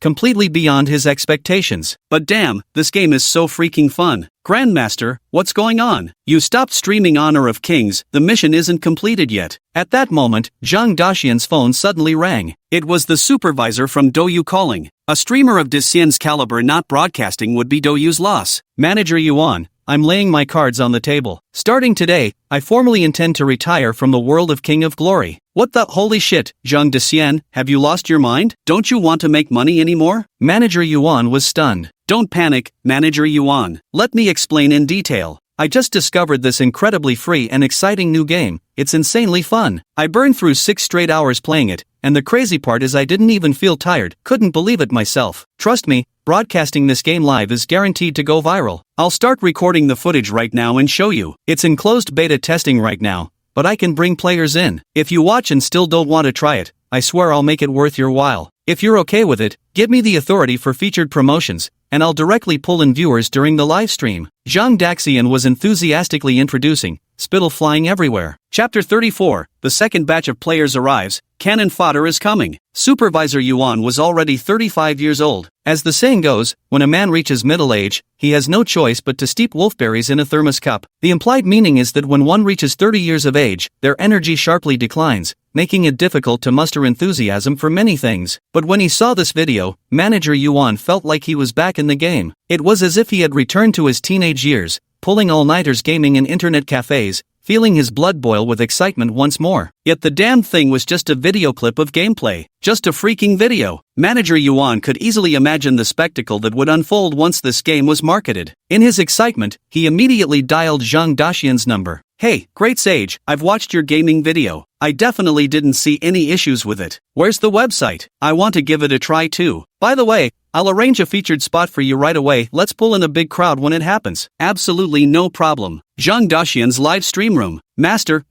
why don't you broadcast King of Glory anymore? You're getting too cocky. Hey, man, damn it. I've been waiting forever. Are you taking the rocket or not? Damn it, that damned fox spirit is getting out of hand. Fans waiting for Zhang Daxian to stream Honor of Kings immediately filled his chat with messages the moment he went live. But just then, Zhang Daxian played a video instead. This wasn't about Honor of Kings, it was carefully edited footage of players battling followers of the Cosmic Divine Dynasty. Holy crap, Daxian, what the hell is this? Holy shit, Immortal, isn't that dust-covered guy you? Damn, the Immortal actually got owned. At first, these netizens were still teasing Zhang the Immortal, but when they saw players charging forward fearlessly to protect the Divine Hall later, they all fell silent collectively. Comply to become immortal, defy to turn demon, divinity and devilry rest on a single thought. We, the Ruthless Legion, are willing to protect the best brother Shaoshan. We, the Heaven-Blasting Legion, are willing to guard the finest Shaoshan. We, the Demonfall Legion, are ready to devote our lives to Shaoshan. At the end of the video, players from various military factions deliberately recorded clips. A surging momentum swirls overhead, utterly awe-inspiring. Damn it, I feel the primordial power within me about to erupt. I can't take it anymore, I want to play this fucking game too. Damn, why am I getting so emotional just watching a video? Wah, I'm crying, so damn cringe yet so damn hype. It just fits my vibe perfectly. As a veteran streamer who's been popular for years, Zhang Daxian naturally knows how to hit the sweet spot for netizens. Brothers, starting today, I, Daxian, officially declare Honor of Kings? What kind of trash game is that? Come play Miracle World instead. The second closed beta test for this game begins now, with only 101 accounts available. Everyone better hurry up. If you're really my bro, then come fight me. Zhang Daxian delivered his final concluding remarks. Daxian, stop yapping and just drop the website link already. Are you stupid? Didn't we already say the game's called Miracle World? Can't you fucking Google it yourself? However, when these people actually searched for the so-called Miracle World that Zhang Daxian had mentioned, they all collectively froze in bewilderment. This official website looks like some cheap browser game site, reeking of cringeworthy middle school vibes. And the construction quality is utterly terrible, can't even compete with half-decent browser game sites. However, this didn't hinder the promotional effects achieved through the joint efforts of Zhang Daxian and director Yuan. All 101 accounts were quickly snatched up by players, leaving those who failed to register quite frustrated. I'm gonna go defend the city now. Brothers, wait for me to test it out. I'll come back with a review later. Immersive translate. Whoosh, whoosh, whoosh. Beams of light and shadow appeared in the remote border wasteland. The multicolored sky was crisscrossed with spiderweb-like spatial rifts. An enormous fish-like entity, as if emerging from beyond time and space, flickered intermittently as it drifted across the celestial dome. The breeze blew gently, bringing exceptional comfort. Holy shit, is that a Kuan fish swimming in the sky? Bro, absolutely no doubt about it. It's almost identical to the description in the game videos, so damn realistic. Ding, entering the game for the first time. Please sign a contract with the dominant deity ruler of the Celestial Divine Dynasty, Demonfall. Undying Dawn. A voice echoed in the minds of these new players. They were already familiar with such procedures, so without hesitation, they immediately signed the agreement. At this moment, in the distance, all carved body, and others came rushing over. Wow. So this is the legendary Brother Carve? Truly living up to his hilarious name. Wow, fresh meat just arrived. Brothers, join our Bomb the Sky Legion. We specialize in mentoring newbies. Listen up, brothers. The Ruthless Legion is recruiting free gear for all new recruits. I choose the Bomb the Sky clan. I choose the Ruthless Legion. Immersive translate. Soon enough, these new players each found their factions. In the end, led by a group of veteran players, they arrived at the designated activity square. Let me introduce everyone to our interim commander, language arts teacher, who will be leading the upcoming siege battle. Fully sculpted body, introduced. It's actually a girl. I wonder if she has a boyfriend. Whoosh! A burst of icy chi struck the new player who spoke, freezing him solid. Chinese teacher revealed an enigmatic smile that intimidated the entire room, ready to reward herself with authoritative prestige. As the newcomer, you must learn the rules. The decisive battle is upon us. Everyone should remain serious and avoid entertaining frivolous thoughts. Chinese teacher spoke slowly, exuding an overwhelming presence. In that instant, complete silence fell over the assembly. You're very lucky to encounter an epic battle for survival right after arriving. Everyone here has a role to play in this fight. If we win, you'll gain unparalleled glory. Chinese teacher wore a mysterious smile while beginning to brainwash these players. Mission. She had an important mission to assign these folks, so she needed to brainwash them first. Teacher, rest assured, we will defend the main temple with our lives. By the way, we just arrived, we don't even have any equipment, nor have we learned any skills. A new player chimed in to ask. Chinese teacher smiled and said, no hurry, the gear will come, and so will the skills. But, after a brief pause, he continued, before gaining access to the resources, you must first make your due contributions. Without contribution, what right do you have to demand resources? That seems to make some sense. So, what exactly are we supposed to do? A new player inquired directly. The language teacher saw this and felt it was about time. The first lesson for a new player is to be cannon fodder. To be a qualified cannon fodder. To be cannon fodder? Damn it! A group of new players was instantly stunned. Chapter 35, Preparing for Battle, Awaiting an Epic Fight. For a long moment, these new players couldn't process what was happening. Damn, just arrived and already being used as cannon fodder? Still have to be a proper cannon fodder. I'm here to play games, not to be cannon fodder. Why? Isn't this a siege battle? We've got muscles, at least we can take a couple of hits. A new player protested indignantly. Beside them, old Yuan II glanced at Zhang the Great Immortal and whispered, "Bro, are you serious? Throwing us into the meat grinder right away, isn't this just forcing us to quit?" Naturally, old Yuan II was Supervisor Yuan. Old brother Yuan, you just don't get it. Once you realize how thrilling it is to serve as cannon fodder here, you'd change your mind. Great Immortal Zhang said with a smile. This was all part of their pre-arranged plan. Last time, the star deity led a sneak attack when they were unprepared, but this time they have a foolproof plan. Great sage, don't keep me in suspense, tell me first. Brother Yuan, I can't say, you'll know when the time comes. Facing the player's anger, language teacher smiled faintly and waved for a subordinate to proceed with the next step. Soon, this player quickly brought forth a minotaur. This big guy, you should all recognize a minotaur, the weakest and most foolish existence. If you can defeat it together, I'll immediately distribute equipment and skills to you. If you can't even beat this thing, how do you expect to defeat stronger NPC races? Language teacher deliberately provoked these new players. It's just a cow, isn't it? Can't we 101 people handle this? Brothers, don't let them look down on us. A group of new players clamored to rise up, refusing to be cannon fodder. A few minutes later, one by one, the new players emerged from the main temple, their eyes filled with shock and fear. 101 players charging together couldn't even get close to a half-man half-bull creature. Some poor bastards even got beaten so badly they shit themselves. What a miserable sight. Now do you understand how weak you are? Having you as cannon fodder is actually showing you respect. Most people aren't even qualified to be cannon fodder. And cannon fodder is an indispensable and crucial component of our ranks. If performed well, their merit can rival our own. To put it simply, you must lure the enemy in and lead them straight into our trap. The Chinese teacher slowly laid out the plan. Their strength is slightly weaker than that of the Starry Sky Divine Dynasty's followers, so they must rely on strategy to succeed. With so many battles in the history of Blue Star, a little thought could bring some to mind. A Chinese teacher and others analyzed the enemy's characteristics. The enemy has phantom knights who favor shock tactics. At the right moment, we could dig a concealed trap in advance and use these cannon fodder players to lure them into it, catching them in a jar. For example, the toxins discovered by chemistry teacher during iron smelting could be put to good use, creating surprisingly effective results. Damn, teacher, why didn't you say so earlier? I volunteer as cannon fodder. Why do I feel like cannon fodder is under a mountain of pressure? Soon, these new players also accepted their mission. Very well, since you've agreed, let Zhang Daxian now guide you in practicing escape and evasion techniques. Strive to become a worthy cannon fodder. Chinese teacher, rushing towards Zhang Daxian, said a word. And so, one after another, scenes of fervent training unfolded upon the Divine Dynasty's Grand Plaza. Brothers, when the Phantom Knights charge, there's a tell in their initiating move. You must firmly memorize their initial movements. Once you spot them, dodge to the left, you'll almost always avoid them. Zhang Daxian kept explaining movement essentials and dodging techniques to the players. What if we encounter a skeleton warrior? Skeleton warriors aren't suited for rough terrain, so if you meet one, just run towards the hardest path to traverse. Elsewhere. Teacher, are you sure this thing will work? Can it really protect us? A player held up a dark, rectangular object in his hand, a look of doubt on his face. What the hell? This thing is as soft and mushy as shit, and you call it a mask? Don't worry, I'm a chemistry teacher. This gas mask is the result of multiple experiments. It absolutely works. Go ahead.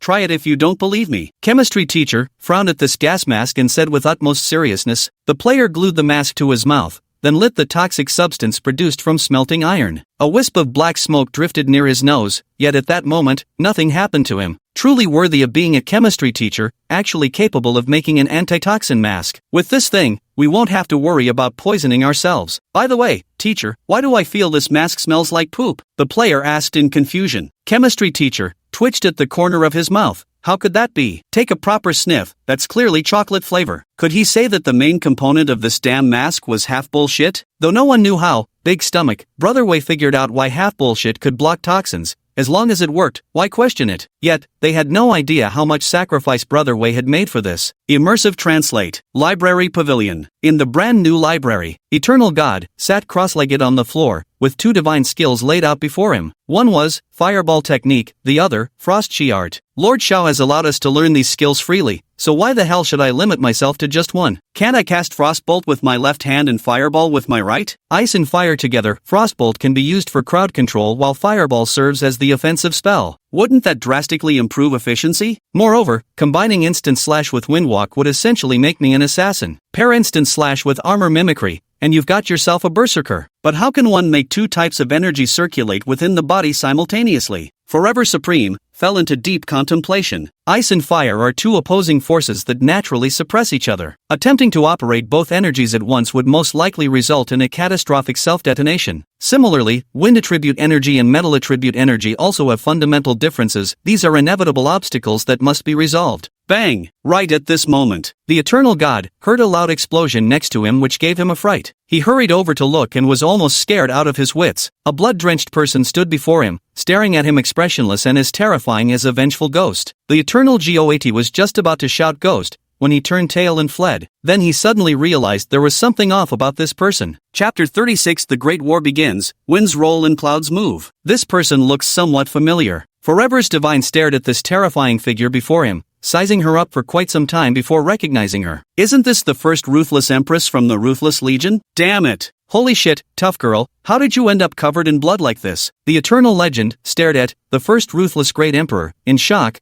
confusion evident in his eyes. Her hair was disheveled, her body drenched in blood, clothes nearly soaked through. Were you ambushed by some unknown creature? Damn it, who did this? I'm gonna call the crew to take him out. The Eternal Legend let out a low growl. After going through life and death situations together for so long, everyone had become true brothers and sisters, unshakably tight. Don't. I'm practicing my cultivation technique. The most ruthless female emperor ever glanced indifferently at the Eternal God, speaking calmly, as if the blood flowing wasn't hers at all. Practice cultivation techniques? Forever God was dumbfounded. Cultivation techniques can be done like this? I just heard you talking about merging frost power with fireball power, so I gave it a try. Then seemingly the meridians in his body burst directly, and blood sprayed out. Number 1 Ruthless Female Emperor. The girl glanced at herself expressionlessly. The Eternal Deity gasped sharply. He had only just thought of doing it, but lacked the courage to actually follow through. I couldn't believe how ridiculously powerful the number 1 Ruthless Goddess Emperor was. She's truly savage to the core. Looking at her expression, it feels like this body isn't hers at all, more like someone else's. Don't you dare mess with this girl, or you won't even know how you died. I was just guessing. Stop guessing and just try it. Brother Shaoshan is under a lot of pressure. We need to help share his burden. Tell me your thoughts and use my body for the experiment. The eyes of the first Ruthless Great Emperor flashed with unwavering determination. The Eternal God couldn't help but gasp sharply. This girl might have gotten too immersed in the act. Boom! Starry Sky Divine Dynasty. Within the main divine hall, a powerful fluctuation suddenly erupted, followed by maniacal laughter echoing from within. Ha ha ha, I, the Starry Sky God, have finally broken through to the Divine Master Realm today. Today is the day you die. All faithful followers, heed my command. Assemble your forces and strike with full might. We must conquer that divine dynasty threatening us in the shortest time possible. The Starry Sky God emerged from the main temple, issuing this stern decree to his devoted followers. In an instant, hundreds of devotees from the Netherworld race emerged from underground, gathering upon him and slowly kneeling down. Congratulations, our God. Our God is invincible, victory is assured. On the side of the Celestial Divine Dynasty, on the second floor of the Divine Sovereign Hall, Su Shao was immersing himself completely in deciphering the operational principles of Netherworld Cataclysm Prison Flame Earth Fire Chapter. The higher the tier of a divine skill, the more difficult it is to comprehend, requiring increasingly longer periods of time. Of course, the grade of divinity also affects the speed of comprehension. Su Xiao's divinity grade is the 9-colored supreme, equivalent to the highest tier of innate talent, further enhanced by the cultivation buff from the Divine Hall. Unfortunately, within just 2 days, he only managed to grasp a superficial understanding of the operational methods of 9 Nether Calamity Hellfire Earthfire Chapter, far from mastering it proficiently. This goes to show how immensely difficult it is to comprehend a divine skill of the 3rd grade. Swish! With a flick of his hand, Su Shao unleashed streaks of flame that descended from the sky, forming a sea of fire before his eyes. If mastered successfully, it would undoubtedly become a sea of fire. But currently, Su Xiao's flames were scattered, one cluster here, another there, completely unable to merge into a contiguous mass. Moreover, the flickering of the flames was erratic, indicating that this attempt wasn't particularly successful. Just a little more time, I should be able to succeed. Su Xiao took a deep breath. At this moment, the system sounded an alert. Ding! Host, be advised enemies are invading the Divine Dynasty. Immediate combat readiness is required. Mission, lead your faithful players to repel the enemy assault. Reward, unknown. Then, the system issued a reward mission to Su Xiao. Su Xiao's expression froze instantly. Already? To come so soon? If I'm not mistaken, the starry sky god must have ascended to the Divine Master realm, because Su Che could already sense a faint pressure permeating the air. But why did this guy break through to the Divine Master realm so quickly? It's simply unbelievable. Right now, Su Xiao had no time to ponder these questions. I glanced at my own source of faith power. It appears that with the addition of new players, his divine rank can barely be raised one more tier. Ding! You have spent sufficient faith primordial force to nurture your divine rank, advancing from an 8-star divine disciple to a 9-star divine disciple. Although a 9-star divine disciple is still far from rivaling a divine master, it's significantly better than an 8-star divine disciple. This was Su Xiao's only recourse under the circumstances. After a brief moment of hesitation, Su Xiao directly sent a message to the players through the system. Ding! All players, please be advised, the Star Dynasty is attacking again. Prepare for battle. The players who received the message were briefly stunned before erupting into excitement. That's right, boiling, especially for new players, their eyes brim with anticipation. Has it come? Has it finally come? This cannon fodder has been waiting forever. It's time for me to make my entrance. Immersive translate. Thud, thud, thud. In the square of the Divine Hall, 200 players quickly gathered. The players stitched together the half-human, half-bull hide to form a massive drum, and a towering player was now pounding it wildly. The thunderous drumbeats reverberated outward, charged with an electrifying intensity that set blood boiling. Brothers, the great wind rises, scattering clouds across the sky. My might prevails throughout the land as I return home. Where are the fierce warriors to guard our borders? Today, I swear in the name of the Dawn God, defending the heavenly court's divine dynasty is our sacred duty.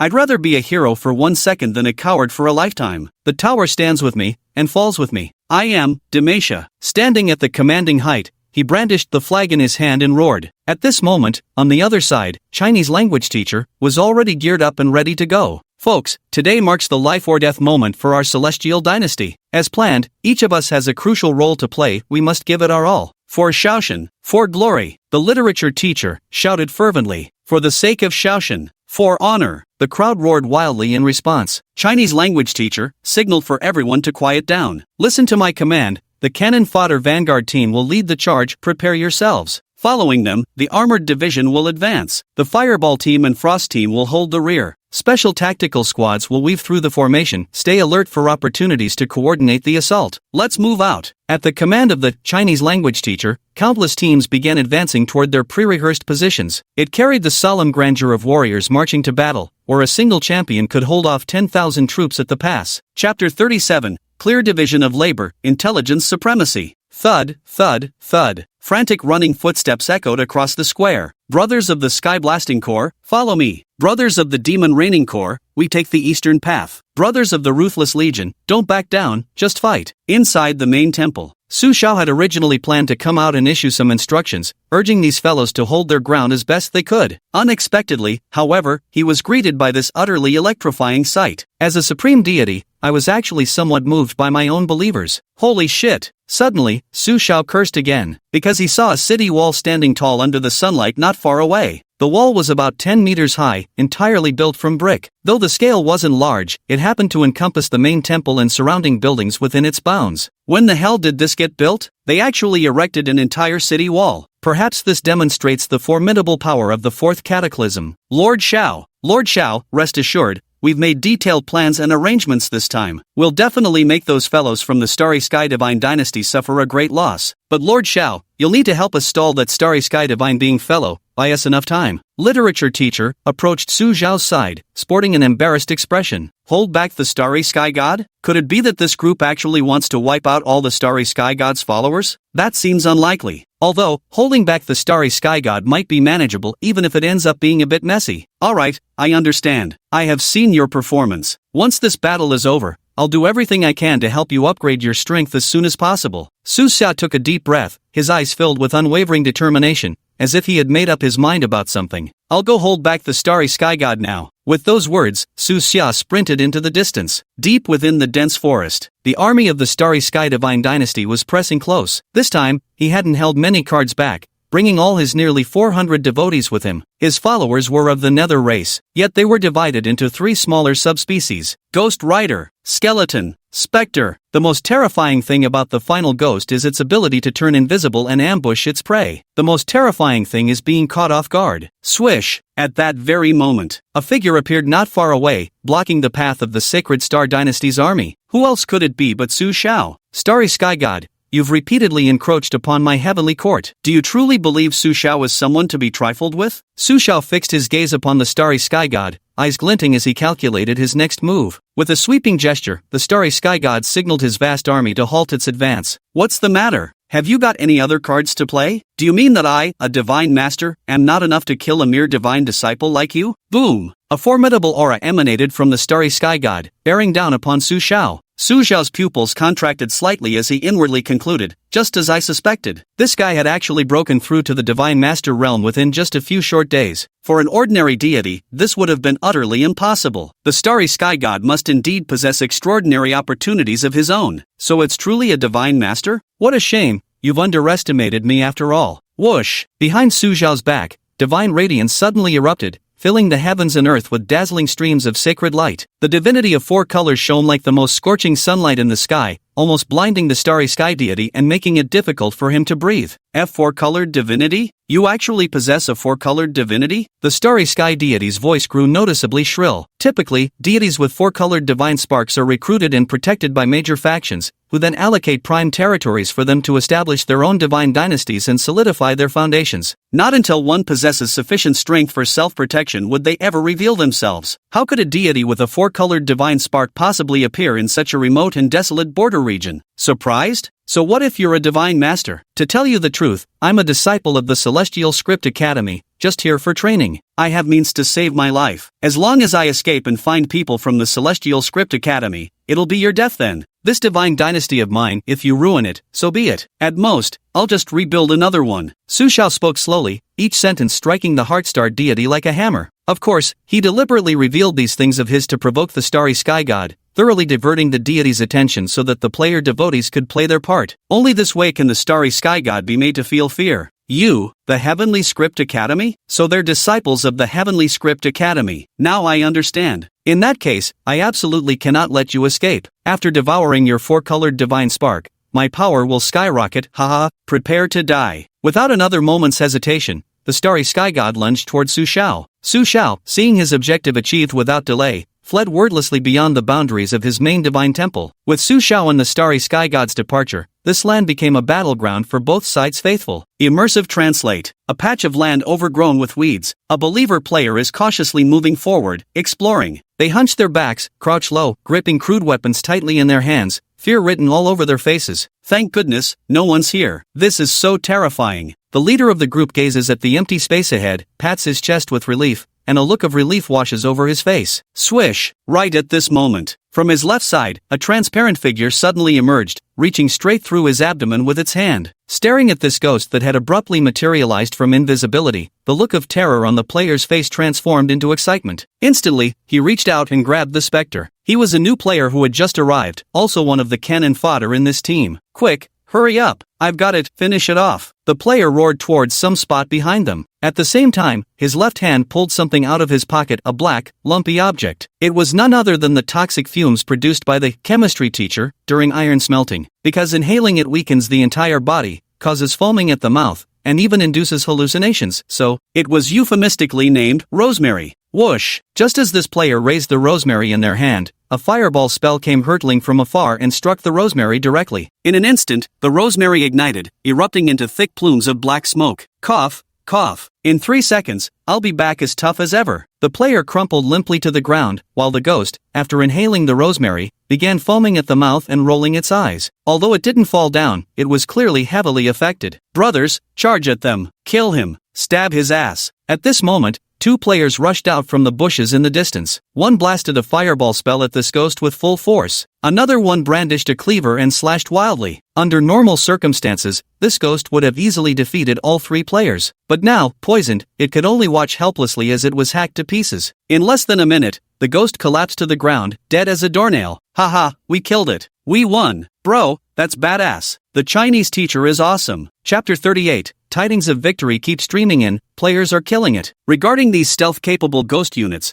the players had given it considerable thought. In the end, it was Chinese language teacher who came up with this solution. Use the cannon fodder team to lure them out, then deploy the trump card to knock them unconscious, allowing the next step of operation to proceed. Although not highly efficient, it's still much better than the previous scenario where players were simply being slaughtered. Viewed from above, many similar small teams remain hidden within this patch of grass, deep in a certain forest. I can't win. I just can't win. I'm so scared. What should I do? Run, brothers, don't resist. Dozens of players clutching their weapons fled madly in one direction. Behind them pursued a troop of ghostly knights. After them, kill them all. The lead Phantom Knight captain spoke viciously, his eyes brimming with fury. Not long ago, his backside had been ambushed by a player. Though not particularly harmful, this immensely humiliating act had enraged him beyond measure. Fuck your mother. Why are you chasing after your granddad? Have the guts to stop chasing me. What's the big deal? I just stabbed your ass once, isn't that what asses are for? Getting triggered already? Trash. If you've got the guts, stop chasing me. Just wait till I've leveled up and I'll take you all on one by one. These players ran while howling wildly, shouting extremely provocative words. The ghost knights behind them ran even faster. Whatever you do, don't let them escape. The players could respawn. This was something the Astral Dynasty's Ghost Knights knew very well. Moreover, they had also discovered that each resurrection of the players seemed to inflict some damage to their divine souls, gradually weakening their strength. So, as long as they killed them enough times,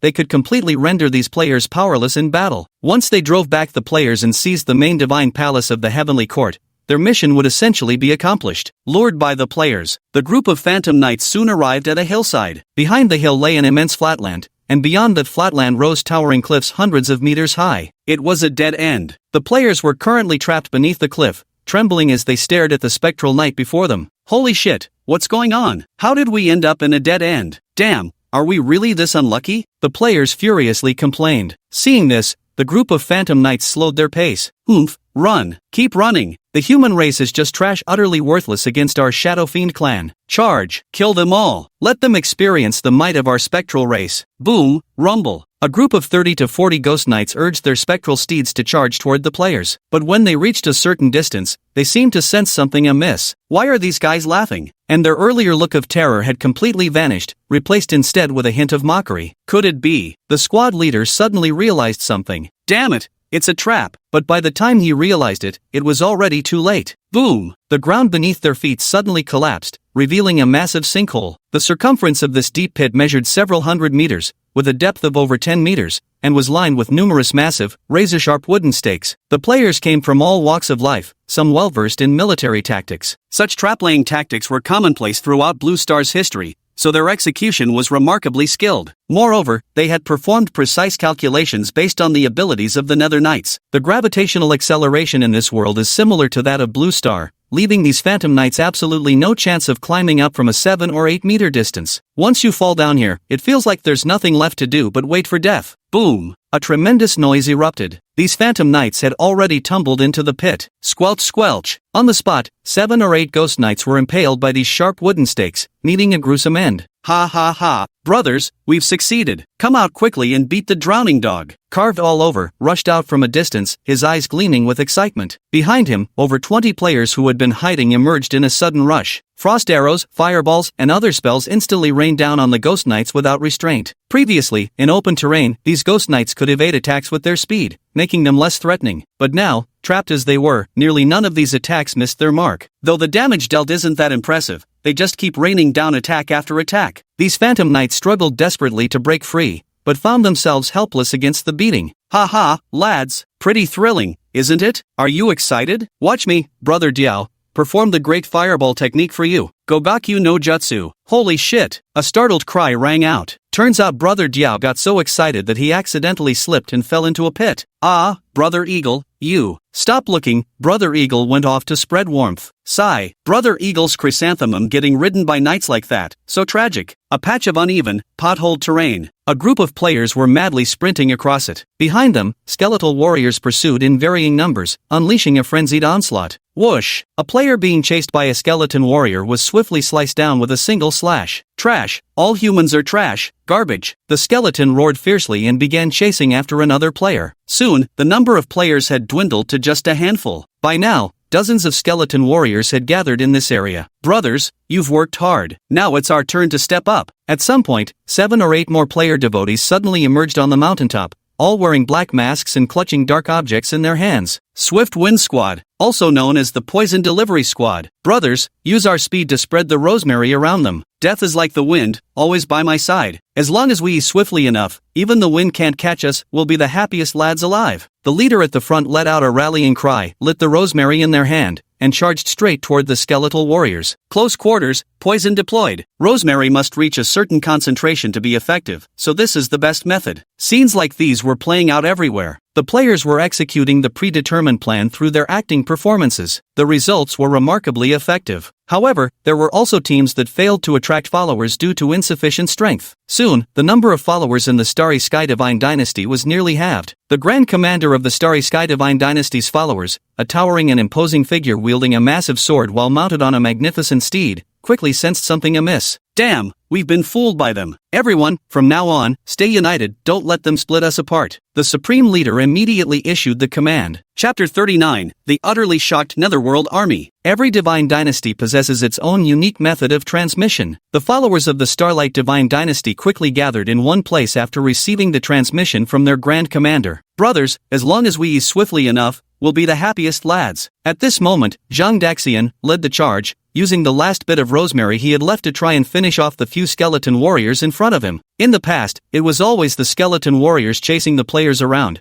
but now the tables had turned, they were the ones chasing the skeletons. The feeling was indescribably exhilarating. Therefore, the joy-drunk Zhang Daxian and his companions failed to notice the cold stares of over 100 spectral cultists watching them from a distance. Brothers, watch my serpentine walk. Bang! At a certain corner, Zhang Daxian had just peeked out when the Grand Commander grabbed him by the collar with one hand. Holy shit! I make you happy. Smash! The Grand Commander violently flung Immortal Zhang to the ground, raised his hoof, and stomped down heavily. Still happy now? The Commander-in-Chief said viciously. Ride the wind. Then it gave orders to the subordinates behind it. These phantom knights lined up together and made some strange movements. They opened their mouths wide and blew out a gust of wind. Huff! A gust of violent wind exploded outward from them, sweeping toward the people behind Zhang Daxian. Many were sent staggering by the blast. What little trace of rosemary remained was instantly dispersed without a trace. Believers, especially high-ranking ones, all possess innate divine powers. The Nether race excels in wind elemental powers. Upon realizing that what Zhang Daxian held was poisonous mist,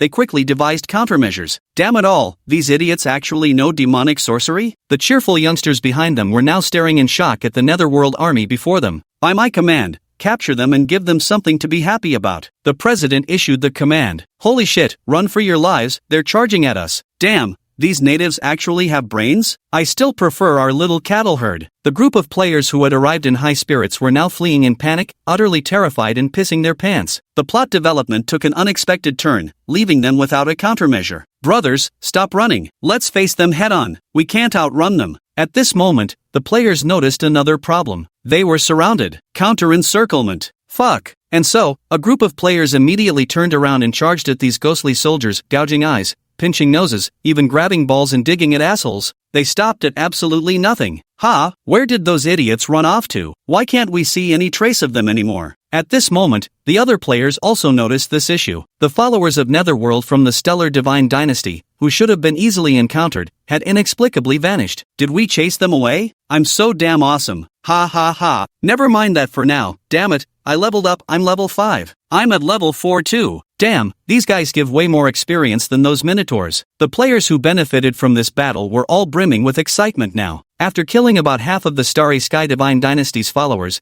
they'd earned hefty amounts of faith primordial energy, significantly boosting their power. Have you noticed something feels a bit off? At this moment, Emperor Huang Tianya Yamati stared into the distance with a puzzled look in his eyes. Chinese language teacher stood at the commanding height, scanning the surroundings. Something really isn't right here. Holy shit, Tej, we're screwed. Those dumbasses have actually wised up. At this moment, a large number of players who had resurrected emerged from the main temple and gathered together. What's going on? The Chinese language teacher hastily inquired. After these players explained what they'd encountered, everyone suddenly understood the situation. Teacher, this is bad. Those damn things have gathered together and aren't falling for our bait anymore. Quick, think of something. More and more players were reviving from the main temple and rushing to this spot, their faces twisted with frustration. Literature teacher raised a hand, signaling for everyone to quiet down. Classmates, don't panic. Now, we begin falling back to the second line of defense. Boom! Just as the language arts teacher finished speaking, the high priest in the distance led his remaining 100+ followers charging toward them in fury. Seeing 200 players gathered before him, the high priest nearly spat blood in outrage. Damn it! Though he knew these guys would respawn, having fought for so long only to lose most of his forces without even reaching the main temple gave him the urge to kill himself on the spot. Charge with me. We must wipe them out completely. Without wasting words, the High Commander rushed straight at the players. Only by crushing and tormenting could the rage in its heart be quelled. Language teacher, seeing this, simply waved a commanding hand. Ice team covers us, fire team supports everyone else, fall back. Whatever you do, don't clash with them head on. Though most of these creatures had already been wiped out, the players still stood no chance against them in direct combat. Brothers of the Frost Battalion, follow me into battle. First volley team, prepare to fire. Uashminar waved his hand grandly, instantly forming a massive ice arrow that shot straight toward the Grand Commander. Swish, swish, swish. Then, the other players who had long been prepared all started gathering frost arrows and shooting at the distant ghost disciples. Countless ice arrows rained down from the distance, engulfing the sky like hail as they fell upon the Shadow Legion. Although these guys managed to dodge some attacks with their speed, yet the onslaught was simply too dense. Many Netherworld soldiers were struck directly. Brothers of the Fireball team, when it comes to shooting, we can't fall short of the Ice team. We need to shoot even more fiercely. Carved all over, then led the Fireball team in launching their second wave of attacks. This second wave of attacks was entirely to cover the gaps during the Ice team's cooldown, striving to achieve uninterrupted offensive pressure. Whoosh, whoosh, whoosh. Fireballs hurled toward the Nether army one after another, crashing upon their forms. Truth be told, scenarios where the Nether army would cluster together to prevent being eliminated individually had long been anticipated by language teacher and the others. Now, the Nether army's clustering fell perfectly into their hands. Kill them all. The warlord was going mad. The emerald flames in its eyes were seething with such fury they nearly leapt past its head. How in the world had these guys actually grown stronger? He distinctly remembered that Uashmi had only been at half-step 5-star strength before, yet now they'd somehow reached half-step 6-star. This was utterly absurd. No matter how he racked his brain, he couldn't fathom why they kept leveling up mid-battle. The more you fight it, the stronger it gets, and it can even revive. How the hell are we supposed to win this? Brothers, we're running out of chakra. Let's fall back for now. Under several rounds of continuous fire, Uashminar and the others began their retreat. Chakra? What the hell? But they quickly realized it must be due to insufficient energy. Seeing this, the Nether army finally felt somewhat relieved. Their strength is exhausted. This is our chance. We must seize this opportunity. The High Commander's eyes flashed with excitement as he charged ahead at the forefront. But when it rushed over a hillside and saw the scene in the distance, it froze in shock once more. It genuinely felt the urge to end it all. What the hell is this crap? Since when did this appear? Chapter 40 City Wall? Barbecue? Are we sure this is a battle? Before them, a massive great wall rose abruptly from the ground, resembling a slumbering dragon. From a distance, its entire surface appeared pitch black, looking solid and sturdy, giving them an impression of absolute invincibility. The Grand Commander blinked his eyes, verifying that he wasn't seeing things, but it clearly remembered there was no such thing when it came here a few days ago. How the fuck was this built? Ha ha ha, look at them, what idiots. Monkey,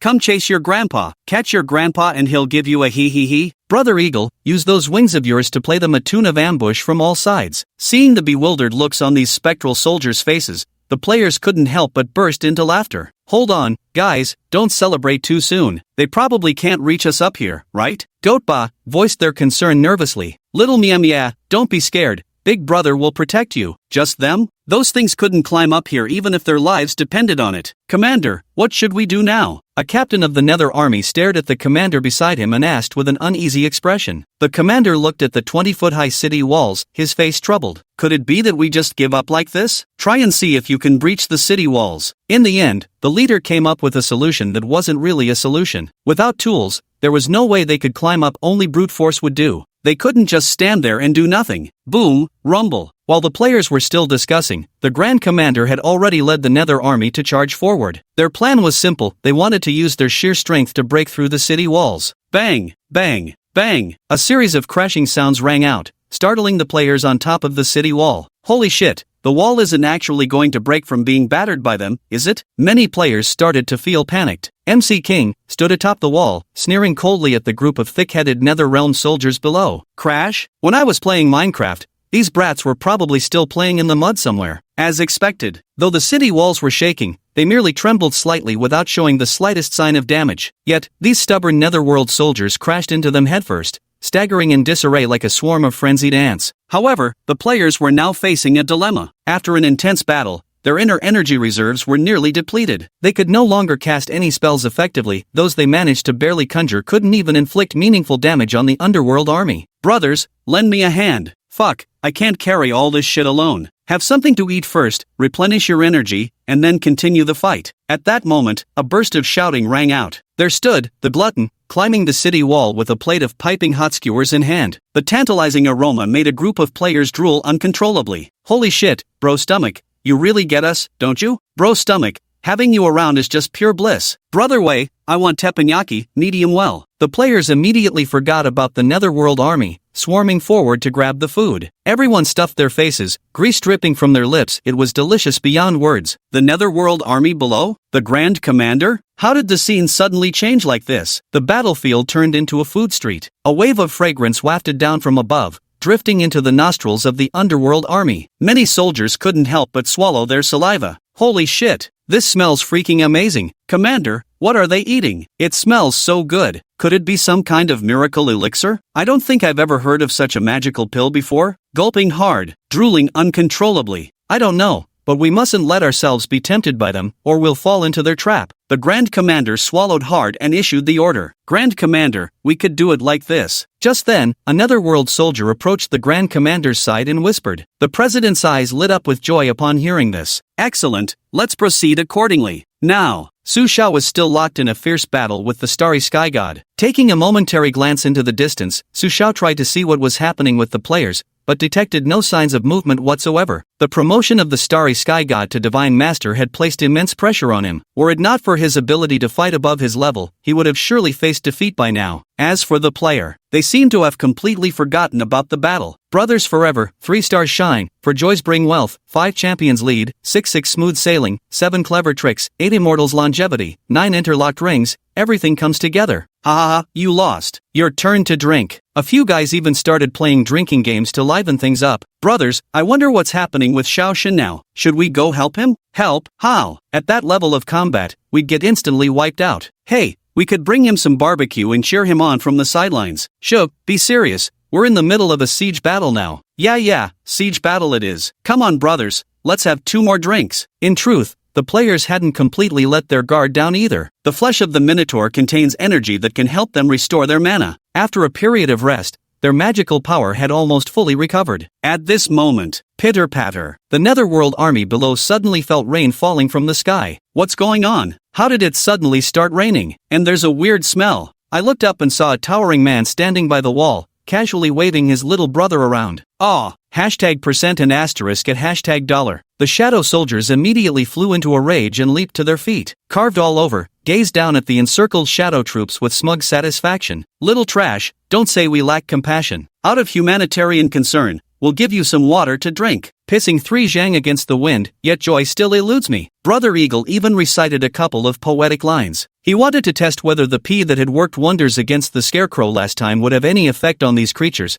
but to his disappointment, it didn't. Brother Eagle, such exquisite poetry, so damn awesome. Nearby players gave thumbs up in admiration. Brothers, let's all learn from Brother Diao. Watch how he pulls aggro like a boss. Master Dio sure knows how to draw aggro like a pro. Master Diao stuffed the items into his pants, then turned around, aiming his rear end squarely at the netherworld army below. Since we've brought water, we must serve them some dishes too. Yet, just as Brother Dio had crouched down, in the distance, a wooden stick suddenly shot out and plunged with perfect precision into Brother Eagle's rear end. Thunk! Brother Eagle died with eyes wide open in indignation. Swish, swish, swish. At the same time, countless sharp wooden sticks came flying from the distance, aimed directly at the players, startling them immensely. Damn it, an ambush. That's cheating. Chapter 41, here it comes, the legendary fusion skill is here. The players were furious. At first glance, one could see not far away that some netherworld soldiers had somehow procured large piles of wooden sticks, with one end sharpened to a point. Propelled by their formidable strength,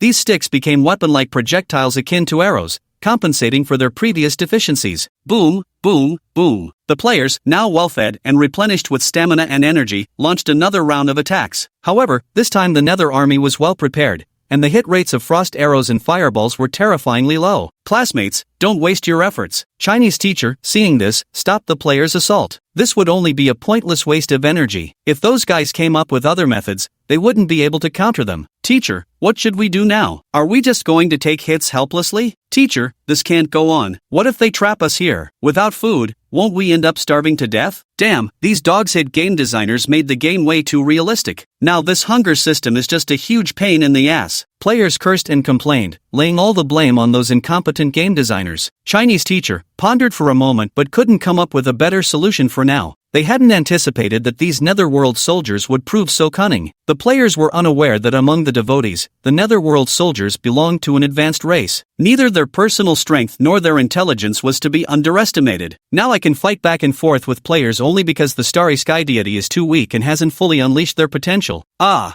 I want revenge. Brothers, I've lost my second life. At this moment, engraved all over, came rushing over from a distance in a flurry of rage, his face twisted with fury. Second time? Though unsure why it was the second time, it was clear Brother Dio was furious and the consequences would be dire. But who could have guessed? Just as Brother Dio dashed atop the city wall, his foot landed on something, then with a graceful flourish, he slipped right off the battlements and tumbled down. Fuck! Who the hell threw this trash? Diao roared furiously. Damn! Brother Dio is having it so rough. Brother Dio, condolences. Whole body engraved. As he descended, a group of netherworld soldiers immediately eyed him with excitement, as if gazing at a peerless beauty and utterly unclothed one at that. Brother Dio trembled uncontrollably, on the verge of tears but unable to cry. A spectral knight charged toward Brother Dio, furious and determined to thrust his lance into Brother Dio's body. However, at that very moment, another figure descended from the sky, landing in front of Brother Dio, and reached out to seize the long spear. The world seemed to freeze in that moment, leaving only this lone figure. Brother Dio looked up at the figure and was utterly stunned. The Death Knight across from them was utterly shocked. How could anyone possibly grab hold of its spear with one hand and render it completely immobile? This was impossible. Holy shit, badass sis. Since when did badass sis become this terrifyingly strong? Oh my god, am I seeing things? The ruthless girl actually caught that knight's spear with just one hand. How on earth did she do that? The players on the city walls were all dumbfounded as they stared at the girl known as First Ruthless Empress. Without a moment's hesitation, this girl jumped down when Brother Dio was about to be attacked, taking the hit for him. Such courage and daring far surpasses those pretty boy idols. Whoa, at long last my Diago actually got a girl to like him voluntarily. Whoa, Diago wept tears of joy. Bang! The next second, First Ruthless Great Emperor stomped directly on Diao Ji's body, breaking several of his ribs underfoot. My heart belongs only to Brother Shao Shun. The First Ruthless Empress, she said, her gaze icy as it locked onto the Nether Knight before her. At this moment, the Nether Knight also regained its bearings and launched its attack. Its steed reared high on its hind legs, aiming to trample the ruthless maiden into bloody pulp. The First Ruthless Empress showed not the slightest intention of dodging. Her body was undergoing subtle changes at this moment. Her pale palms had now turned pitch black, yet eerily, a faint golden glow shimmered within the darkness. The expression on her face radiated an almost demonic aura. To the naked eye, spiderweb-like patterns, one black, one gold, began creeping visibly across the First Ruthless Empress's neck and forehead. What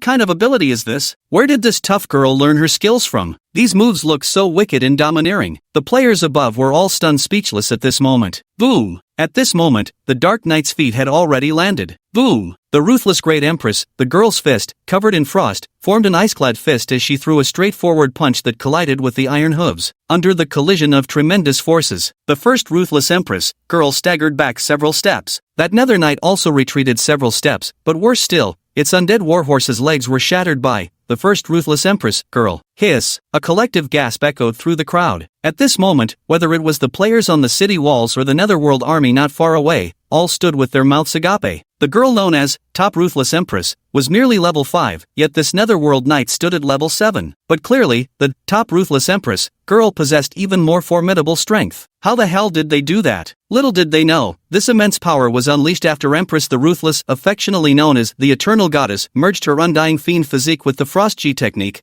all under the guidance of the legendary Everlasting Divine One. Awesome! We of the Ruthless Core are invincible. As expected of the Ruthless Great Emperor, absolutely legendary. The player's eyes now shimmered with undisguised reverence. Ah, go to hell! The Shadow Knight, enraged by his inability to defeat the first Ruthless Great Emperor, launched another frenzy charge. And without the slightest hesitation or fear, the girl known as First Ruthless Great Emperor charged forward with her fists swinging. Bang! Bang! Bang! Every collision was direct and without embellishment. In just a short while, this Dark Knight was knocked straight to the ground by the first ruthless female emperor, and she only suffered a fractured hand. That was nothing. The first ruthless female emperor simply gave it a forceful twist and popped her dislocated bones back into place. Clickety-clack. The sound sent shivers down the players' spines. How ruthless to enemies, but even more ruthless to oneself. Kill that woman for me. Seeing this, the commander ordered his subordinates to surround and attack the first ruthless empress. Motherfucker, have the guts to come at me instead. What kind of man bullies a woman? Badass girl, don't be afraid,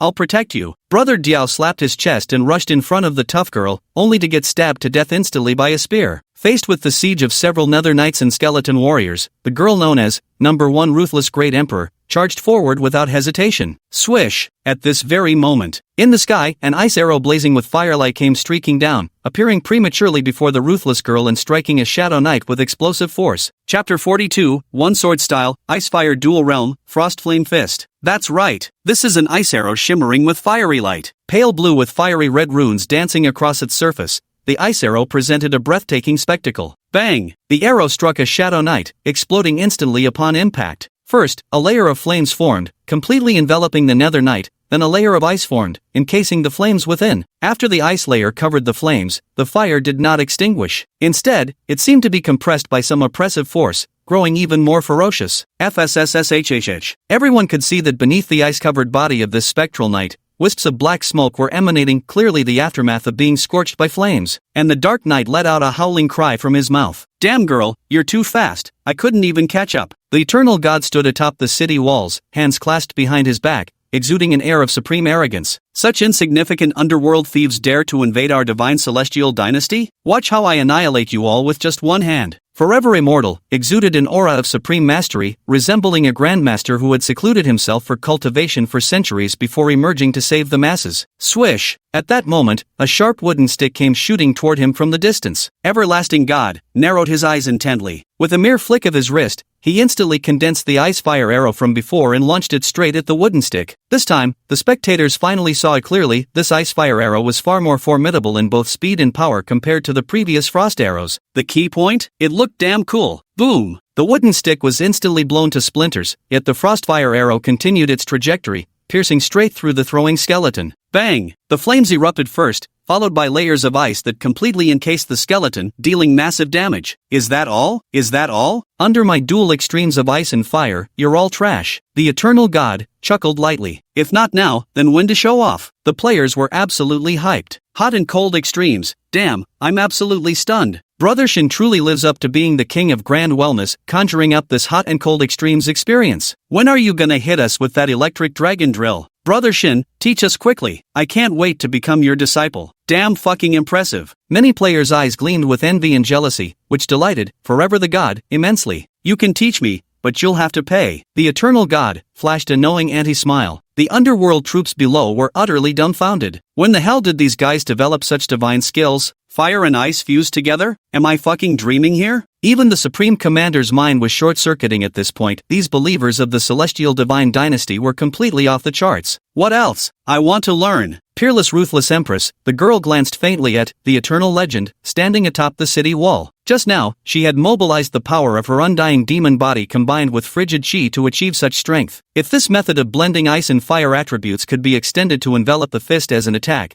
its power would undoubtedly be even greater. Hearing that voice and meeting those indifferent eyes, forever God, nearly stumbled and fell off the city wall. No problem at all, free of charge, guaranteed to teach until you master it. All you need to do is reverse the 24th and 36th meridians, then merge them at the 56th meridian, and you'll achieve a stable equilibrium. The eternal legend dares not delay for even a moment. This girl is not to be trifled with. If it weren't for this fierce girl experimenting on herself, he couldn't have pulled off all these tricks. All the players are completely bewildered. What the hell? Reversed cultivation technique? Cheating in reverse? After hearing this, the most ruthless great emperor ever fell into deep thought. Moments later, red and blue lights began flickering alternately in her palm. A fist covered in ice and fire exuded a terrifying aura. Hiss! The distant Grand Commander finally snapped back to his senses at this moment, inwardly cursing his misfortune. These human believers are just so perverse. Reversing the meridians alone shouldn't have killed him. Is comprehension really this overpowering? Just a few simple beeps and it's done. This scared the shit out of a knight. The commander-in-chief didn't hesitate for a second,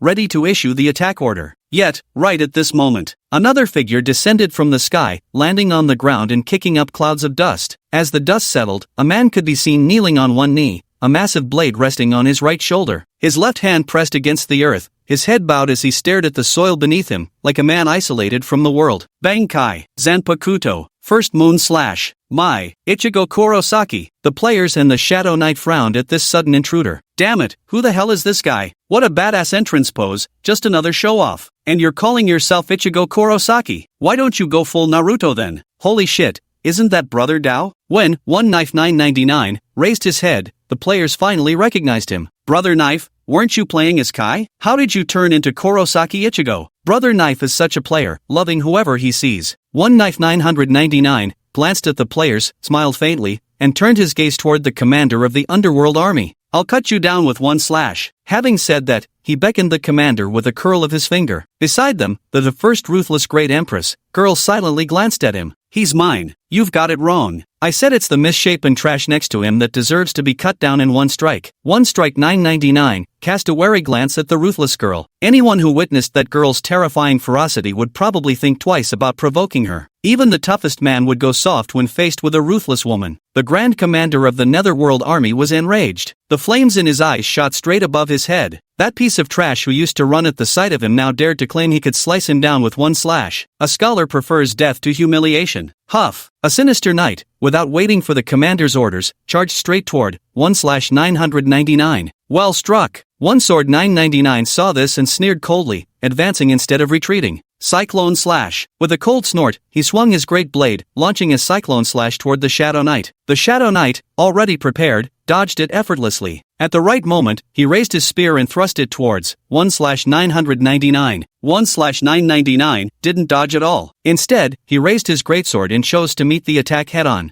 Holy crap, Bro Slash is insane, actually going head-to-head. Bro Slash, can you handle this? As the player's voice fell, One Strike 999 suddenly vanished from everyone's sight, then abruptly reappeared on the other side of this spectral knight, delivering a heavy slash downward. Single strike style, soul-slaying first-gen Flash Moon Slash. As the long blade descended, a crescent-shaped gleam of light flickered along its edge and slashed down from the air, striking squarely upon the spectral knight. Swish! An immense force struck directly at the Dark Knight's weak point, cleaving it clean in half. 1/999 planted his blade on the ground, hoisted it onto his shoulder, and gazed at the sky at a 45-degree angle. How lonely it is to be invincible. Chapter 43 on the creativity of players. The entire venue fell into dead silence. All eyes landed on One Sword 999. After a brief moment, the players erupted into deafening cheers. Brother Dao 6666, so shocking it flipped me upside down. Brother Dao 9999, so shocking it made me do a 180-degree flip. Brother Dao 696, 9696, so shocking it's got me all 7 ups and 8 downs, 9 shallow 1 deep. So handsome, totally unexpected. 1/999 was just a feint at first, but at the most critical moment, he suddenly blinked above this Ghost Rider's head and finished him off with a single strike. Handsome, handsome, handsome. The only downside is that the damn skill name is a bit too long and hard to remember. And what's more, it's kinda Chuyuni. The Supreme Leader was shocked once again. Wind and metal attributes fused together? Just what kind of insane things are these? Each one seems more impressive than the last. Dual Ice and Fire, Frost Fire Fist, One Sword Style whatever slash. I've never even heard the name before. Alexander. No, it's Alex Asterisk the Great. Kill them all. Slaughter them. Let them die. At this moment, the commander was so shocked his mind became utterly disoriented. He could no longer devise any possible method to defeat these people. In short, these people seemed to grow stronger the more they fought. Not only were they formidable in combat, but they were also unbelievably infuriating. Have you ever seen someone pause mid-battle to go eat barbecue? Faced with hundreds of netherworld soldiers charging at her, the first ruthless empress, girl didn't hesitate and charged straight forward. One Sword 999 was completely dumbfounded. He'd been too busy showing off earlier. How was he supposed to climb up now? No matter how strong he was, there was no way he could beat so many enemies alone. Brothers,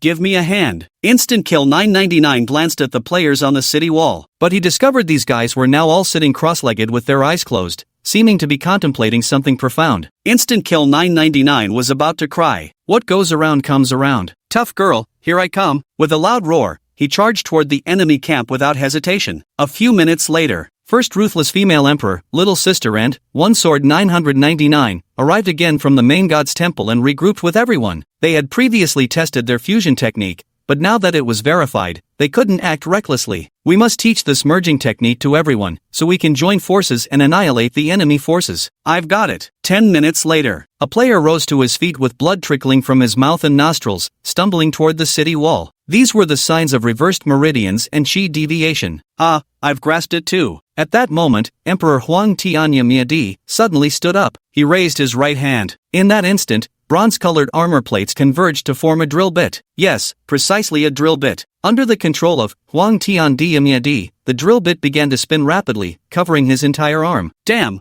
what the hell has Tiandi brother come up with this time? Brother Heavenly Emperor, what two skills are you combining here? A group of players stared in shock at Huang Tianyamiadi. Emperor of Baroness Yami-D chuckled. Mimicry armor technique and blade draw. The two combined to form the lightning poison dragon drill. I'm gonna tear their assholes wide open. Put. The players were nearly driven to the brink of insanity. Damn it, you made this thing just to poke someone's asshole with? Could you at least have some fucking class? Bro Heaven Emperor, can you whip up a Rasengan? Bro Heaven Emperor, you're insane. Our mimic team is finally rising up. Amid the cheers of the crowd, desolate Heavenly Emperor Yamit leaped down from the city wall in one bound. However, upon landing, the electric light poison dragon drill in his hand accidentally bored into the ground, instantly drilling a hole and disappearing without a trace. Ha ha ha ha. Brother Tian Emperor was literally born to drill holes. Truly Yamit. Iku iku. Ah, Adashur no Okuanai, Kichiku. The players nearly laughed snot out of their noses. But the Netherworld army wasn't laughing anymore. Not long ago, players were still being overpowered by them.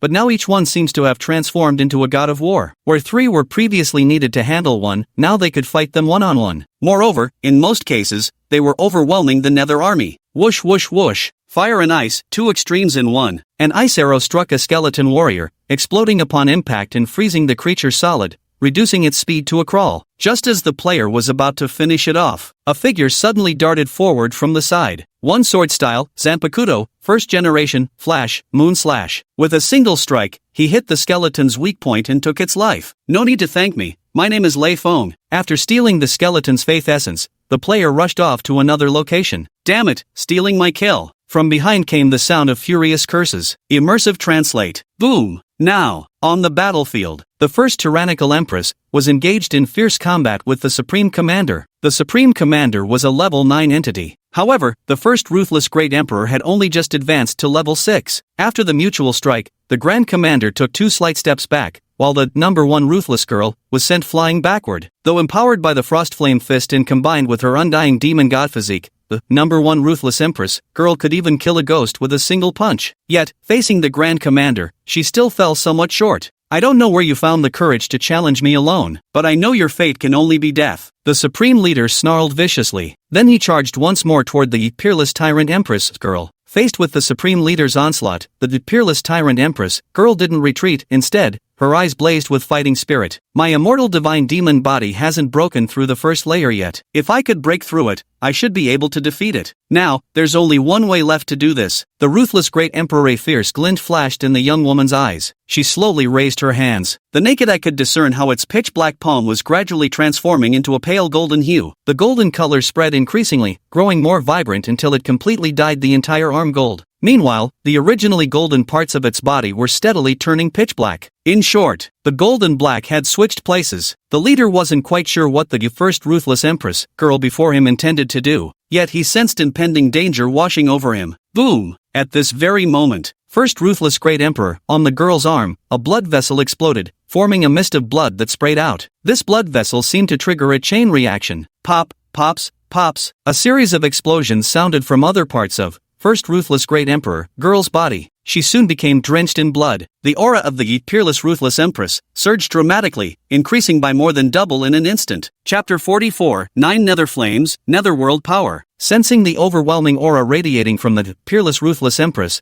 the commander was utterly stunned. What's this for? Suicidal attack? Power strike. The Grand Commander sensed danger and immediately unleashed his full strength. At the same time, the first ruthless female emperor, girl, also raised her right fist. The fist covered in frost and flame was no longer a static image like before, but began to flow slowly. Yes, the fire and frost intertwined, merging and circulating, forming one beautiful pattern after another. Exquisite yet carrying an aura of death. Boom! At that instant, the fist of the peerless tyrant empress, girl, collided with the Grand Marshal's spear, erupting in a dazzling brilliance, visible to the naked eye. The Grand Marshal's spear shattered into several pieces. Meanwhile, the peerless tyrant empress, girl's momentum didn't stop. Her fist slammed heavily into the Grand Marshal's body. Bang! The Chancellor was directly sent flying backwards by the impact, crashing heavily to the ground as his vitality rapidly waned.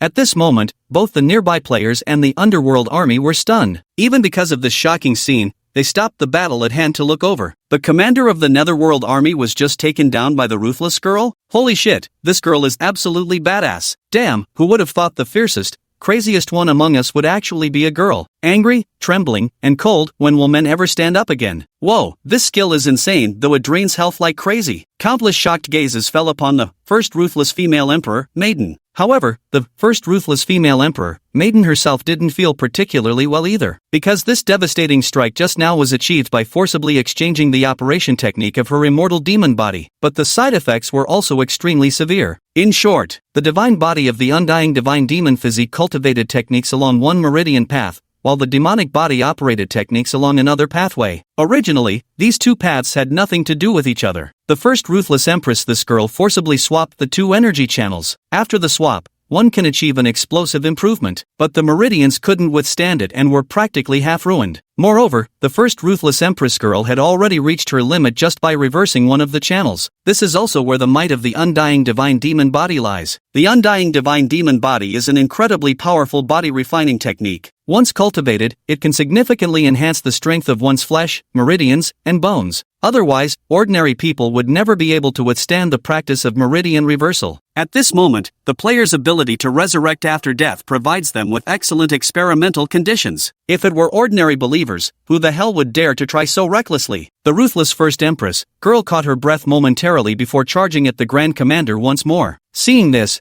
the Grand Commander attempted to retreat, because, just now, that violent clash had left it severely injured. Swish! At this moment, a frostfire arrow came speeding from the distance and struck its body, instantly freezing it solid and extinguishing any thought of escape. Oh no! The Grand Leader let out a piercing scream. The first ruthless great emperor had already landed her fist, obliterating him completely. He's dead? Damn it, that damned bastard is finally dead. Ha ha ha, we killed the Grand Commander. Woohoo, let's take off. Sick place tonight, we're all the MVP. The players' morale surged at this moment as they pressed their advantage. The remaining underworld army had their Dao hearts shattered, becoming utterly routed like stray dogs without a home. Die for me. Drill into it. Take my electric light poison dragon drill. 10 minutes later, the players had already eliminated all the netherworld troops of the stellar divine dynasty. Each of them wore excited smiles on their faces. Brothers, what rewards do you think Lord Shao will give us when he sees we've killed the followers of the Starry Sky Divine Dynasty? Lord Shao,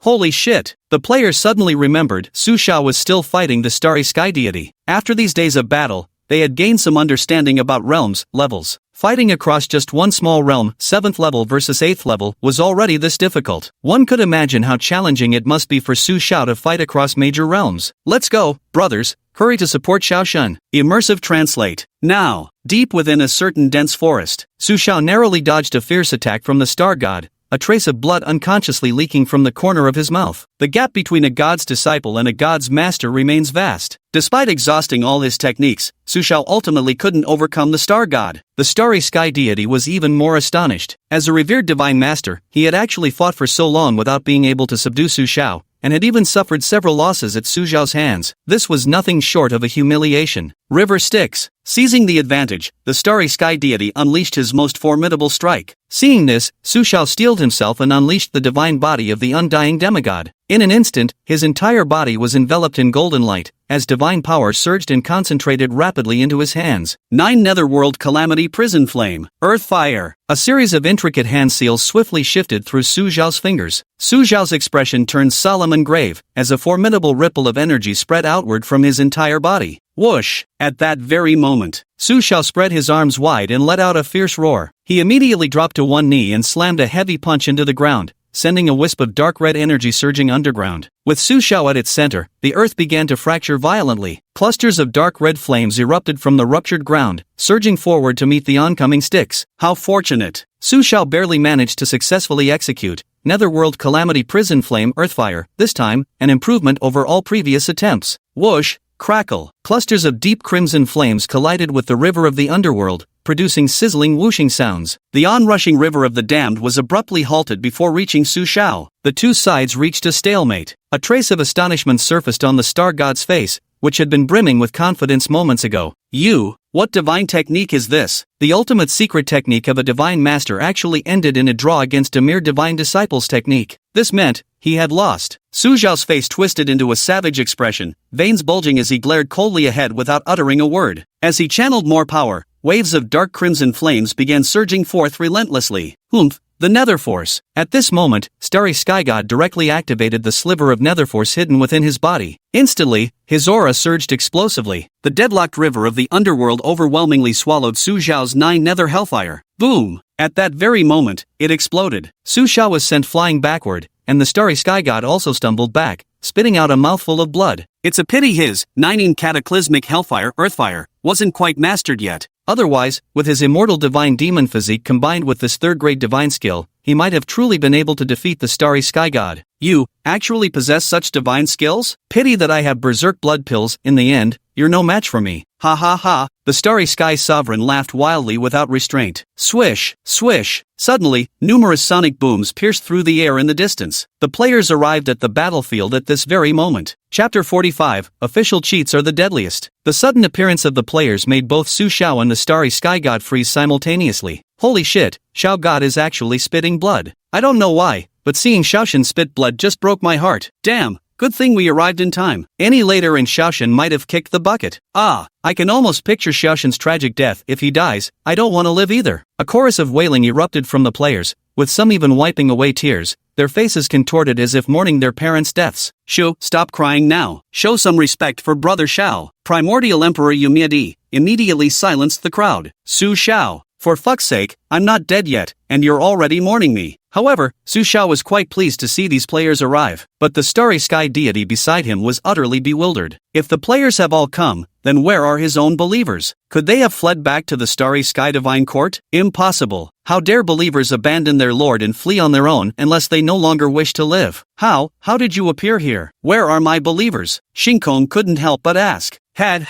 Sorry, but we've wiped out all your believers. Carved all over, stood at the forefront of the crowd, pointed at the Starry Sky God's nose, and declared with an air of arrogance. What? This kid. Not only was the Starry Sky God stunned, even Su Xiao himself was dumbfounded. Su Xiao knew such folks all too well. Having just arrived, before their strength could be improved, they encountered the invasion of the Divine Star Dynasty and were caught completely off guard, suffering a brutal defeat. The level gap between these players and the believers of the Star Deity was at least 3 levels, with the maximum reaching 5 levels. They were simply not in the same league. Although literature teacher and her team had made meticulous plans and arrangements to have Su Xiao hold off the Star Deity, but Su Xiao didn't believe they could completely eradicate all followers of the Starry Sky God. At best, they could use their wits to set up some traps that would exhaust the Starry Sky God's followers, fighting until both sides were severely wounded before withdrawing. This was the best outcome Su Xiao could foresee. Yet these guys actually came running over, claiming they'd already exterminated all the Starry Sky God's followers. Is this for real? No way. The Starry Sky Deity snapped out of his shock and immediately activated his divine sense to verify. And then, his entire face instantly turned deathly pale. Gone. All gone. Not a single one of his followers remained. How could this be possible? These idiots, with such a huge gap in both level and numbers, couldn't possibly wipe out his followers. He didn't believe it.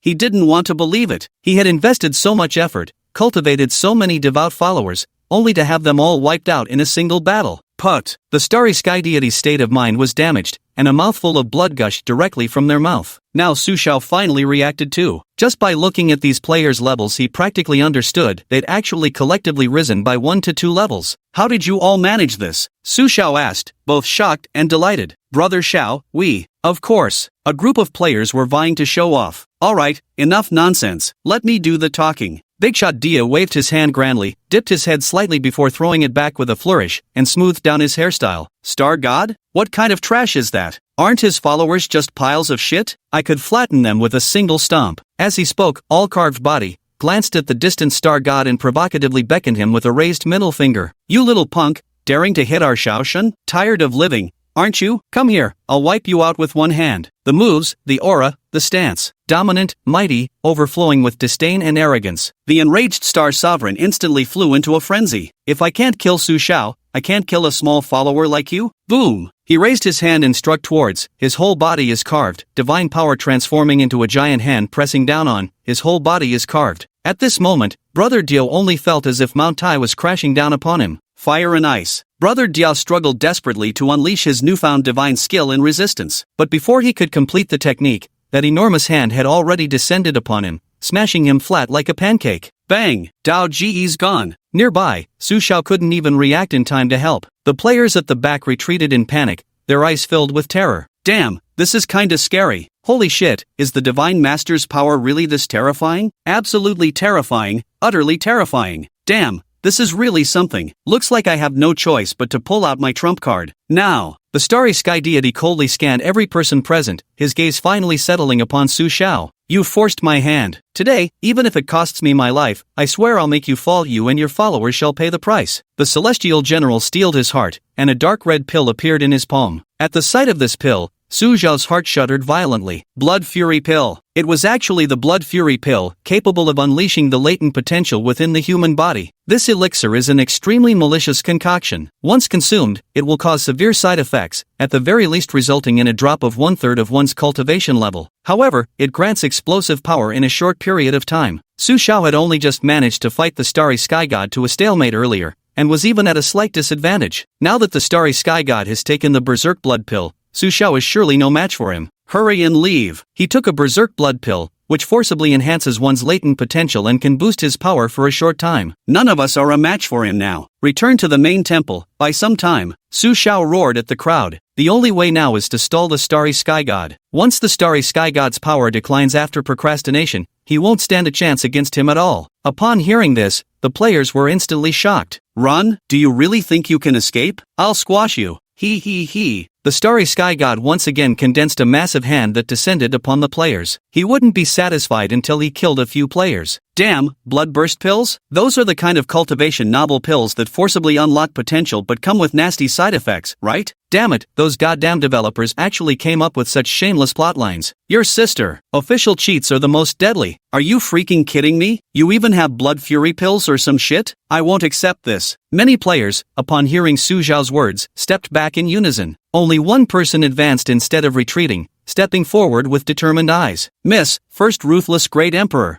At this moment, she stood firmly in front of Su Xiao, glancing back at him with a dazzling smile in her eyes. Protect my beloved Xiaoshan brother at all costs. Bang! Bang! In the next instant, golden and black lights intertwined around the body of the First Ruthless Great Empress girl, bloody mists bursting from various parts of her form, enveloping her entirely, and her power surged dramatically. Charge! She abruptly charged toward the Starry Sky Deity, with crimson and azure lights flickering upon her palm. Freezing flame fist struck out ferociously. Su Xiao, who had been preparing to hold her back from the side, was completely stunned now. Chapter 46, Joint Effort, Crushing the Boss. A fist shimmering with hues of blue and red collided with the colossal palm of the Starry Sky Deity. From a distance, it looked just like an elephant crushing ants, but in reality, that's not the case. The ruthless First Empress, that seemingly frail girl, unleashed truly terrifying power from her petite body. The massive palm of the Starry Sky Deity appeared ferocious, yet it couldn't advance even an inch, being instantly blocked by the fist of the First Ruthless Empress girl. Of course, this lasted only for a brief moment. In the next second, the First Ruthless Empress girl spat out a mouthful of blood and was sent flying backward like a cannonball, resembling a kite with its string cut. Su Xiao flashed forward, appearing behind the First Ruthless Empress girl to catch her. After a brief examination, I discovered that the meridians within the body of the first ruthless Empress girl were in complete chaos, with all her ribs shattered. How could you be so reckless? You were never a match for him. Su Xiao sighed in lament. Though players could revive, doing so too often would damage their souls. It might not be obvious now, but you'll see over time. This girl is absolutely no match for the starry sky god. Charging in like this is just asking for trouble. Brother Shaoshan, I'm not afraid. The first ruthless great emperor, the girl smiled painfully before struggling to push herself up the next moment. The celestial sovereign across was utterly stunned. What's going on? His own strike couldn't even take out a single follower of Su Xiao. Just what kind of believer is this? With just a slight sensing, one could tell that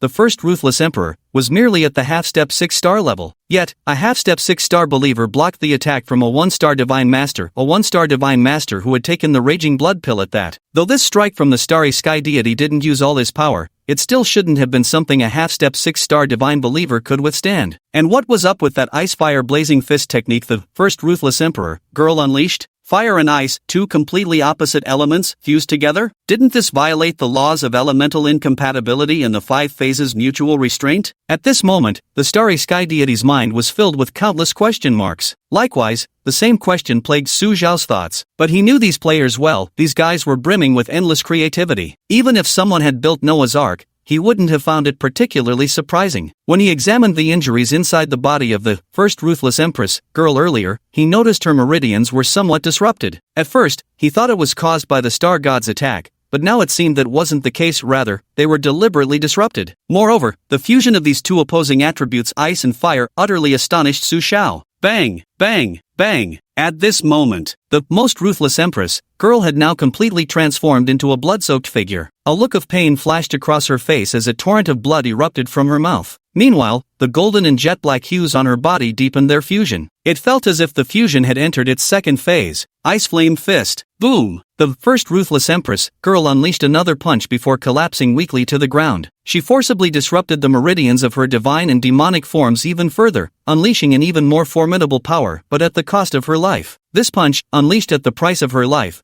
was naturally of immense destructive force. Facing such a strike, even the starry sky god dared not be careless and met it with his full strength. Brothers, don't chicken out, just go for it. If even the girls are stepping up, we men must rise to the occasion. What's the worst that could happen? Death? Upon witnessing first ruthless great emperor sacrificing herself for Su Xiao, the ferocity within these guys was instantly unleashed. Fire and ice. Urash, my Nico stepped forward at this moment, hands coalescing into an arrow of frost and flame that shot toward the celestial deity. Damn it, how dare they hit our girl? Brothers, screw them up. Let's work together to take down this boss. Fire and ice combo. In an instant, dozens of players simultaneously unleashed arrows imbued with opposing fire and ice elements, all aimed at the starry sky deity. The sky darkened as waves of crimson-blue projectiles rained down, leaving the celestial being momentarily stunned by the onslaught. Bang! However, despite the formidable power of the dual-element ice-fire arrows, the gap in cultivation realms was ultimately too vast to overcome. The starry sky deity casually waved a hand, unleashing divine power that utterly annihilated all traces of the ice-fire arrows. Though causing no actual damage, the maneuver succeeded in depleting some of the deity's divine energy and bought precious time. Brothers, it's our turn now. One sword style, Zanpakuto, first generation, Flash, Moon Slash. One sword 999, and his crew of players had already geared up nearby. The moment those arrows of ice and fire were knocked down, they instantly dashed forward. Brothers of Team Jia, let him taste our lightning dragon drill. Cover the one-blade style brothers' assault as much as possible. Supreme Emperor Huang Tianya waved his hand and unleashed a massive lightning dragon drill, charging forward. What the hell is this? Staring at these bizarre divine techniques, the Void God felt his entire worldview severely shaken. What kind of god-tier skills are these? I haven't just never seen them before. I've never even heard of them. The Eternal God was getting ready to flank for a sneak attack. When fighting bosses, marksman classes usually have the most fun standing at range and dishing out stationary damage. But he was yanked back by Su Xiao. These divine techniques of yours seem rather problematic. Tell me more. Su Xiao wore an expression that said, I only have your best interests at heart. In truth, he was extremely curious about how these fellows managed to fuse different attribute powers. If he could comprehend this method, perhaps he might stand a chance against the starry sky god. Brother Xiao, it goes like this. The eternal god obediently explained the method for reversing the body of the undying divine demon, along with the principles of fusing the ice and fire attributes. Su Shao listened with astonishment. So this is how it works. The divine and demonic body's meridians operated through exchanged cultivation techniques, forcibly unleashing the power of the immortal divine demon physique. What a suicidal move. Probably took dying multiple times to figure this out experimentally. Still, it worked. These guys finally managed to showcase their ultimate defining trait. I got it. Go and get yourself killed.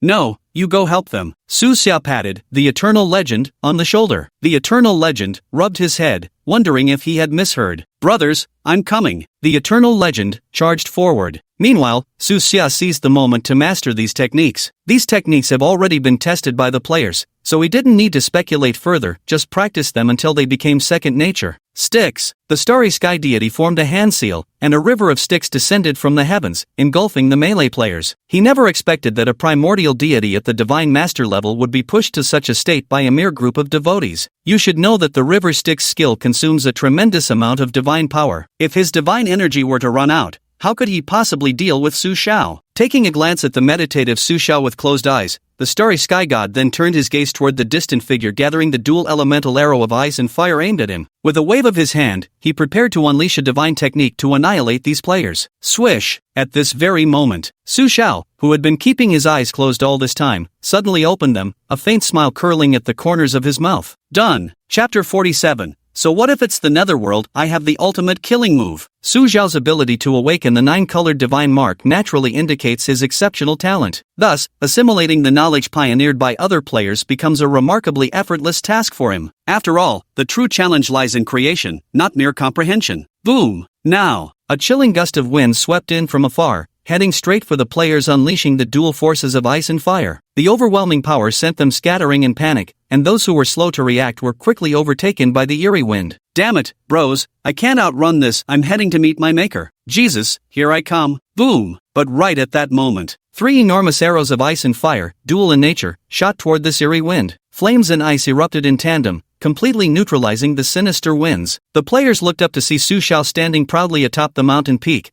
his chilly gaze fixed upon the starry sky deity. You all fall back. Leave the starry sky deity to me. With a sweeping gesture of his hand, Su Shao motioned for the players to retreat. Emma, has the dawn god finally awakened? Awaken, my demon dawn of immortality. Amid the cheers of the players, Su Shao stepped forward to confront the starry sky god. With a wave of his hand, 3 arrows of ice and fire soared toward the starry sky deity. The arrows of ice and fire unleashed by Su Shao were naturally incomparable to those wielded by ordinary players. The starry sky god's violent strike only resulted in a draw with Su Shao. The starry sky god was on the verge of going berserk. If not for these players delaying things, Su Shao might have already turned into a corpse. But now, after Su Shao executed the divine skill in the player's hands, he could actually go toe-to-toe with his opponent who had taken the Fury Blood pill. This was utterly insane. Holy crap, Shaoxin is so big, so long, so powerful. The players were exhilarated. River Styx. Star God's heart nearly sank to the bottom of the abyss. His berserk blood pill's duration was about to expire. Once the time was up,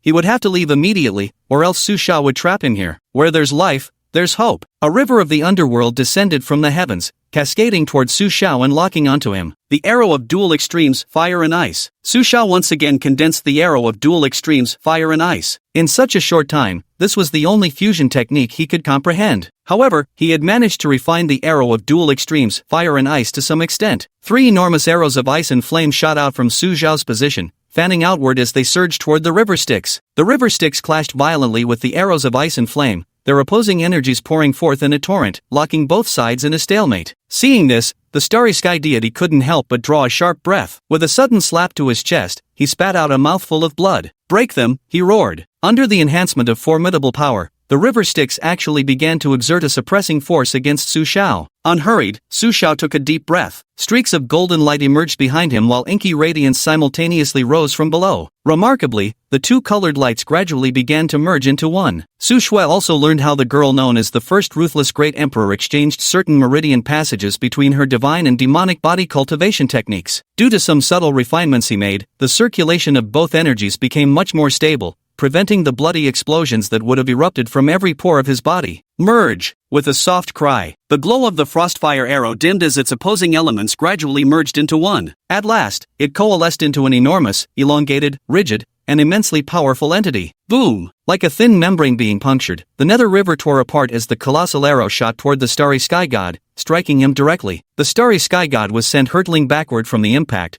coughing up blood before crashing heavily to the ground. The indestructible demonic physique reversed its cultivation technique, and after unleashing its potential, Suche's power surged dramatically. Coupled with the newly created fusion divine skill, it outright crushed the starry sky deity. This monumental feat was accomplished. Did we win? Holy shit, we finally won. God Shao, you're fucking amazing. God Shao, I love you. Lord Shao, tonight it's my turn to serve you. I hope you won't refuse my kindness out of misplaced pride. The players were currently jumping for joy and excitement. Upon seeing the barely breathing starry sky deity, Su Shao also let out a long sigh of relief. Finally did win after all. You've lost. Su Shao arrived before the starry sky deity and spoke calmly. I've lost. I won't accept this. The starry sky deity lay on the ground, gazing at the heavens with a darkened heart. Yet he refused to yield. You haven't lost. You worthless fool, you're utterly worthless. A roar echoed through the star god's mind, followed immediately by an icy force that spread throughout his entire body. Just as Su Shao was about to take action, he suddenly sensed the change in the star god and hastily dodged away. Boom! The leaping star god's palm strike landed on empty air. What's going on? Weren't they dead? Holy shit, can he actually come back to life? Damn, the bosses in this game keep getting more ridiculous. How the hell are we supposed to play this? The players all gazed at the starry sky deity with stunned expressions. The starry sky deity wore a cold smirk, his expression carrying an indescribable chill, even tinged with a hint of dark allure. Ha. Die? I've inherited the netherworld's power. How could I die so easily? You're the ones who should die, you bastards. The starry sky deity's voice had also changed. Su Xiao's intuition told him that the starry sky god before him no longer seemed to be the same entity as before. It appeared to have undergone some sort of transformation. Just as Su Xiao prepared to unleash his ice-fire dual arrow technique to slay the starry sky god once more, his pupils suddenly contracted violently, because he sensed that the starry sky god's aura had actually grown even more formidable than when it had consumed the rage blood pill earlier. What's going on here? Su Xiao was somewhat bewildered, but the scene before him made it clear the situation could no longer be delayed. There's only one last move left. Steeling his heart, Su Xiao resolved to go all out. In my name, convey the netherworld. The starry sky deity of great transformation exuded a terrifying aura from within, like a beast awakening. This was a trace of netherworld divine power concealed within him by an emissary of the netherworld divine dynasty. River Styx. Once again invoking the river of the underworld, the starry sky deity now materialized it into solid form, a mighty river cascading from the heavens, its awe-inspiring might striking fear into all who beheld it. Bang! At this moment, explosions of blood mist erupted from Su Xiao's arm. His strength surged once again. The second reversal of meridians in the undying god demon physique, the very one where the first ruthless empress sacrificed her life. 9 nether apocalyptic hellfire. Whoosh! As Su Xiao's words fell, the earth shattered apart. Flames like lotus blossoms erupted from the ground, enveloping an area within a 100-meter radius. The lotus flames swiftly rose and converged before Su Xiao, forming a barrier against the Styx River. Under the swirling dance of the fiery lotus, the terrifying Styx River dissolved at a horrifying speed. Chapter 48, Rapping, Singing, Dancing, and Playing Basketball. The sight before him caused the starry sky god's expression to change dramatically. To be precise, he was no longer the original starry sky god now, but rather a fragment of divine will controlled by the netherworld divine dynasty. The starry sky god was merely a puppet of the netherworld divine dynasty, whose revival required him to accomplish certain tasks. However, if the starry sky god were to die now, all their previous efforts would be completely wasted. Otherwise, he wouldn't have wasted so much effort on Su Xiao. What kind of believers are these? What sort of deity reigns here? Su Xiao was merely a divine disciple, yet he could unleash a third-grade divine technique. This level of power could only be achieved by a third-grade divine technique. What puzzled him even more was Su Xiao's undead demon god body and the method of drastically boosting his strength after reversing his cultivation technique. This threat was simply too great for him. Su Xiao, I'll be back. The starry void deity could no longer withstand this tremendous pressure. He resolved to flee, biding his time to return and slay Su Xiao. The might of the third-grade divine technique was simply overwhelming. Escape? Su Xiao sneered. If the infernal cataclysm prison fire's power ended at this level, it wouldn't be ranked as a third-grade divine technique. Boom! The next second, the lotus flower completely exploded, transforming into a sky full of fiery petals that enveloped the star deity. Oh no, this isn't an ordinary third-rank divine skill. How did you accomplish this? The star deity was instantly consumed by the flames, ultimately reduced to a wisp of ash. Where he died, a monolithic divine entity hovered silently in the air. Ding! Congratulations to the host for completing the mission. Reward: 1. Second grade tribulation transcendence pill. The system's notification also rang out in Su Xiao's mind. This time, Su Xiao was certain that the Starry Sky Divine Dynasty had finally been devoured by him. To think it's actually a second grade divine tribulation elixir. With this treasure, when I advance to divine master rank, I won't need to endure the heavenly tribulation. Su Xiao's face was brimming with joy. Every time a divine master advances in cultivation, it inevitably triggers a heavenly tribulation. But with a divine tribulation elixir, one can completely avoid the arrival of this celestial punishment. However, the materials required to craft the heavenly tribulation divine pill are extremely precious, making it exceptionally rare. Perhaps the City Lord's mansion of Divinewood City might have some, but Heaven's Tome Academy definitely doesn't. Holy crap! Is it finally over? Brother Xiao is still the best. He took down this epic boss. Hell yeah, we won. Players gathered around Su Xiao, cheering and dancing wildly. What a grueling battle this has been. There was blood, tears, and laughter. This feels way better than showing off, slapping faces, or hitting on girls. Brothers, ever since I started playing this game,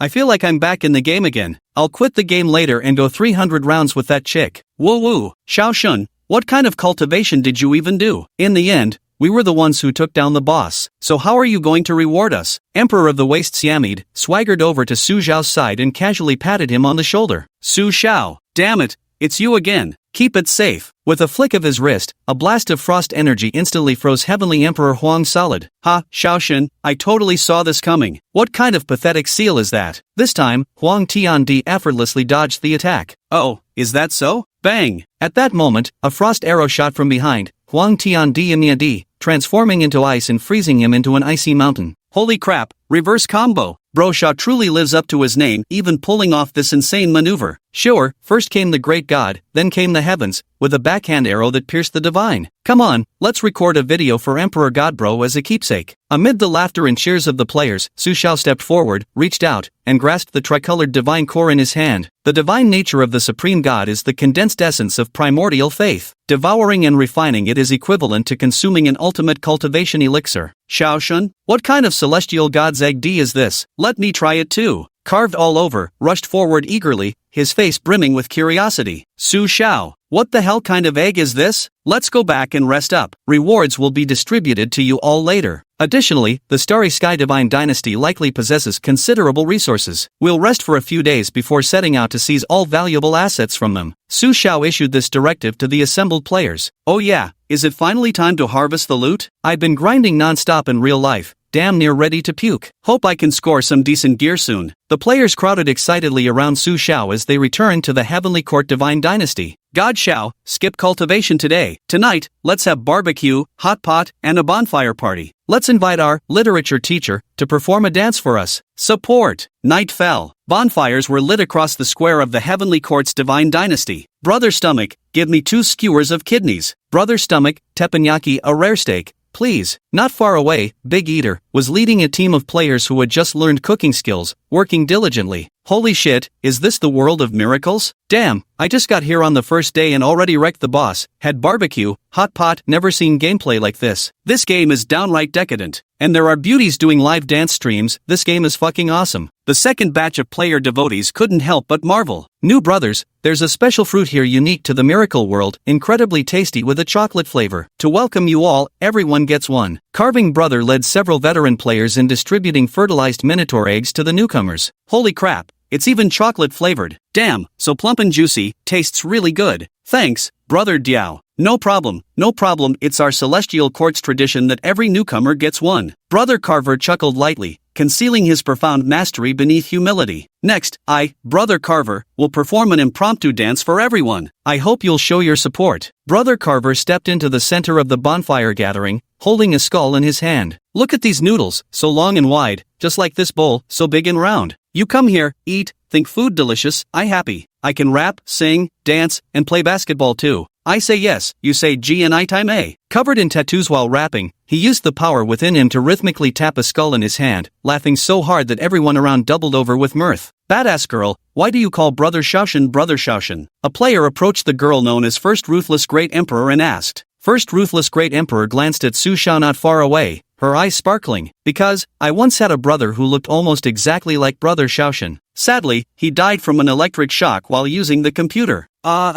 Sorry. At this moment, Su Shao naturally had no idea that the legendary, first ruthless empress, had a brother whose experience was so remarkably similar to his own, because when he transmigrated, it was caused by an electric leakage from his computer. Mission: locate and eradicate the stronghold established by the Nether God dynasty, averting the impending catastrophe. Reward: unknown. While Su Shao was studying the divine spark of the starry sky god, a system mission prompt suddenly echoed in his mind. Chapter 49, Undercurrent Surge, Ascension to Divine Master. Su Shao froze for a moment. Nether God Dynasty? Stronghold? An impending catastrophe? What the hell is all this? Yet, it somehow sounds familiar. It seems that when he was fighting the starry sky god, he had heard the deity mention the term Netherworld. Right, the race of the starry sky god belongs to the Nether race. For a third-grade quality race, it's extremely difficult to make them submit under the rule of a single-colored divine spark deity without external assistance. The Nether Divine Dynasty? Could it be that the starry sky god is from the Nether Divine Dynasty? So, what kind of existence is this Nether God Dynasty? It seems he hadn't heard of it before. The Nether God Dynasty belongs to the Eastern Divine Domain, and is currently a taboo subject. It's only natural Su Shao hadn't heard of it. However, Su Shao understood one thing clearly. Since the system had issued him this mission,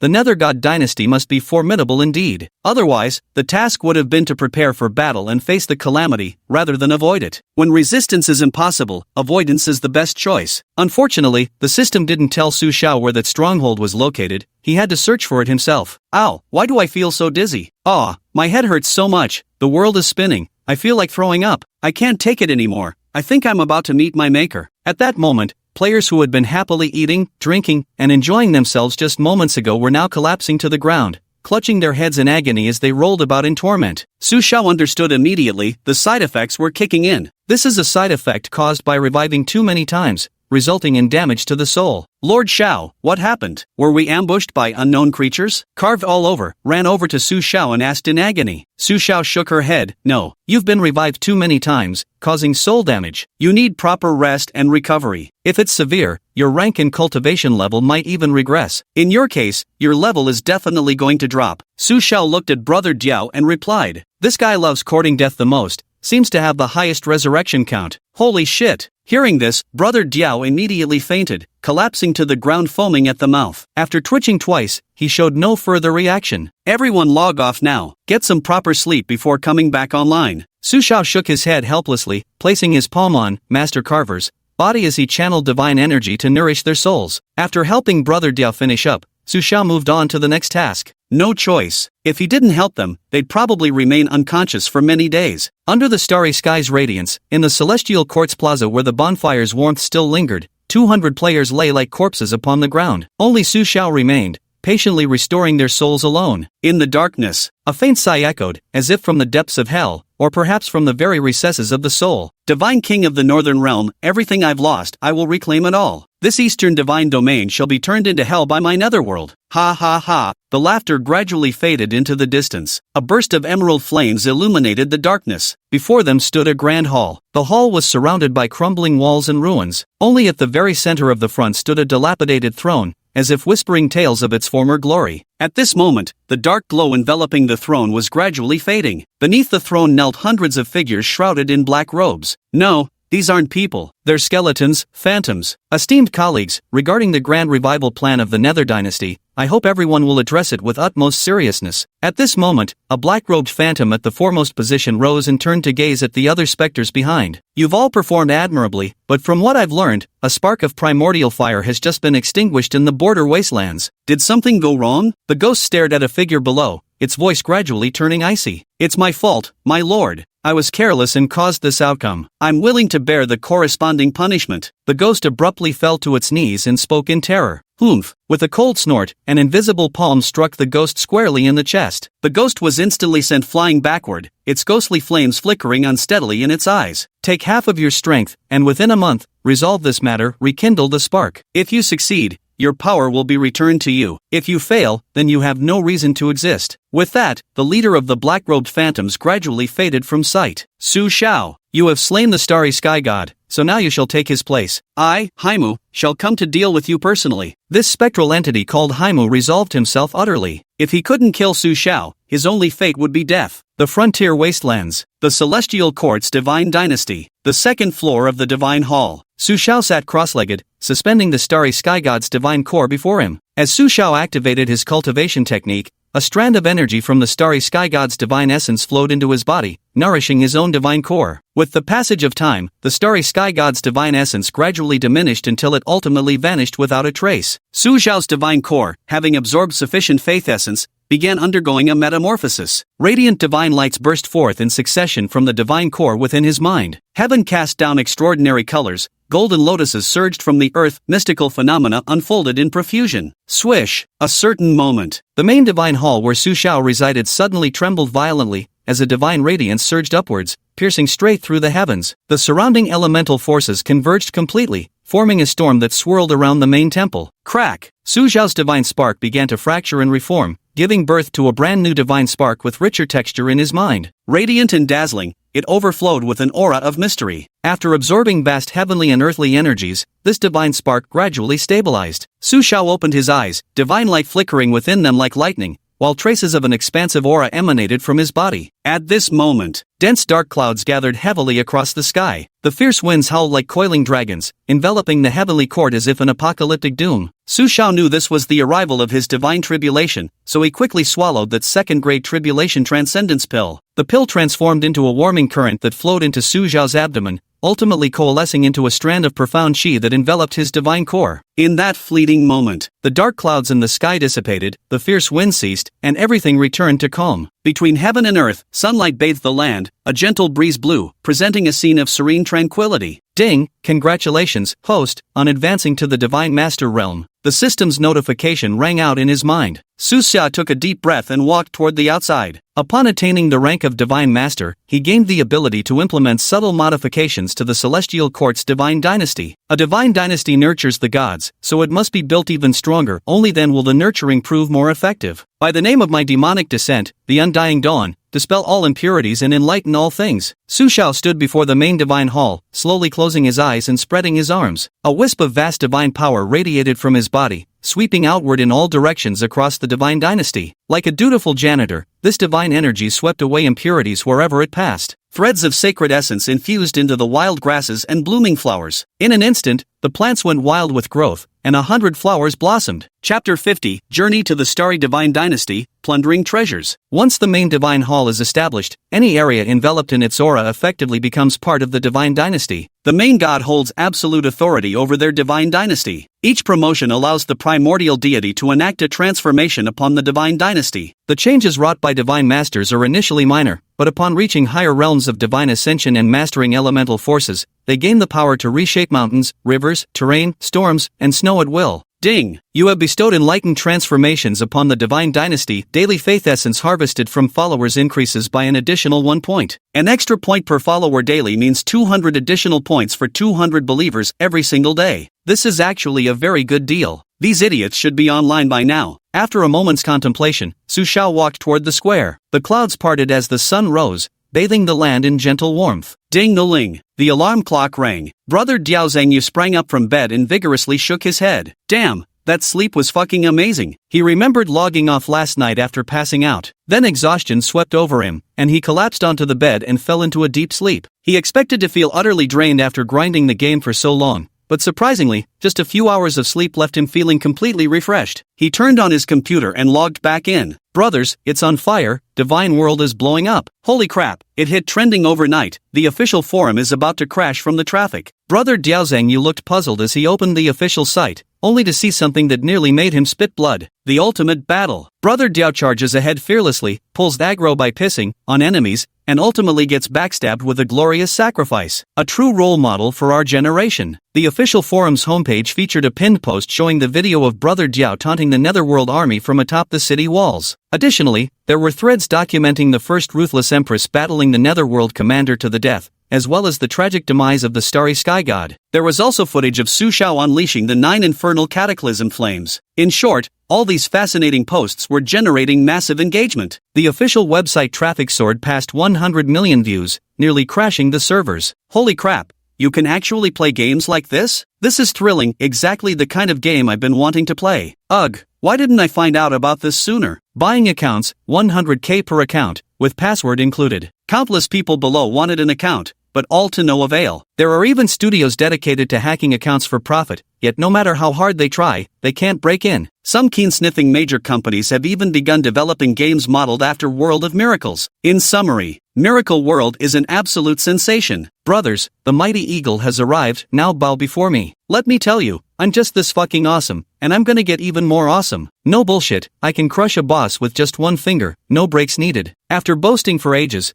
Brother Diao finally felt satisfied and remembered he needed to log in. Damn, almost forgot, still gotta go harvest some gear. Brother Carver quickly put on the virtual helmet. Whoosh! The devout players on the ground slowly woke up. The sunlight was fierce, revealing the true forms of all things. Opening his eyes, he saw Su Xiao standing not far away, watching him. Bathed in golden sunlight, Su Xiao's figure appeared extraordinarily majestic, radiating an intangible majesty that inspired reverence. After ascending to Divine Master, Su Xiao's divine authority had begun to manifest. Holy shit, what happened to us last night? Did we actually sleep here all night? Oh my god. After I logged off, did anything happen to my corpse? There were so many pervs around. Some girls were anxiously checking their bodies. Xiao Shun, what's actually going on here? The players all rushed to Su Xiao's side to inquire about the reason. Su Xiao then explained to them that excessive revivals could cause soul damage. Damn it, who came up with this kind of setup? You bastards, forget it. I'll try to die less next time. That feeling is just awful. A group of players kept complaining with curses pouring out. Ding! The mission rewards for the Great War of the Starry Sky Divine Dynasty have been deposited. Suddenly, a voice rang out in the minds of all the players, interrupting their random thoughts. Of the Starry Sky God's faith-based power, Su Xiao took 90%,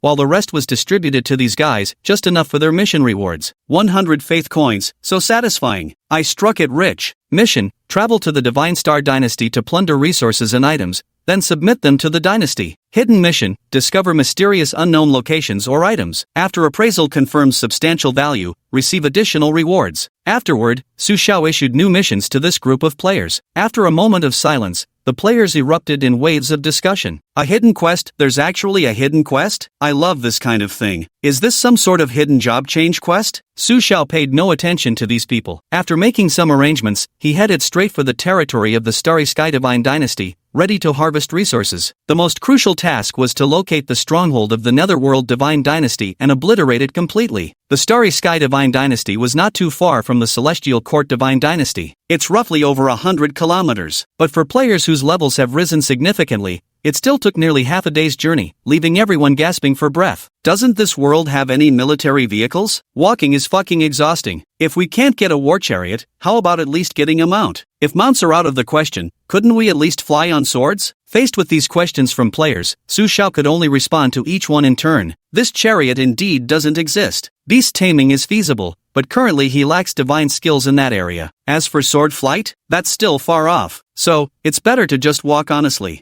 Very soon, a group of people arrived at the Shinkong Divine Dynasty. To be honest, the Celestial Court of Starry Sky was constructed somewhat better than the current Celestial Court of Heaven, mainly because it had much longer time for its establishment. Holy smokes, what the hell is this? That main temple hall shall now be my royal bedchamber. Damn, not a single woman here. I came specifically to plunder me some wenches. Brothers, hold your horses, save some for me. Soon, the players scattered in all directions, searching for treasure. Su Xiao, on the other hand, headed toward the direction of the Divine Hall. The runestone of the main temple is still quite useful. Xiao Shun, I found something mysterious, take a look. Could it be a hidden quest item? There seems to be a map on this. Covered in carvings, he walked over holding a yellowed piece of parchment. A map? Su Xiao froze for a moment before looking over, immediately wearing an expression of utter disdain. Damn it! The toilet paper is ready. Now crawl back into that cesspit where you belong. Toilet paper. Toilet paper? Wow. Carved all over, immediately vomited, then frantically wiped his mouth with his sleeve.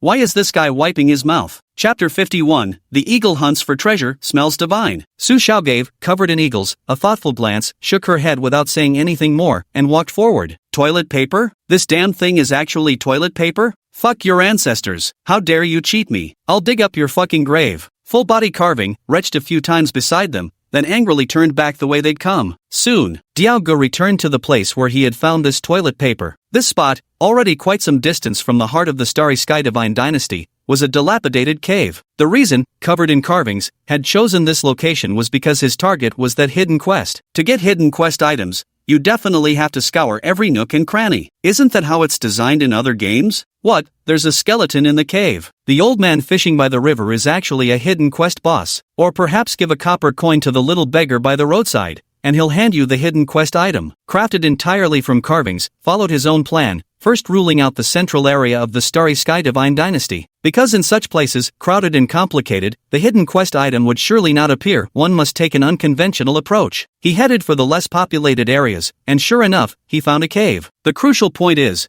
there actually was a skeleton inside this cave. On the stone walls surrounding the skeleton, some simple words were carved. Loving someone is truly so difficult. Forgetting you is something I cannot do. I'm willing to follow you to the ends of the earth. After 3 years of seclusion, I've finally attained enlightenment. Only castration can solve everything. Women will only slow down my sword drawing speed. Alas, I realized this truth too late. If any successors come here, you must pass on my life's work. I have a paper that can suppress all things. Absolutely. All covered in carvings, became wildly excited after seeing these words, dancing with joy as he rushed before the skeleton, kowtowing and prostrating repeatedly. He also poured out endless flattery. For nothing else, just for that piece of paper. Suppressing all things, how tyrannical it is. In the end, Totally Carved found this piece of paper not far from the skeleton in a pit. Who would have thought it was damn toilet paper? That pit must be a simple makeshift toilet. Brother Diao angrily approached the pit and scanned it, noticing some lumps inside that were clearly a different color from the surrounding dirt. He casually picked up a lump and sniffed it. Damn it,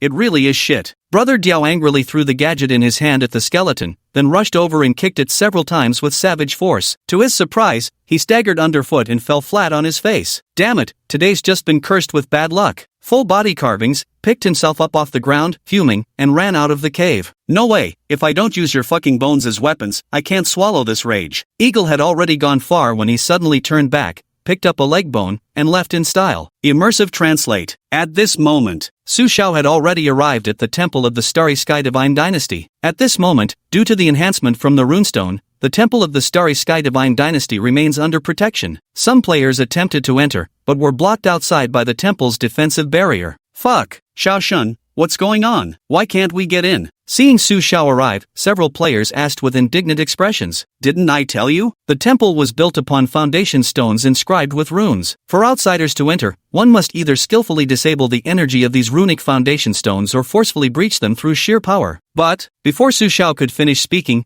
the indignant player, Bear Number 2, had already charged toward the main temple. Spiral Fireball Technique. A massive fireball materialized in Bear 2's hand and slammed against the shrine's glowing barrier. Boom! The next instant, the violent force rebounded violently, sending Bear 2 flying backward and crashing to the ground, his body charred black, wafting with the distinct aroma of roasted meat. Xiao, brother Xiao, save me. I'm so uncomfortable. Bear 2 wasn't dead yet. Rolling his eyes white, he gazed at Su Xiao with a pleading look. Su Xiao, will you shut the hell up and let me finish? A surge of divine power flowed into Brother Eagle's body, making him feel much better. If your strength isn't sufficient, you'll suffer this kind of rebound effect. The attacker will be the one to pay the price. Brother Eagle has given you a perfect demonstration. Remember this for future reference. Su Xia seized the opportunity to educate everyone. Alright, Xiao Shun, with both of us working together, there shouldn't be any problems. Understood. The other players nodded firmly, ready to launch a coordinated attack. Su Xiao, damn it, what's going on in your head? All you know is brute force. Can't you use some finesse? Why resort to violence when things can be settled peacefully? If you rely on sheer strength, you'll shatter the protective barrier and destroy the runestone foundation. Those runestones are incredibly useful: teleportation, alchemy, artifact forging, so many applications. What a waste it would be to ruin them. Fine, I'll handle it. After giving everyone a brief explanation, Su Xiao walked around the temple. The arrangement of the temple's rune foundation stones was essentially the art of formation arrays. Although Su Xiao had spent 10 years at the Celestial Script Academy without being able to condense a divine spark, his knowledge was extraordinarily broad. Formation arrays, alchemy, artifact forging, medical arts, divination, he had studied all of them. Moreover, in the written examinations at Celestial Script Academy, Su Xiao had always ranked first in these subjects. After all, he was a transmigrator from Earth. The so-called formations in this world, weren't they just the 8 trigrams of the mystic gates and the celestial and earthly forces? As for alchemy, anyone who has studied chemistry knows its principles lie in synthesizing organic molecular chains, which ultimately break down to carbon and oxygen bases. Alchemy? Even simpler, just inorganic redox reactions transforming single chemical substances into compounds. As for enchanting runestone foundations after successful alchemy,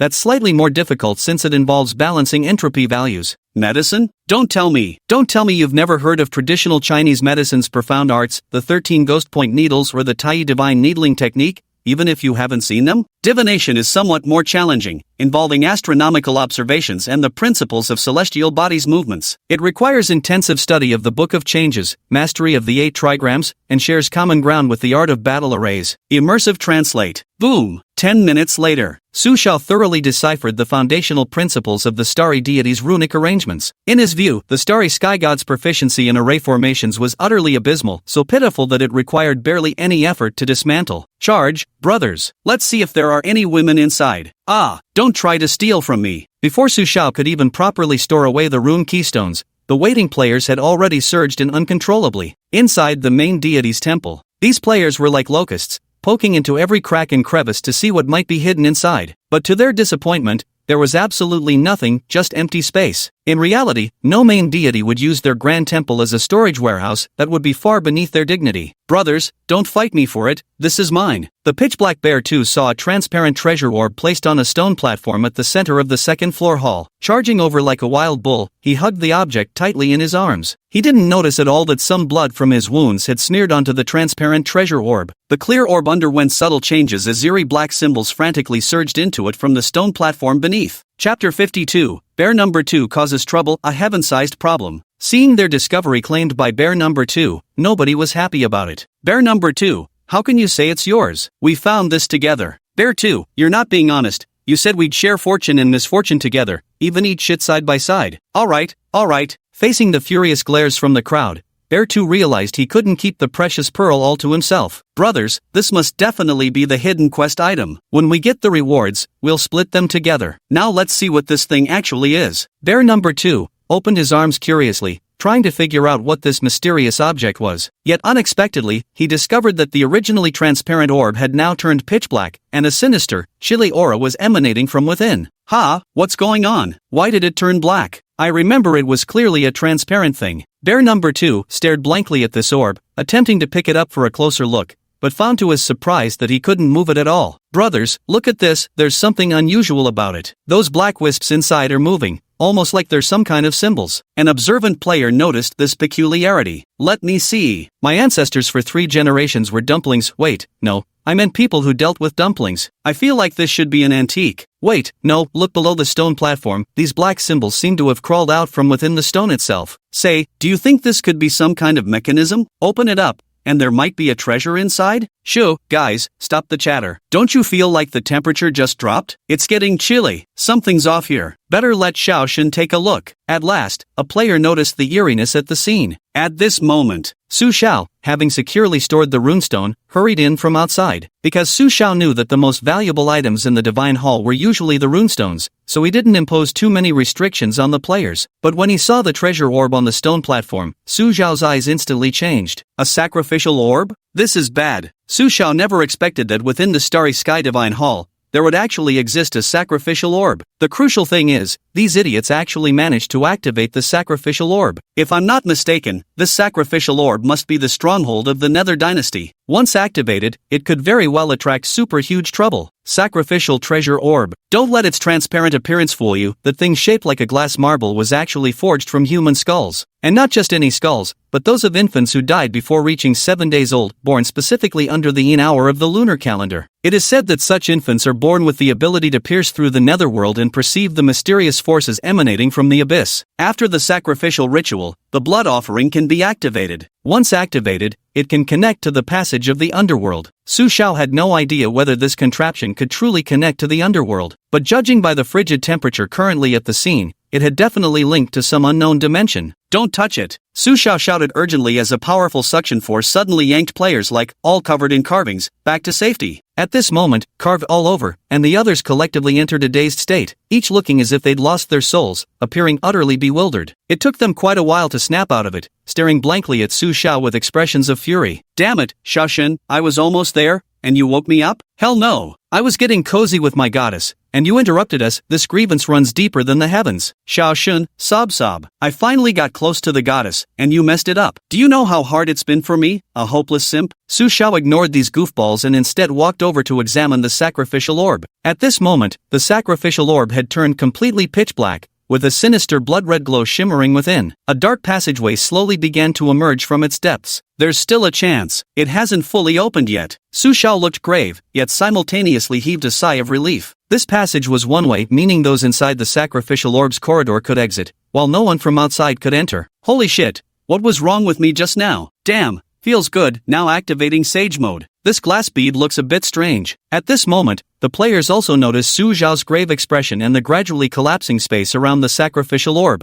Seal! Divine light surged across Su Xiao's palm as he prepared to seal the expanding passage above the sacrificial orb with his power. A sinister, hoarse voice emanated from the passage within the sacrificial orb. Cool. Do you think you can seal my passage now? It's already too late. Those who kill people of my Nether God dynasty must face the judgment of my Nether God dynasty. I give you two choices: join my Nether God dynasty, or wait for me to drag your soul out, refine your spirit, and forcibly craft you into a puppet of the Nether God dynasty. The sinister laughter seeped into Su Xiao's and the other players' ears from all directions, filling them with an unbearable discomfort. My god, what the hell is this? Another boss coming? The Nether Divine Dynasty sounds pretty badass. Divine Luminary, is this the start of a brand new storyline? We just wiped out a Celestial Divine Dynasty, and now here comes the Nether Divine Dynasty. Bring it on, punk. Who's scared of you? I'm the descendant of the Northern Divine King's bloodline. Who the hell do you think you are? The players hadn't yet realized the severity of the situation. Some even puffed out their chests to challenge the owner of that voice,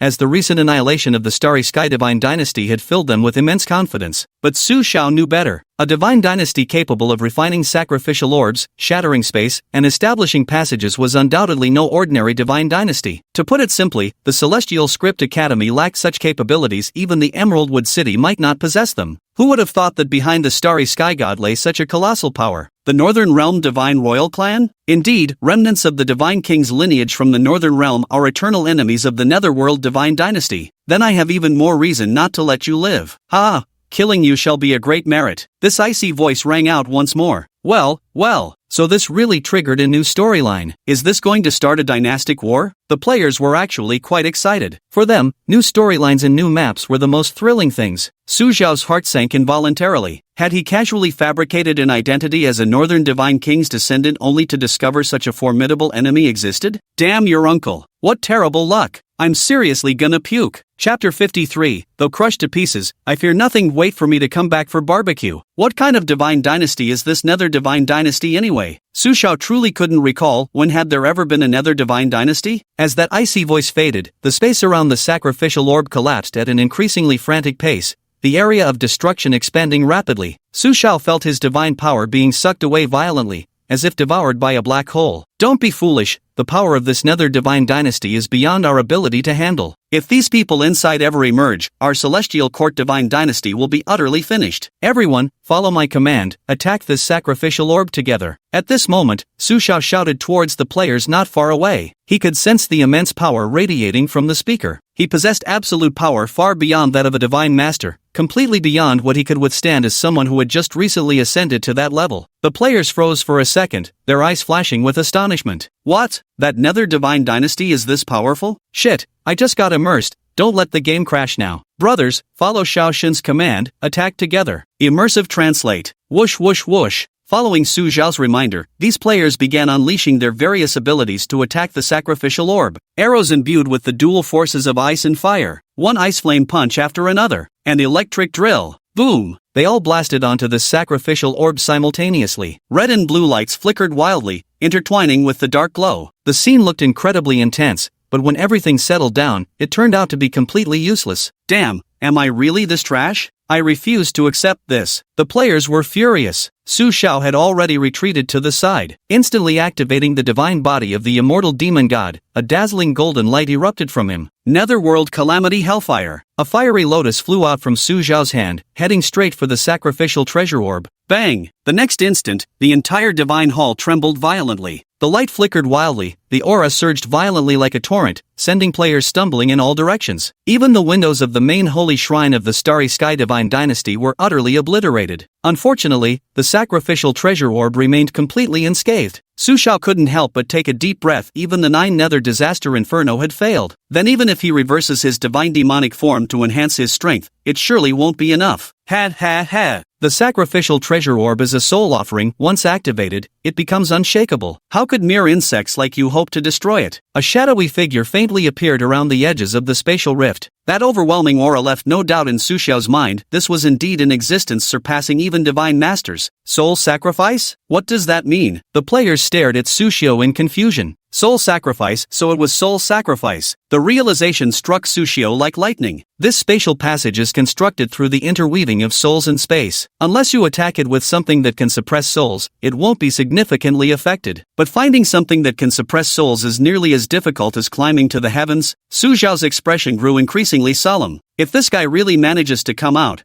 how am I supposed to handle it? There's nothing to suppress the soul directly, but there exists a mutually destructive solution, though the price would be far too great. Su Xiao fell deep into contemplation, weighing the pros and cons. Whoosh! A chilling wind swept through, causing the spatial cracks around the sacrificial orb to widen further. The dark silhouette grew increasingly corporeal. Not just this shadow, behind it could be seen an endless army in pursuit. These were the worshippers of this entity. Their numbers? Easily over 1,000. Clad in armor, wielding superior weapons, their murderous aura palpable. Brothers, I'm going first. We absolutely can't let this bastard come out and wreak havoc on us. Even if my body is shattered to pieces, I fear nothing. Wait for me to come back for barbecue. Bear number 2 charged straight toward the gradually opening spatial rift near the sacrificial orb. He was ready to go down fighting. Swish! The next moment, a tremendous suction force pulled Bear number 2 over, firmly pressing him against that sacrificial treasure orb. Not only that, but this sacrificial orb was actually voraciously absorbing Bear number 2's blood. Bear number 2,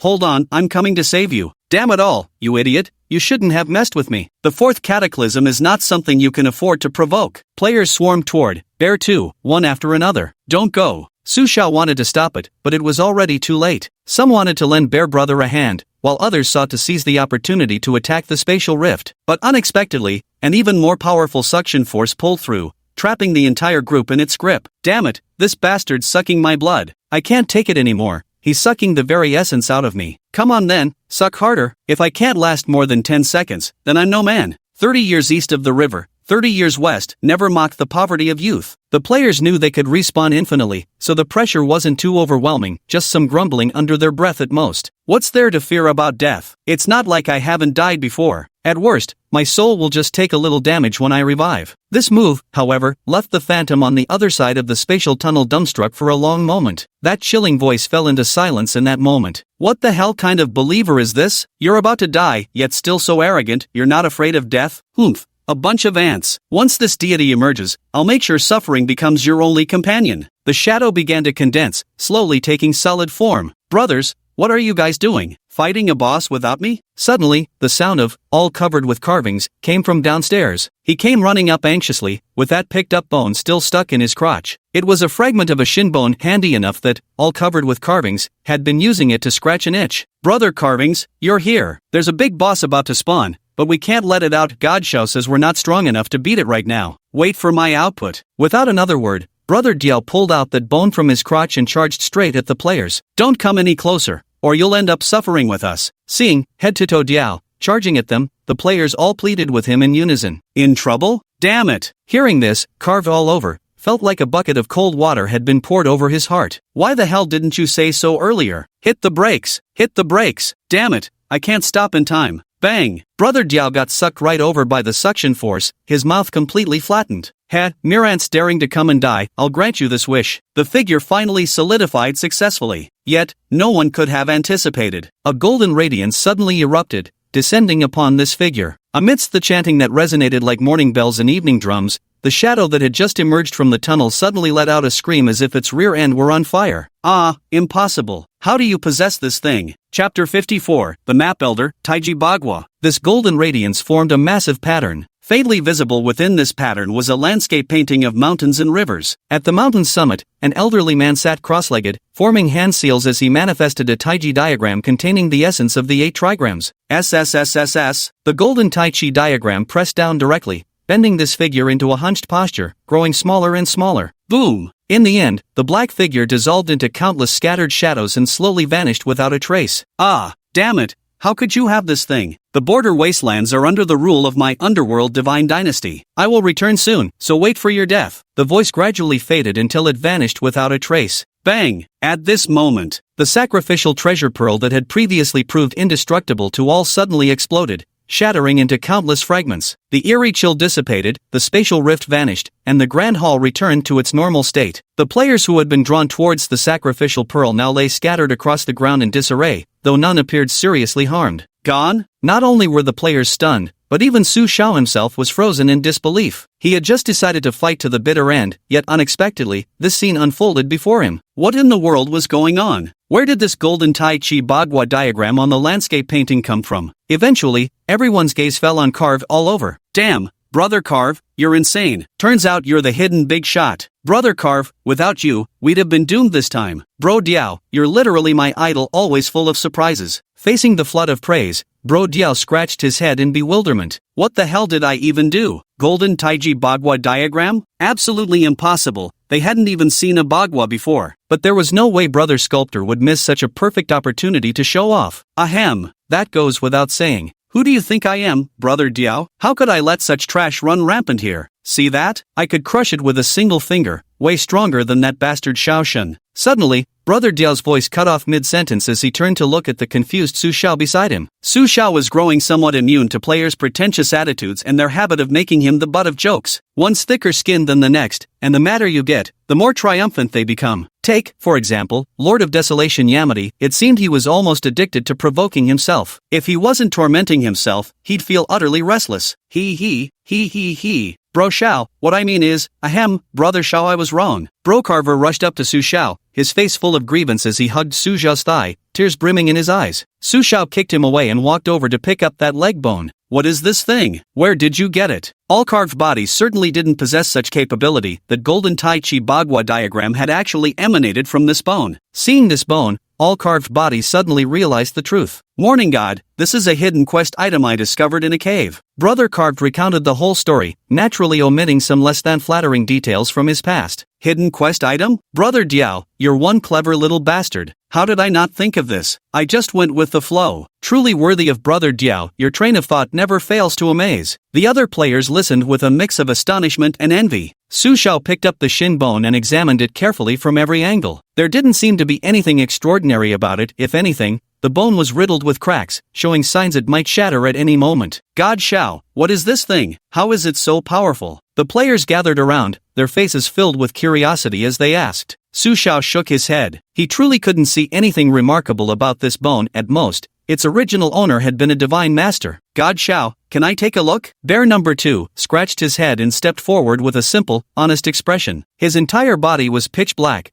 with only his teeth and the whites of his eyes remaining white, making him look incredibly comical. Su Xiao handed the bone to Xiong Er. Here, take a look, but be careful not to damage it. Bang! Before he could finish his sentence, Xiong Er's hand slipped, and the object instantly fell to the ground. Su Xiao, Xiong Er, the crowd. Damn it, this, Xiong Er, is a total jinx. Bear 2, are you fucking looking for trouble? You dare to break my hidden quest item? You did it on purpose. Eagle Bro was furious. Look, what's this? At this moment, the Chinese language teacher bent down and pulled something out from between the shattered bone fragments. It was a piece of earth-yellow silk fabric, about the size of a handkerchief. The texture was incredibly smooth to the touch, like a woman's skin. Su Xiao took the object and spread it out for a closer look, revealing a pattern on its surface. A landscape painting depicted an elderly man sitting cross-legged atop a mountain peak, his expression serene. His eyes were tightly closed, seemingly contemplating the great Tao of heaven and earth. This was precisely the scene that had manifested earlier to suppress the envoy from the Nether Divine Dynasty. This seems more like a map, someone remarked. Brother Diao looked at this scene and felt like he'd seen it somewhere before. Suddenly it hit him, toilet paper. Damn it, so this was the real map all along. That other thing really was just toilet paper. That old man hadn't lied to him after all. He'd gone and destroyed his bones. What a terrible sin, what a terrible sin. Little Xiao, do you see it now? Shoo, don't say anything. Save some face for little Xiao. After a brief pause, Su Xiao put the things away and shook his head. He genuinely didn't know what this thing was, but anything capable of effortlessly suppressing someone from the Nether God Dynasty couldn't possibly be ordinary. He needed to keep it safely and study it carefully. Naturally, I could see that. But this involves an earth-shattering secret, one I can't reveal to you. Your cultivation levels are still too weak. Telling you now would only bring you harm. Perhaps another time, when the opportunity arises. Percent. You've seen it for yourselves, that guy just now was merely an ant from the Nether God dynasty. If we can't even deal with a mere ant, and you still want to know such a colossal secret, tell me, what qualifications do you have? Su Xiao once again delivered a solemn lecture with earnest words. How embarrassing it would be to say he didn't know either. So that's how it is. Brother Zhao's always thorough with his considerations. That's why we must upgrade seriously this time. Xiaoshan is really thinking about us, so touching. The players were deeply moved. Although Su Zhao's words were half-truth, one thing was indeed genuine. The underworld divine dynasty is formidable, at least for now. Su Xiao can't afford to provoke them. The identity of being from the Northern Frost God King clan has also entangled him, essentially giving himself a powerful enemy. The key issue is, before being suppressed, the Underworld Divine Dynasty's chief deity claimed they would return, which leaves Su Xiao somewhat uneasy. With insufficient strength, he would undoubtedly be fodder for slaughter. Even if players can respawn, the revival speed might not keep up with the rate at which others are killing them. Therefore, Su Xiao must figure out ways to work hard and level up both herself and the players. Sigh, troubles never come singly. Chapter 55, Unlocking the Secondary Profession, Emptying the Divine Star Dynasty. At this thought, Su Xiao quickly made up his mind. Although this was the territory of the Underworld Divine Dynasty, now that he had arrived, leaving easily was no longer an option. If he truly encountered trouble he couldn't handle,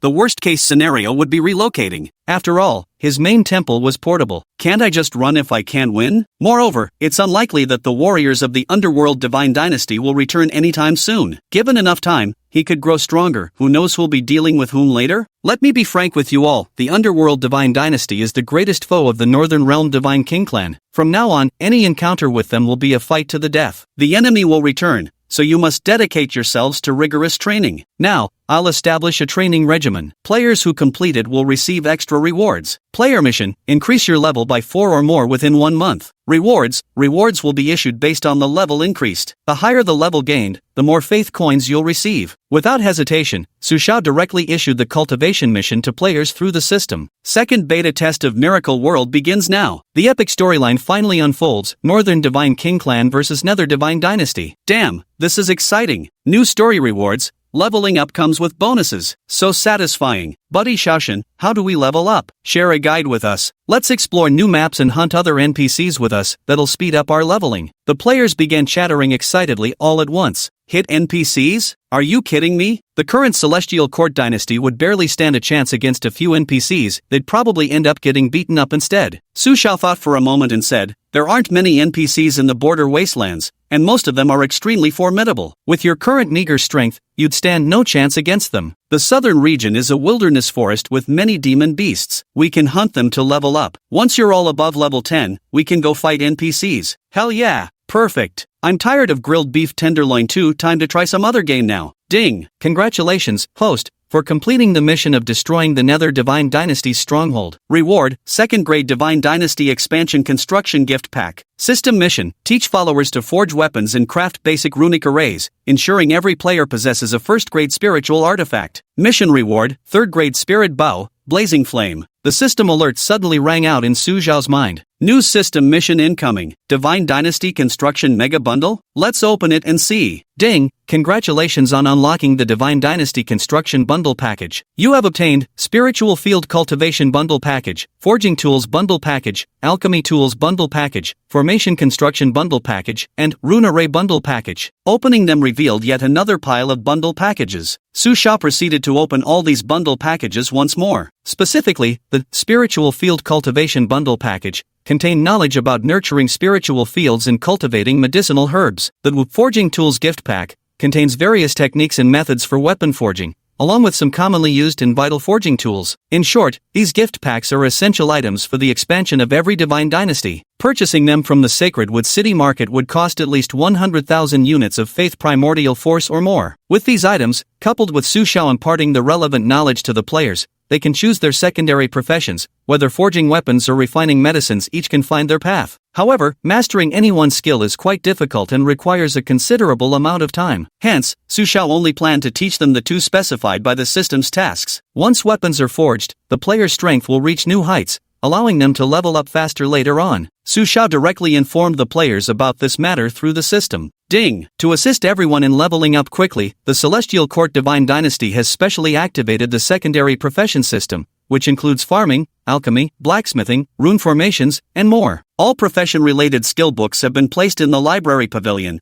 and can be accessed for study using faith coins. Additionally, once resources have been gathered, return to the Celestial Court. The main god Su Xiao will explain the path of cultivation and impart skills in forging and rune arrays to prepare for hunting demonic beasts. Ding! Congratulations to player, full of carvings, for completing a hidden mission, rewarded with 200 faith coins. A series of messages were sent to the players. The players got excited right away. Coming, the secondary profession is finally unlocked. Damn! Brother Diao actually got 200 faith coins all to himself, what a big spender. I'll choose blacksmithing as my secondary profession. I want to forge a sword of Damocles. Across the entire territory of the Stellar Divine Dynasty, players swept through like locusts, taking away everything that could be moved, without holding back in the slightest. The main temple moves. If it can't be moved, tear it down first then move it. The stone bricks used to build the main temple, move them. The miscellaneous wood discarded by the roadside, move them. Our motto is, if you don't loot the Starhaven Divine Dynasty clean, you're not a proper locust. Holy shit, look what I found. This seems to be a piece of ancient demon stone? A player named Scientist dug out a broken stone from some ruins, its surface carved with strange symbols that caught his interest. Without hesitation, he pocketed it as treasure. Does this grass smell like shit? Big Eater, Brother Wei stood by a large pit, plucked a blade of grass and put it in his mouth to taste it, coming to a conclusion after a moment. Damn it, this is actually a cesspit. But why does it taste a bit salty, a bit sweet, and a little fragrant? The dung of the Netherkin and the Half-Minotaur really do taste vastly different. Wonder if there are any special effects. Let's take it back first and see. Seems like we can make some stinky tofu. The glutton frantically pulling up herbs and stuffing them into his backpack. Ever since eating the half-human ox's fertilized egg, he became obsessed with researching the local delicacies. So anything edible gets tasted at least once. After all, coming from New Oriental, he possesses extraordinary professionalism. The soil here has a reddish tint, feels like a mineral vein. Geography teacher walked to a spot, scooped up a handful of soil, examined it carefully, and his eyes lit up with excitement. Half a day later, Su Xiao gazed at the completely empty Starry Sky Divine Dynasty, feeling somewhat bewildered. Was this truly the construction site of the Starry Sky Divine Dynasty? Not even a single scrap remained. As he turned to look at the mountain of items the players had piled up, ready to haul back, Su Xiao suddenly felt a headache coming on. You bastards really don't let anything go to waste. Floor tiles, flowers and plants, those are understandable. But even underwear? Are you planning to take it back to wash and wear, or place it by your bed as an offering? Chapter 56.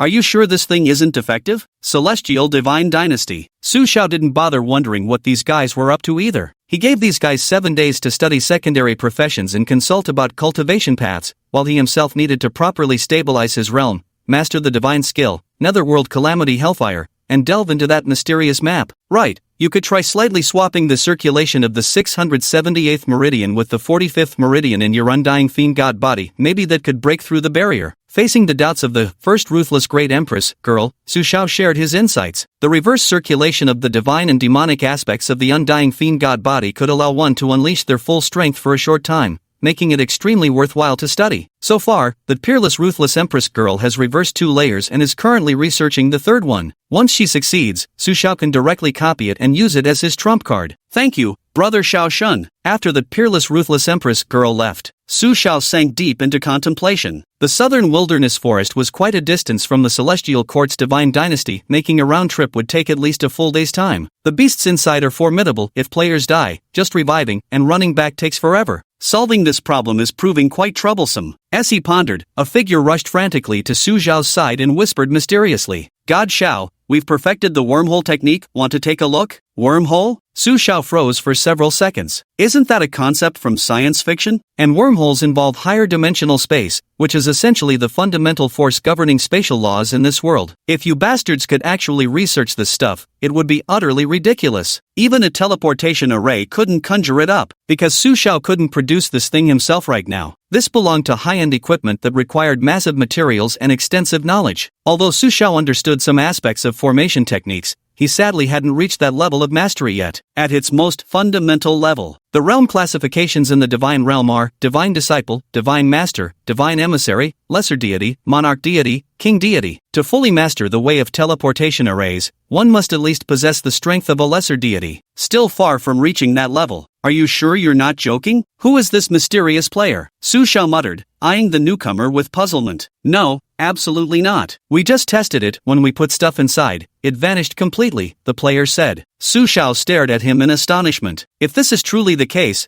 then it's most likely a teleportation array. But how the hell did these guys manage to create one? Even I haven't mastered this thing, and yet you all actually know how to do it. No way, no way. You can't seriously think that skimming through a few array-related books in the archives would let you pull off a teleportation array, right? If they really did manage to set up a teleportation array, Su Xiao would have to reward them heavily, without mercy. This teleportation array is truly remarkable in its capabilities. Just imagine, in such a vast divine dynasty, how convenient it would be to possess such a teleportation array. The enemy invasion was met with a teleportation array that gathered forces directly, greatly saving time. The most practical option was to head south to hunt demon beasts for leveling up, which required a long trek. If a teleportation array could be built between the divine dynasty and the campsite, players wouldn't need to make that exhausting journey after respawning. Teleporting through the array instead would significantly improve efficiency, wouldn't it? So, Su Xiao must go take a look. In a certain corner of the Heavenly Court Divine Dynasty, scientist, are you sure this thing will work? Can it really achieve instant teleportation? No way, you're joking with us, right? I want to visit Goddess Xiao's private chamber. Can you teleport me there? Bro, teleport me to the women's bathhouse, and I'll give you 10 faith coins later. Before the player, scientist, stood an enormous stone disc.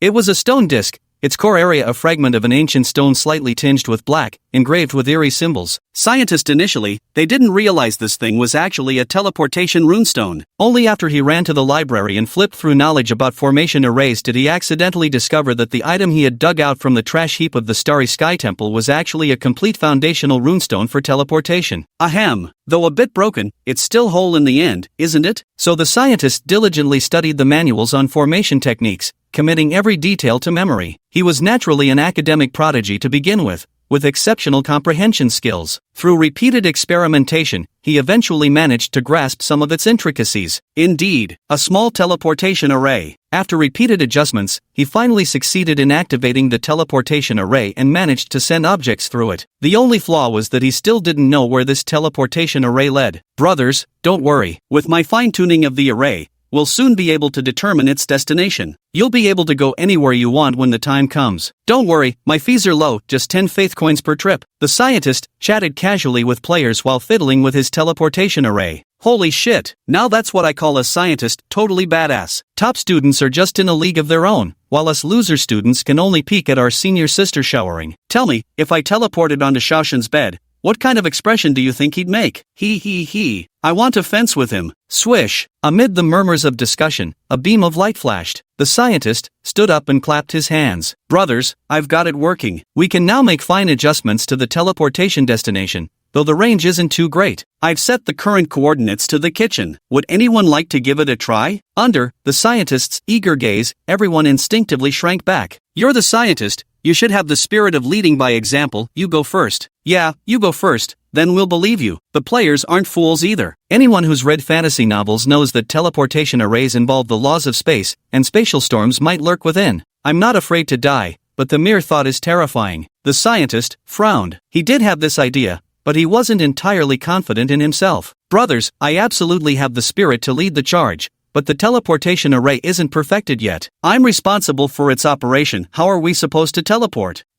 That does make some sense. Try using this rock first, then we'll give it a go. Emperor of the Wilderness Yamit tossed over a stone. Fair enough. Scientist placed the stone on the teleportation array and then activated it. Whoosh! A brilliant light flashed, and the stone vanished without a trace. Who's there? Who the hell threw a rock at me? Fuck! Show yourself, or I'll fucking kill you. Big Eater stormed out of the kitchen brandishing a kitchen knife, clutching the stone that had just materialized in his hand. Holy shit, it actually worked. The scientists are amazing. You've actually made it work. Who wants to give it a try? The scientist grinned as he looked around at everyone. They had only been teleporting objects until now. Transmitting a human being was still untested. Only when people are truly teleported successfully can it be proven that the achievement is genuine. I'll go. Carved all over, eagerly pushed his way through the crowd. Bro, I need to go to Xiaoshen's treasure vault. Teleport me over. Brother Carved said excitedly. The players burst into applause upon hearing this. Troublemaker Brother Dio is about to go online. Chapter 57, An Unexpected Missing Person, The Tragic Fate of Brother Dio. Hearing Brother Dio's words, Scientist frowned. No. When the time comes, Brother Xiao will definitely kill you, and I'll get dragged into it too. Let's try the dorm first. We need to take it slow, no need to rush. Alright, I'll give it a try first, Eagle Brother said helplessly. Under the guidance of the scientist, Eagle Brother stepped onto the teleportation array. Then, the scientist roughly estimated the location of the dormitory area and slightly adjusted the coordinate system. Whoosh! Light flashed, totally covered in carvings, vanished from everyone's sight. But after waiting for quite a while, there was still no sign of Diaogu coming out from the dormitory area. Where's Diaogu? Why isn't Diaogu coming out? Could something have gone wrong? Holy shit, go check it out. A few minutes later, they turned the dorm upside down but didn't find Brother Dio anywhere. The whole group was dumbfounded. Holy shit, Brother Diao's gone? Scientist, you've made a huge mistake. Where did you take Brother Diao? Are you sure there's nothing wrong with this thing? The scientist was dumbfounded at this moment. This damn script isn't right. Upon closer inspection, oh shit, looks like one rune was messed up. Damn it, did I mess up the runes? The scientist carefully inspected them and confirmed that he had accidentally misplaced the sequence of one rune just a moment ago. So, where has Brother Diao been teleported to? The scientist's heart grew cold with dread. Place this rune at the front. He knew the destination was the dormitory. He couldn't quite grasp what happened after that. Scientist,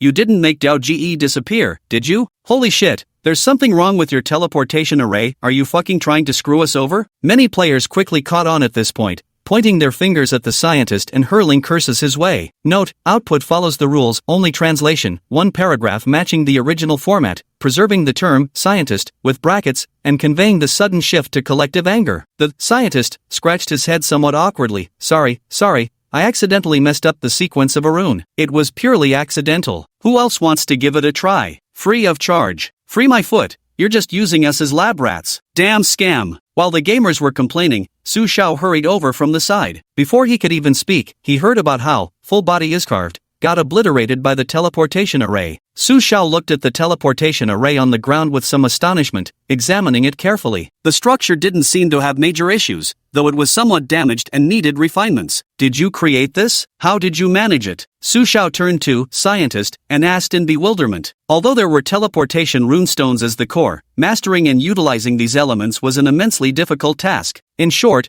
only a genius could accomplish it. Who would have thought this guy actually had such talent? It seems I should seriously explore the potential of these goofy believers of mine. Seeing Su Xiao's slightly shocked expression gave the scientist genuine pleasure. God Xiao, this is what they call professional expertise. Even if I explained it, you wouldn't understand. Ever heard of wormholes? The scientist inquired boastfully, as if an NPC like Su Xiao would have the slightest clue about wormholes. Now it's finally his turn to show off in front of everyone. A hypothetical tunnel-like structure connecting two separate points in spacetime, first proposed by Austrian physicist Ludwig Flamm. Dark matter sustains the wormhole's stability. Am I correct? Su Xiao said. Just kidding. Back on Blue Star I was a straight-A student after all, so naturally I'm familiar with these things. Ha! The scientist stared at Su Xiao in utter shock, his expression a sight to behold, while the other players nearby gaped with their mouths wide open. Damn, even this is known. These damn game designers sure cover a wide range of topics. They didn't even leave me a chance to show off. Impressive, as expected of God Xiao, knowing everything from astronomy to geography,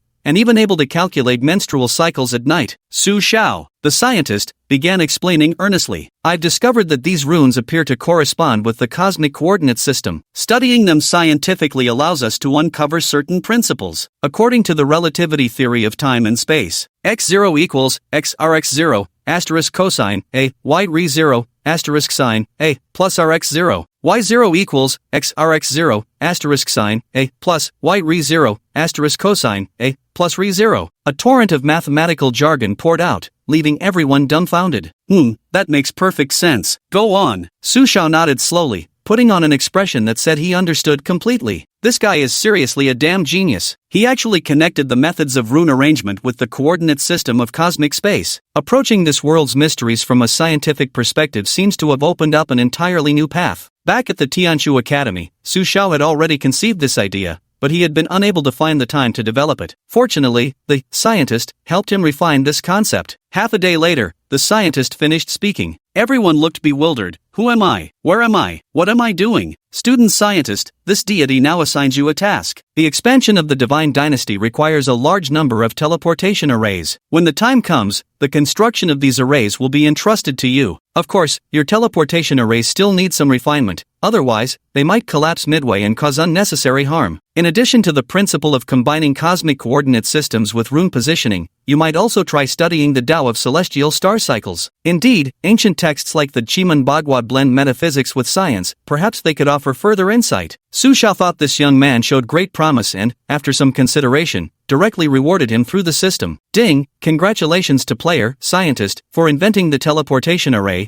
making immense contributions to the Divine Dynasty's development. Reward, 100 faith coins. I hope everyone continues to strive harder. Any contributions to the Divine Dynasty will be duly rewarded. Scientist was instantly stunned. Thank you, Brother Xiao. I'll work hard to build the Divine Dynasty well. Combining science and metaphysics, seems like there's some real potential here. Just imagining it gets me excited. The other players were instantly filled with envy. Enough talk, will I get rewards for expanding the Divine Dynasty's population by creating characters? I, the greatest forging master, am about to take the stage. I, the supreme alchemy emperor Xiaoyan, am about to make my entrance. So, where's Brother Diao? Are we just going to ignore Brother Diao's mysterious disappearance then? Night God, what about Brother Carver? A player concerned about Brother Carver asked. Su Xiao pondered for a moment. What could he do? God knows where those scientists teleported Brother Diao to. Teleportation is a rigorous discipline, profound and ever-changing. So let's just leave him be. If he dies, he'll just return to the main god's temple. Damn! The players thought Su Xiao had said so much, but what could they do? In the end, they still had to rely on Brother Diao to go to his death. Why must Brother Diao's fate be so tragic? Chapter 58, Forging Nothing But Loneliness. At this moment, in the southern wilderness of the forest, a lone figure stood staring at the unfamiliar surroundings, dazed for a long while before finally snapping back to reality. Where is this place? Wasn't the agreed destination the dormitory? Since when did my dorm turn into something like this? Carved all over, gazed at the dense canopy of leaves overhead and the distant undulating mountain ranges, his eyes flickering with a trace of bewilderment and unease. The sky is a bed, the earth is a blanket? God of dawn? Scientist? Chinese teacher? Brother Diao tried calling out a few times, but only heard his own echo in response. Wow! The next second, Brother Diao's tears came streaming down his face. Damn it, liars, they're all damn liars. Scientists, you bastards, where the hell did you send me? I miss Shaoshan, I miss everyone, I want to eat barbecue. Wah! Brother Diao wiped his tears as he embarked on the journey home to find his family. At the same moment, in the mountain range not far from Brother Diao, within the area encircled by 9 great mountains, numerous demonic beasts were gathering. Among these demonic beasts were giant apes as massive as mountains and golden-winged rocks whose wings could blot out the sky. Tigers, lions, turtles, crocodiles, lizards. There's every variety imaginable, over 1,000 in total, a terrifying number that creates an awe-inspiring spectacle. At the center of these demonic beasts lies a massive natural limestone cave, shaped like a bottomless cup. In the heart of the area stands an isolated mountain peak, connected to its surroundings by several ancient plank pathways. It is now shrouded in a deep crimson glow, as if something luminescent lies within. Several days later, heavenly fire descended, and the demonic sacrificial feast commenced. Everyone must be prepared, we must ensure the revival of our demon race. Within a certain shadowy palace. You worthless fool, can't even handle a single acolyte and let someone destroy our base? What good are you to me? The skeleton shrouded in black robes had ghostly flames raging 3 zhang high in its eye sockets, looking utterly ridiculous. Spare me, my lord, give me another chance. That bastard somehow possessed an artifact to suppress the nether realm, it was just bad luck. The other skeleton kneeling before this one wailed in lament. He was none other than the unlucky fellow whom Dao Gu had sent back to the underworld with a single strike of his bone. You failed in your task, yet you still make so many excuses. Do you truly believe my underworld divine dynasty accepts any incompetent fool? I gave you a chance, but you failed to seize it. You may rest in peace now. The spectral fire rose 30 feet high as the skeleton raised its hand in a sweeping motion. A terrifying aura descended, and an emerald green radiance enveloped the skeletal figure, instantly reducing it to a pile of bones. Lord Yashi, it's your turn. Eliminate this fellow named Su Xiao as quickly as possible and restore the Starry Sky Divine Dynasty's outpost, the black-robed figure said to another presence in the darkness. Yes, sir. A robed skeleton slowly rose to its feet and spoke with reverent deference. Celestial Dynasty. Billowing black smoke. Chemistry teacher, was currently directing a group of players in iron smelting. Due to the construction of the Divine Dynasty, the consumption of iron ore has been enormous, and the deposits previously discovered in the half-human, half-oxen living area have been nearly exhausted. Fortunately, the geography teacher discovered a larger iron ore vein in the region where the Starry Sky Divine Dynasty is located. Pour the mold. Brothers of the Frost team, quickly cool it down and send it to the forging room. By the way, remember to collect payment. We're not slaves, we're capitalists now. Pieces of newly refined third-grade iron ore were delivered to the freshly opened forging workshop. Within the spacious forging workshop, rhythmic hammering sounds rose in waves. Su Xiao was demonstrating weapon forging techniques to the players. Back at the Celestial Script Academy, he had gained similar experience, so now forging came to him with effortless ease. The key to forging lies in mastering the heat and the force. Bang, bang, bang. Hammer blow after hammer blow rained down in relentless repetition. A longsword was slowly taking shape. Ding! Congratulations, host, for successfully forging a first-grade refined iron longsword blank. A voice rang out, signaling that the sword in Su Xiao's hands was complete. The sword measured 3 feet in length, its blade flowing like water, radiant and gleaming. It gave off an incomparably sharp impression, as if it could effortlessly slice through metal with a mere flick. Damn! What a sword! Xiaoshin is really something with a sword. Xiaoshin, you're truly the crowning jewel of bastards. The players all gave a thumbs up. Su Xiao examined the long sword in his hand and felt quite satisfied. However, for now, this sword is merely an ordinary refined iron blade blank without any special functionalities. If runic arrays could be inscribed upon it, then this sword would undergo a transformation into a spiritual artifact. Only spiritual artifacts can be considered true entry-level weapons. By channeling power into them and wielding the spiritual sword to strike opponents, one can achieve an amplification effect. The higher the grade of the spiritual artifact, the greater the amplification effect naturally becomes. At this thought, Su Xiao took out the only first-grade runic formation he had brought from the Celestial Script Academy and slapped it onto the long sword. A wisp of divine energy circulated as the runic formation gradually merged with the long sword. A flash of brilliance erupted, and a sword chi shot out, shattering the blue stone tiles on the ground into fragments. The first-grade spirit sword was complete. Once the sword blank is forged, runic arrays can be inscribed on the blade to transform it into a spirit sword. I've placed this sword in the Divine Dynasty's mall. You can exchange it yourselves using faith coins. Now, begin your forging. After speaking these few words indifferently, Su Xiao placed the sword in the system-constructed Divine Dynasty mall, priced at 500 faith coins. I'll do it. Zhang Daxian stepped forward from the crowd, volunteering himself. He had already mastered 2 skills, Gale Step and Armor Mimicry, and now needed a suitable weapon to boost his attack power. Count me in too. A group of players surged forward. A total of 10 sets of forging equipment directly filled all the available space. Su Xiao initially wanted to ask Zhang Daxian whether he had memorized the key points he had explained. At this moment, Zhang Daxian pulled up his pre-recorded virtual video and began following Su Xiao's forging process. Su Xiao. He'd overlooked the fact that the video recording feature existed. This indeed saved him a lot of trouble. Bang, bang, bang. The 10 players unleashed a flurry of fierce maneuvers. Half an hour later, 10 pieces of scrap metal appeared, twisted and grotesquely ugly, some even elongated, vaguely resembling feces. Damn it, I followed Brother Zhao's steps exactly. How did this happen? Are you forging weapons or forging a damn joke? You've crafted nothing but air. Keep going. You'll get familiar with it with more practice. Su Yao shook his head. The timing still isn't quite right. After all, forging requires both talent and time. Though once the weapon blank is forged, supplying the rune arrays presents quite a challenge. The engraving of runic arrays demands even greater innate talent and presents harder difficulties, not something all players will necessarily master. If Su Xiao alone were responsible for engraving runic arrays and coordinating weapons for them, it would probably take a month that would absolutely exhaust him. Just as Su Xiao was feeling down, a voice interrupted him. Xiaoshin, do you have any tissues left? We're out. Paper? Damn it. You come to me when you run out of toilet paper? Just use your finger. Wait, it seems this guy isn't talking about toilet paper. Chapter 59. No cultivation practice is beyond scientific explanation. The system assigned Su Xiao the task of teaching the players runic arrays and weapon forging,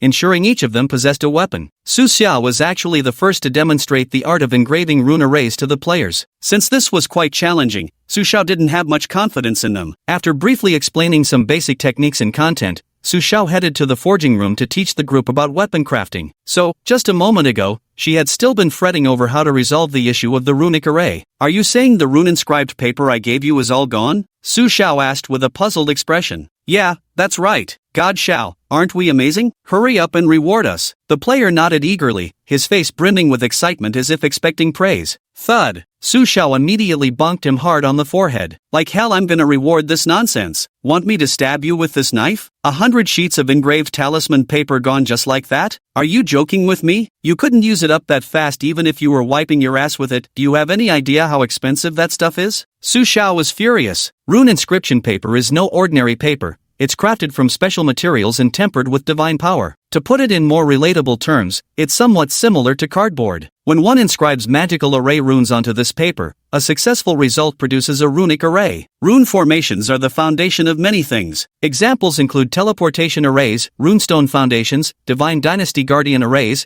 and energy gathering arrays. For exceptionally talented rune masters, they can even develop offensive techniques, using rune formations to trap enemies and eliminate them. In this world, spirit crystals containing energy serve as the basic currency. The price of a single Tier 1 rune inscription paper is roughly 10 spirit crystals, equivalent to about 1/10 the cost of a Tier 1 spirit sword. These rune-inscribed papers were actually rewards from the system's grand gift bundle. Su Xiao had originally planned to give them 100 sheets just to let these guys practice and get the feel for it. Never did he expect they'd waste them so quickly. How could he not be furious? Xiao Shun, you've changed. Why did you stab us in the back? After all the effort we put into completing the engraving, you actually thought of betraying us. You don't love us anymore. Boo-hoo. The player whimpered in unjustified sadness. Wait a moment. Is this guy saying the engraving is complete? So you're telling me you didn't waste it, but actually engraved a first-grade runic array and succeeded? Su Xiao instantly widened her eyes, hardly able to believe what she was hearing. Yeah, didn't I tell you before? The player was somewhat puzzled. Damn it! Su Xiao was inwardly shocked. He grabbed the player and ran toward the rune engraving hall. Hurry, take me to see it. How could this be? How did these guys manage to complete the rune array engraving in such a short time and even succeed at it? The rune engraving hall. Yes, that's right. First, when starting to learn drawing, you should begin with simple shapes, including triangles, quadrilaterals, and circles, as well as three-dimensional forms like cones, cubes, and spheres. Second, as beginners in drawing, you should enhance your ability to simplify. Try to visualize the objects before you as composed of basic shapes, meaning you can reduce complex scenes to combinations of simple forms. Third, sixth, the sequence of drafting should be to sketch the large shapes first, then the small ones, to outline the primary shapes first, then the secondary ones. When Su Xiao arrived at the rune engraving hall, he heard a voice giving instructions inside. What met his eyes left him utterly stunned. Dozens of players were now sitting obediently on small stools in neat rows, carefully listening to a player called, "I'm really not an artist," explain painting techniques. That's right, painting techniques? No looking around during class. I'm really not an artist. Holding a pointer in hand, noticed a player looking at Su Xiao and tapped him with it. God Xiao? At that moment, the other players also noticed God Xiao's arrival. Seeing this, Su Xiao stepped forward and said, "Let me have a look at your runic arrays. I can't wait to verify its authenticity." I'm really not an artist, led Su Xiao to the nearby table. Out of 100 rune inscription papers, only 30-some succeeded. How embarrassing. I'm really not an artist, said with a look of shame. A success rate of just over 30%? After a quick calculation, Su Xiao was stunned. For novice rune masters, the failure rate is almost 100%. Even for those with exceptional talent, achieving a 30% success rate after a month of diligent practice would already be quite impressive. Breaking 40% would be considered outright miraculous. Yes, 40%, because this heavens-defying person was none other than Su Xiao himself. Moreover, he had only spent 7 days pondering it, not even reaching the 1-month mark. These guys, having pondered for less than a single day, had actually surpassed his record. This is fucking outrageous. Su Xiao checked each piece of rune inscription paper one by one. Although some parts weren't perfectly smooth, it didn't significantly affect the outcome. How did you manage this? Su Xia stared in shock at, I'm really not an artist. How did you do that? Just grab a pen and scribble any damn thing. Xiao Shun, no way. You don't actually think rune engraving is hard, do you? The players immediately started buzzing with chatter. Su Xiao, of course it's not difficult. The first time I tried carving seals, I only succeeded with about 40 out of 100 attempts. I was just curious how you managed to do it using painting techniques? Over 40 successes? Damn, as expected of the legendary Xiao. Alright, I thought we had surpassed the great Xiao for a moment there. I'm really not an artist, began to explain. That's natural. There's no cultivation practice that can't be resolved through scientific methods. Look at this rune array's pattern and structure. It appears large and complex at first glance, but if you view it from an artistic perspective, it's completely different. Start from a macro perspective. Begin by dividing the whole into several regions. First sketch the overall structure, then detail each section meticulously, finally connecting them into one cohesive piece. After listening to "I'm really not an artist," Su Xiao finally understood. Traditional rune inscription follows a sequential approach, completed in a single stroke, because with just a slight interruption, everything could fall apart. But this guy, using scientific techniques, broke through the traditional constraints of thinking and effectively divided a formation into several separate modules. Coincidentally, splitting these modules apart wouldn't cause significant disruption between them, especially when they're ultimately combined into a unified whole. This essentially simplified complexity, dramatically reducing the difficulty. Indeed, the combination of science and metaphysics solves many problems. However, there was still one thing Su Xiao didn't quite understand. The engraving process also demands extremely precise control of power. Even the slightest mistake leads to failure. These guys' control isn't refined enough to achieve such a high success rate, especially the final assembly stage, which is harder than scaling the heavens. How exactly did they manage it? Moreover, simply dividing a single magical array pattern into multiple separable sections is just as challenging as teaching advanced mathematics to an elementary school student. Chapter 60 The Flamethrower Gatling, Iron Man's Armor? To Su Xiao's question, "I'm really not an artist," simply smiled faintly. He said, "What kind of problem is this? Master Xiao, this one is even simpler. In mathematics, this is essentially a problem of big data precision positioning." "I'm really not an artist," said with feigned mystery. "First, I'll divide the formation diagram into segments, ensuring the smaller modules won't affect the overall effect when reassembled. Then, I'll show these areas to everyone and let them pick the regions they're most confident in to try. In the end, each person finds a spot that suits them. After that, we just need to each take responsibility for our own area. And finally, I'll piece it all together. Isn't that okay?" Hearing this, Su Xiao immediately understood. These guys really think outside the box. It's equivalent to distributing the work previously done by one person among several people to complete, and each person is responsible for an area they excel in. This reduces the probability of failure in traditional models when encountering unfamiliar or difficult tasks, thereby greatly increasing the success rate. This move is absolutely brilliant. However, their foundational skills are too weak, so I'm teaching them the techniques of painting. With more practice, I believe the success rate will improve significantly. "I'm really not an artist," he lamented. Bang bang bang. Su Xiao clapped his hands in appreciation. "Good, very good. We need your kind of creativity and imagination. Now I'm assigning you a task. Complete the engraving of these runic arrays. Of course, you'll be the primary person in charge. You'll need to divide these array patterns and then assign follow-up tasks to the others." Su Xiao directly handed over dozens of carving methods for rune formations to "I'm really not an artist." "I'm really not an artist." S face instantly turned green. Damn, this workload was way too much. "God Xiao, I only have so much energy." "I'm really not an artist," said tactfully. "Of course, after completion I'll reward your group with 10,000 faith coins. You'll take 30%, and the others will share the remaining 70%. Su Xiao then added. To motivate everyone, Su Xiao was willing to splurge. But this investment didn't cost him any hesitation at all. Once these guys are fully trained, he can mass-produce rune formations to sell. With spirit crystals, he could exchange for cultivation-boosting resources to rapidly enhance his strength. Right now, they're just getting started. But once their potential is unlocked and they start producing high-end products, who knows, they might even cause a sensation across the realm. 10,000 faith coins? Hearing this number, a group of people's eyes instantly turned red with greed. God Xiao, stop talking nonsense, just transfer the money and we'll start working right away. Brothers, it's time to make some serious cash. Wait, something feels off about this plot. Weren't we supposed to be grinding monsters to level up? How did we suddenly become hired laborers? Ha!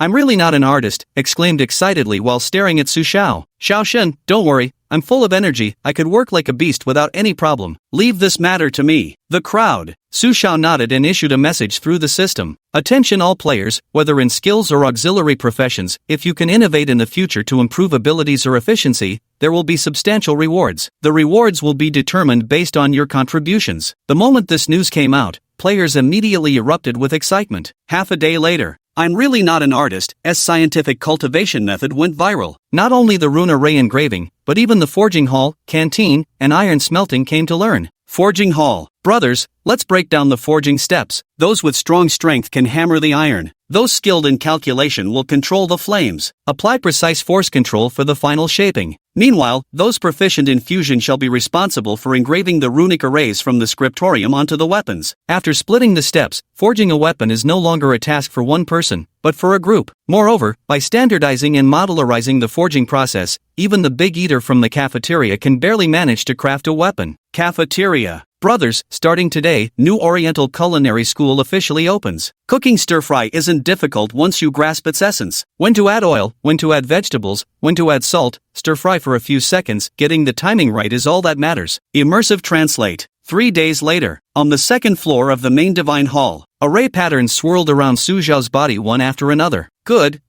The general layout of the teleportation array is nearly complete. All that remains is to etch the teleportation runes. Su Xiao slowly rose to his feet, a faint smile playing on his lips. These past few days, he had been meticulously studying the teleportation array, refining some of the flaws in the scientist's design. Next would come the deployment of the teleportation array, followed by an expedition into the savage forest to rapidly level up. I'll go check on how the weapons forging is coming along for these fellows. Su Xiao walked slowly toward the outside. If these fellows were too slow with their weapon forging, he'd have to give them a proper push.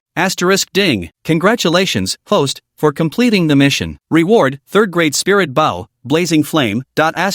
System mission, kill 1,000 demon beasts within 7 days. Quest reward, unknown. Is this it? Su Xiao froze for a moment. 200 player devotees, 200 first grade spirit weapons. It's finished in just 3 days? How the hell did they manage this? Of course, Su Xiao didn't know that the forging hall had adopted the scientific cultivation method from the rune hall. At this moment, a dark red longbow materialized in his hand, its body forged from an unknown metal adorned with intricate carvings of blazing flames. Both ends of the bow curved like blossoming fireflowers, exquisitely crafted. Flame bloom bow. Overview, a longbow forged from gunmetal, embedded with fire attribute formations. Its power awakens when infused with divine energy. Attribute, unleashes 150% of its innate power. Quality, 3rd grade, 9 stars. The system directly quantified and displayed the characteristics of the blazing bow in Su Xiao's mind. A 150% increase in power, truly worthy of being called a top-tier 3rd grade artifact. After storing the blazing bow, Su Xiao headed toward the door. The moment he stepped outside, suddenly, a massive fireball came shooting toward him. Boom! Su Xiao abruptly threw a punch, his hands coated in ice, and with one strike, he shattered the fireball spell. Just as he was about to ask what was going on, he spotted a player pointing a black, ominous object at him. Looking closely, Su Xiao felt a hint of familiarity. Then it struck him. Wasn't this the damned shape of a Gatling gun? A Gatling gun? Su Xiao once suspected whether he had traveled through time again. Chapter 61, Players' Innovations, Overturning Traditions. Su Xiao could be certain that there were absolutely no Gatling guns in the world of gods. Therefore, he had these guys craft spiritual artifacts, but instead of forging swords or blades, they brought over stuff from Blue Star? Holy shit, it's Xiao Shun. Wah, Xiao Xin, I didn't mean to. I just wanted to test if my Gatling had any problems. Sob. Don't stab me, wah. The player's face twisted into a miserable expression upon seeing Su Xiao, utterly plastered with terror. 3 black lines formed on Su Xiao's forehead. Shut your trap,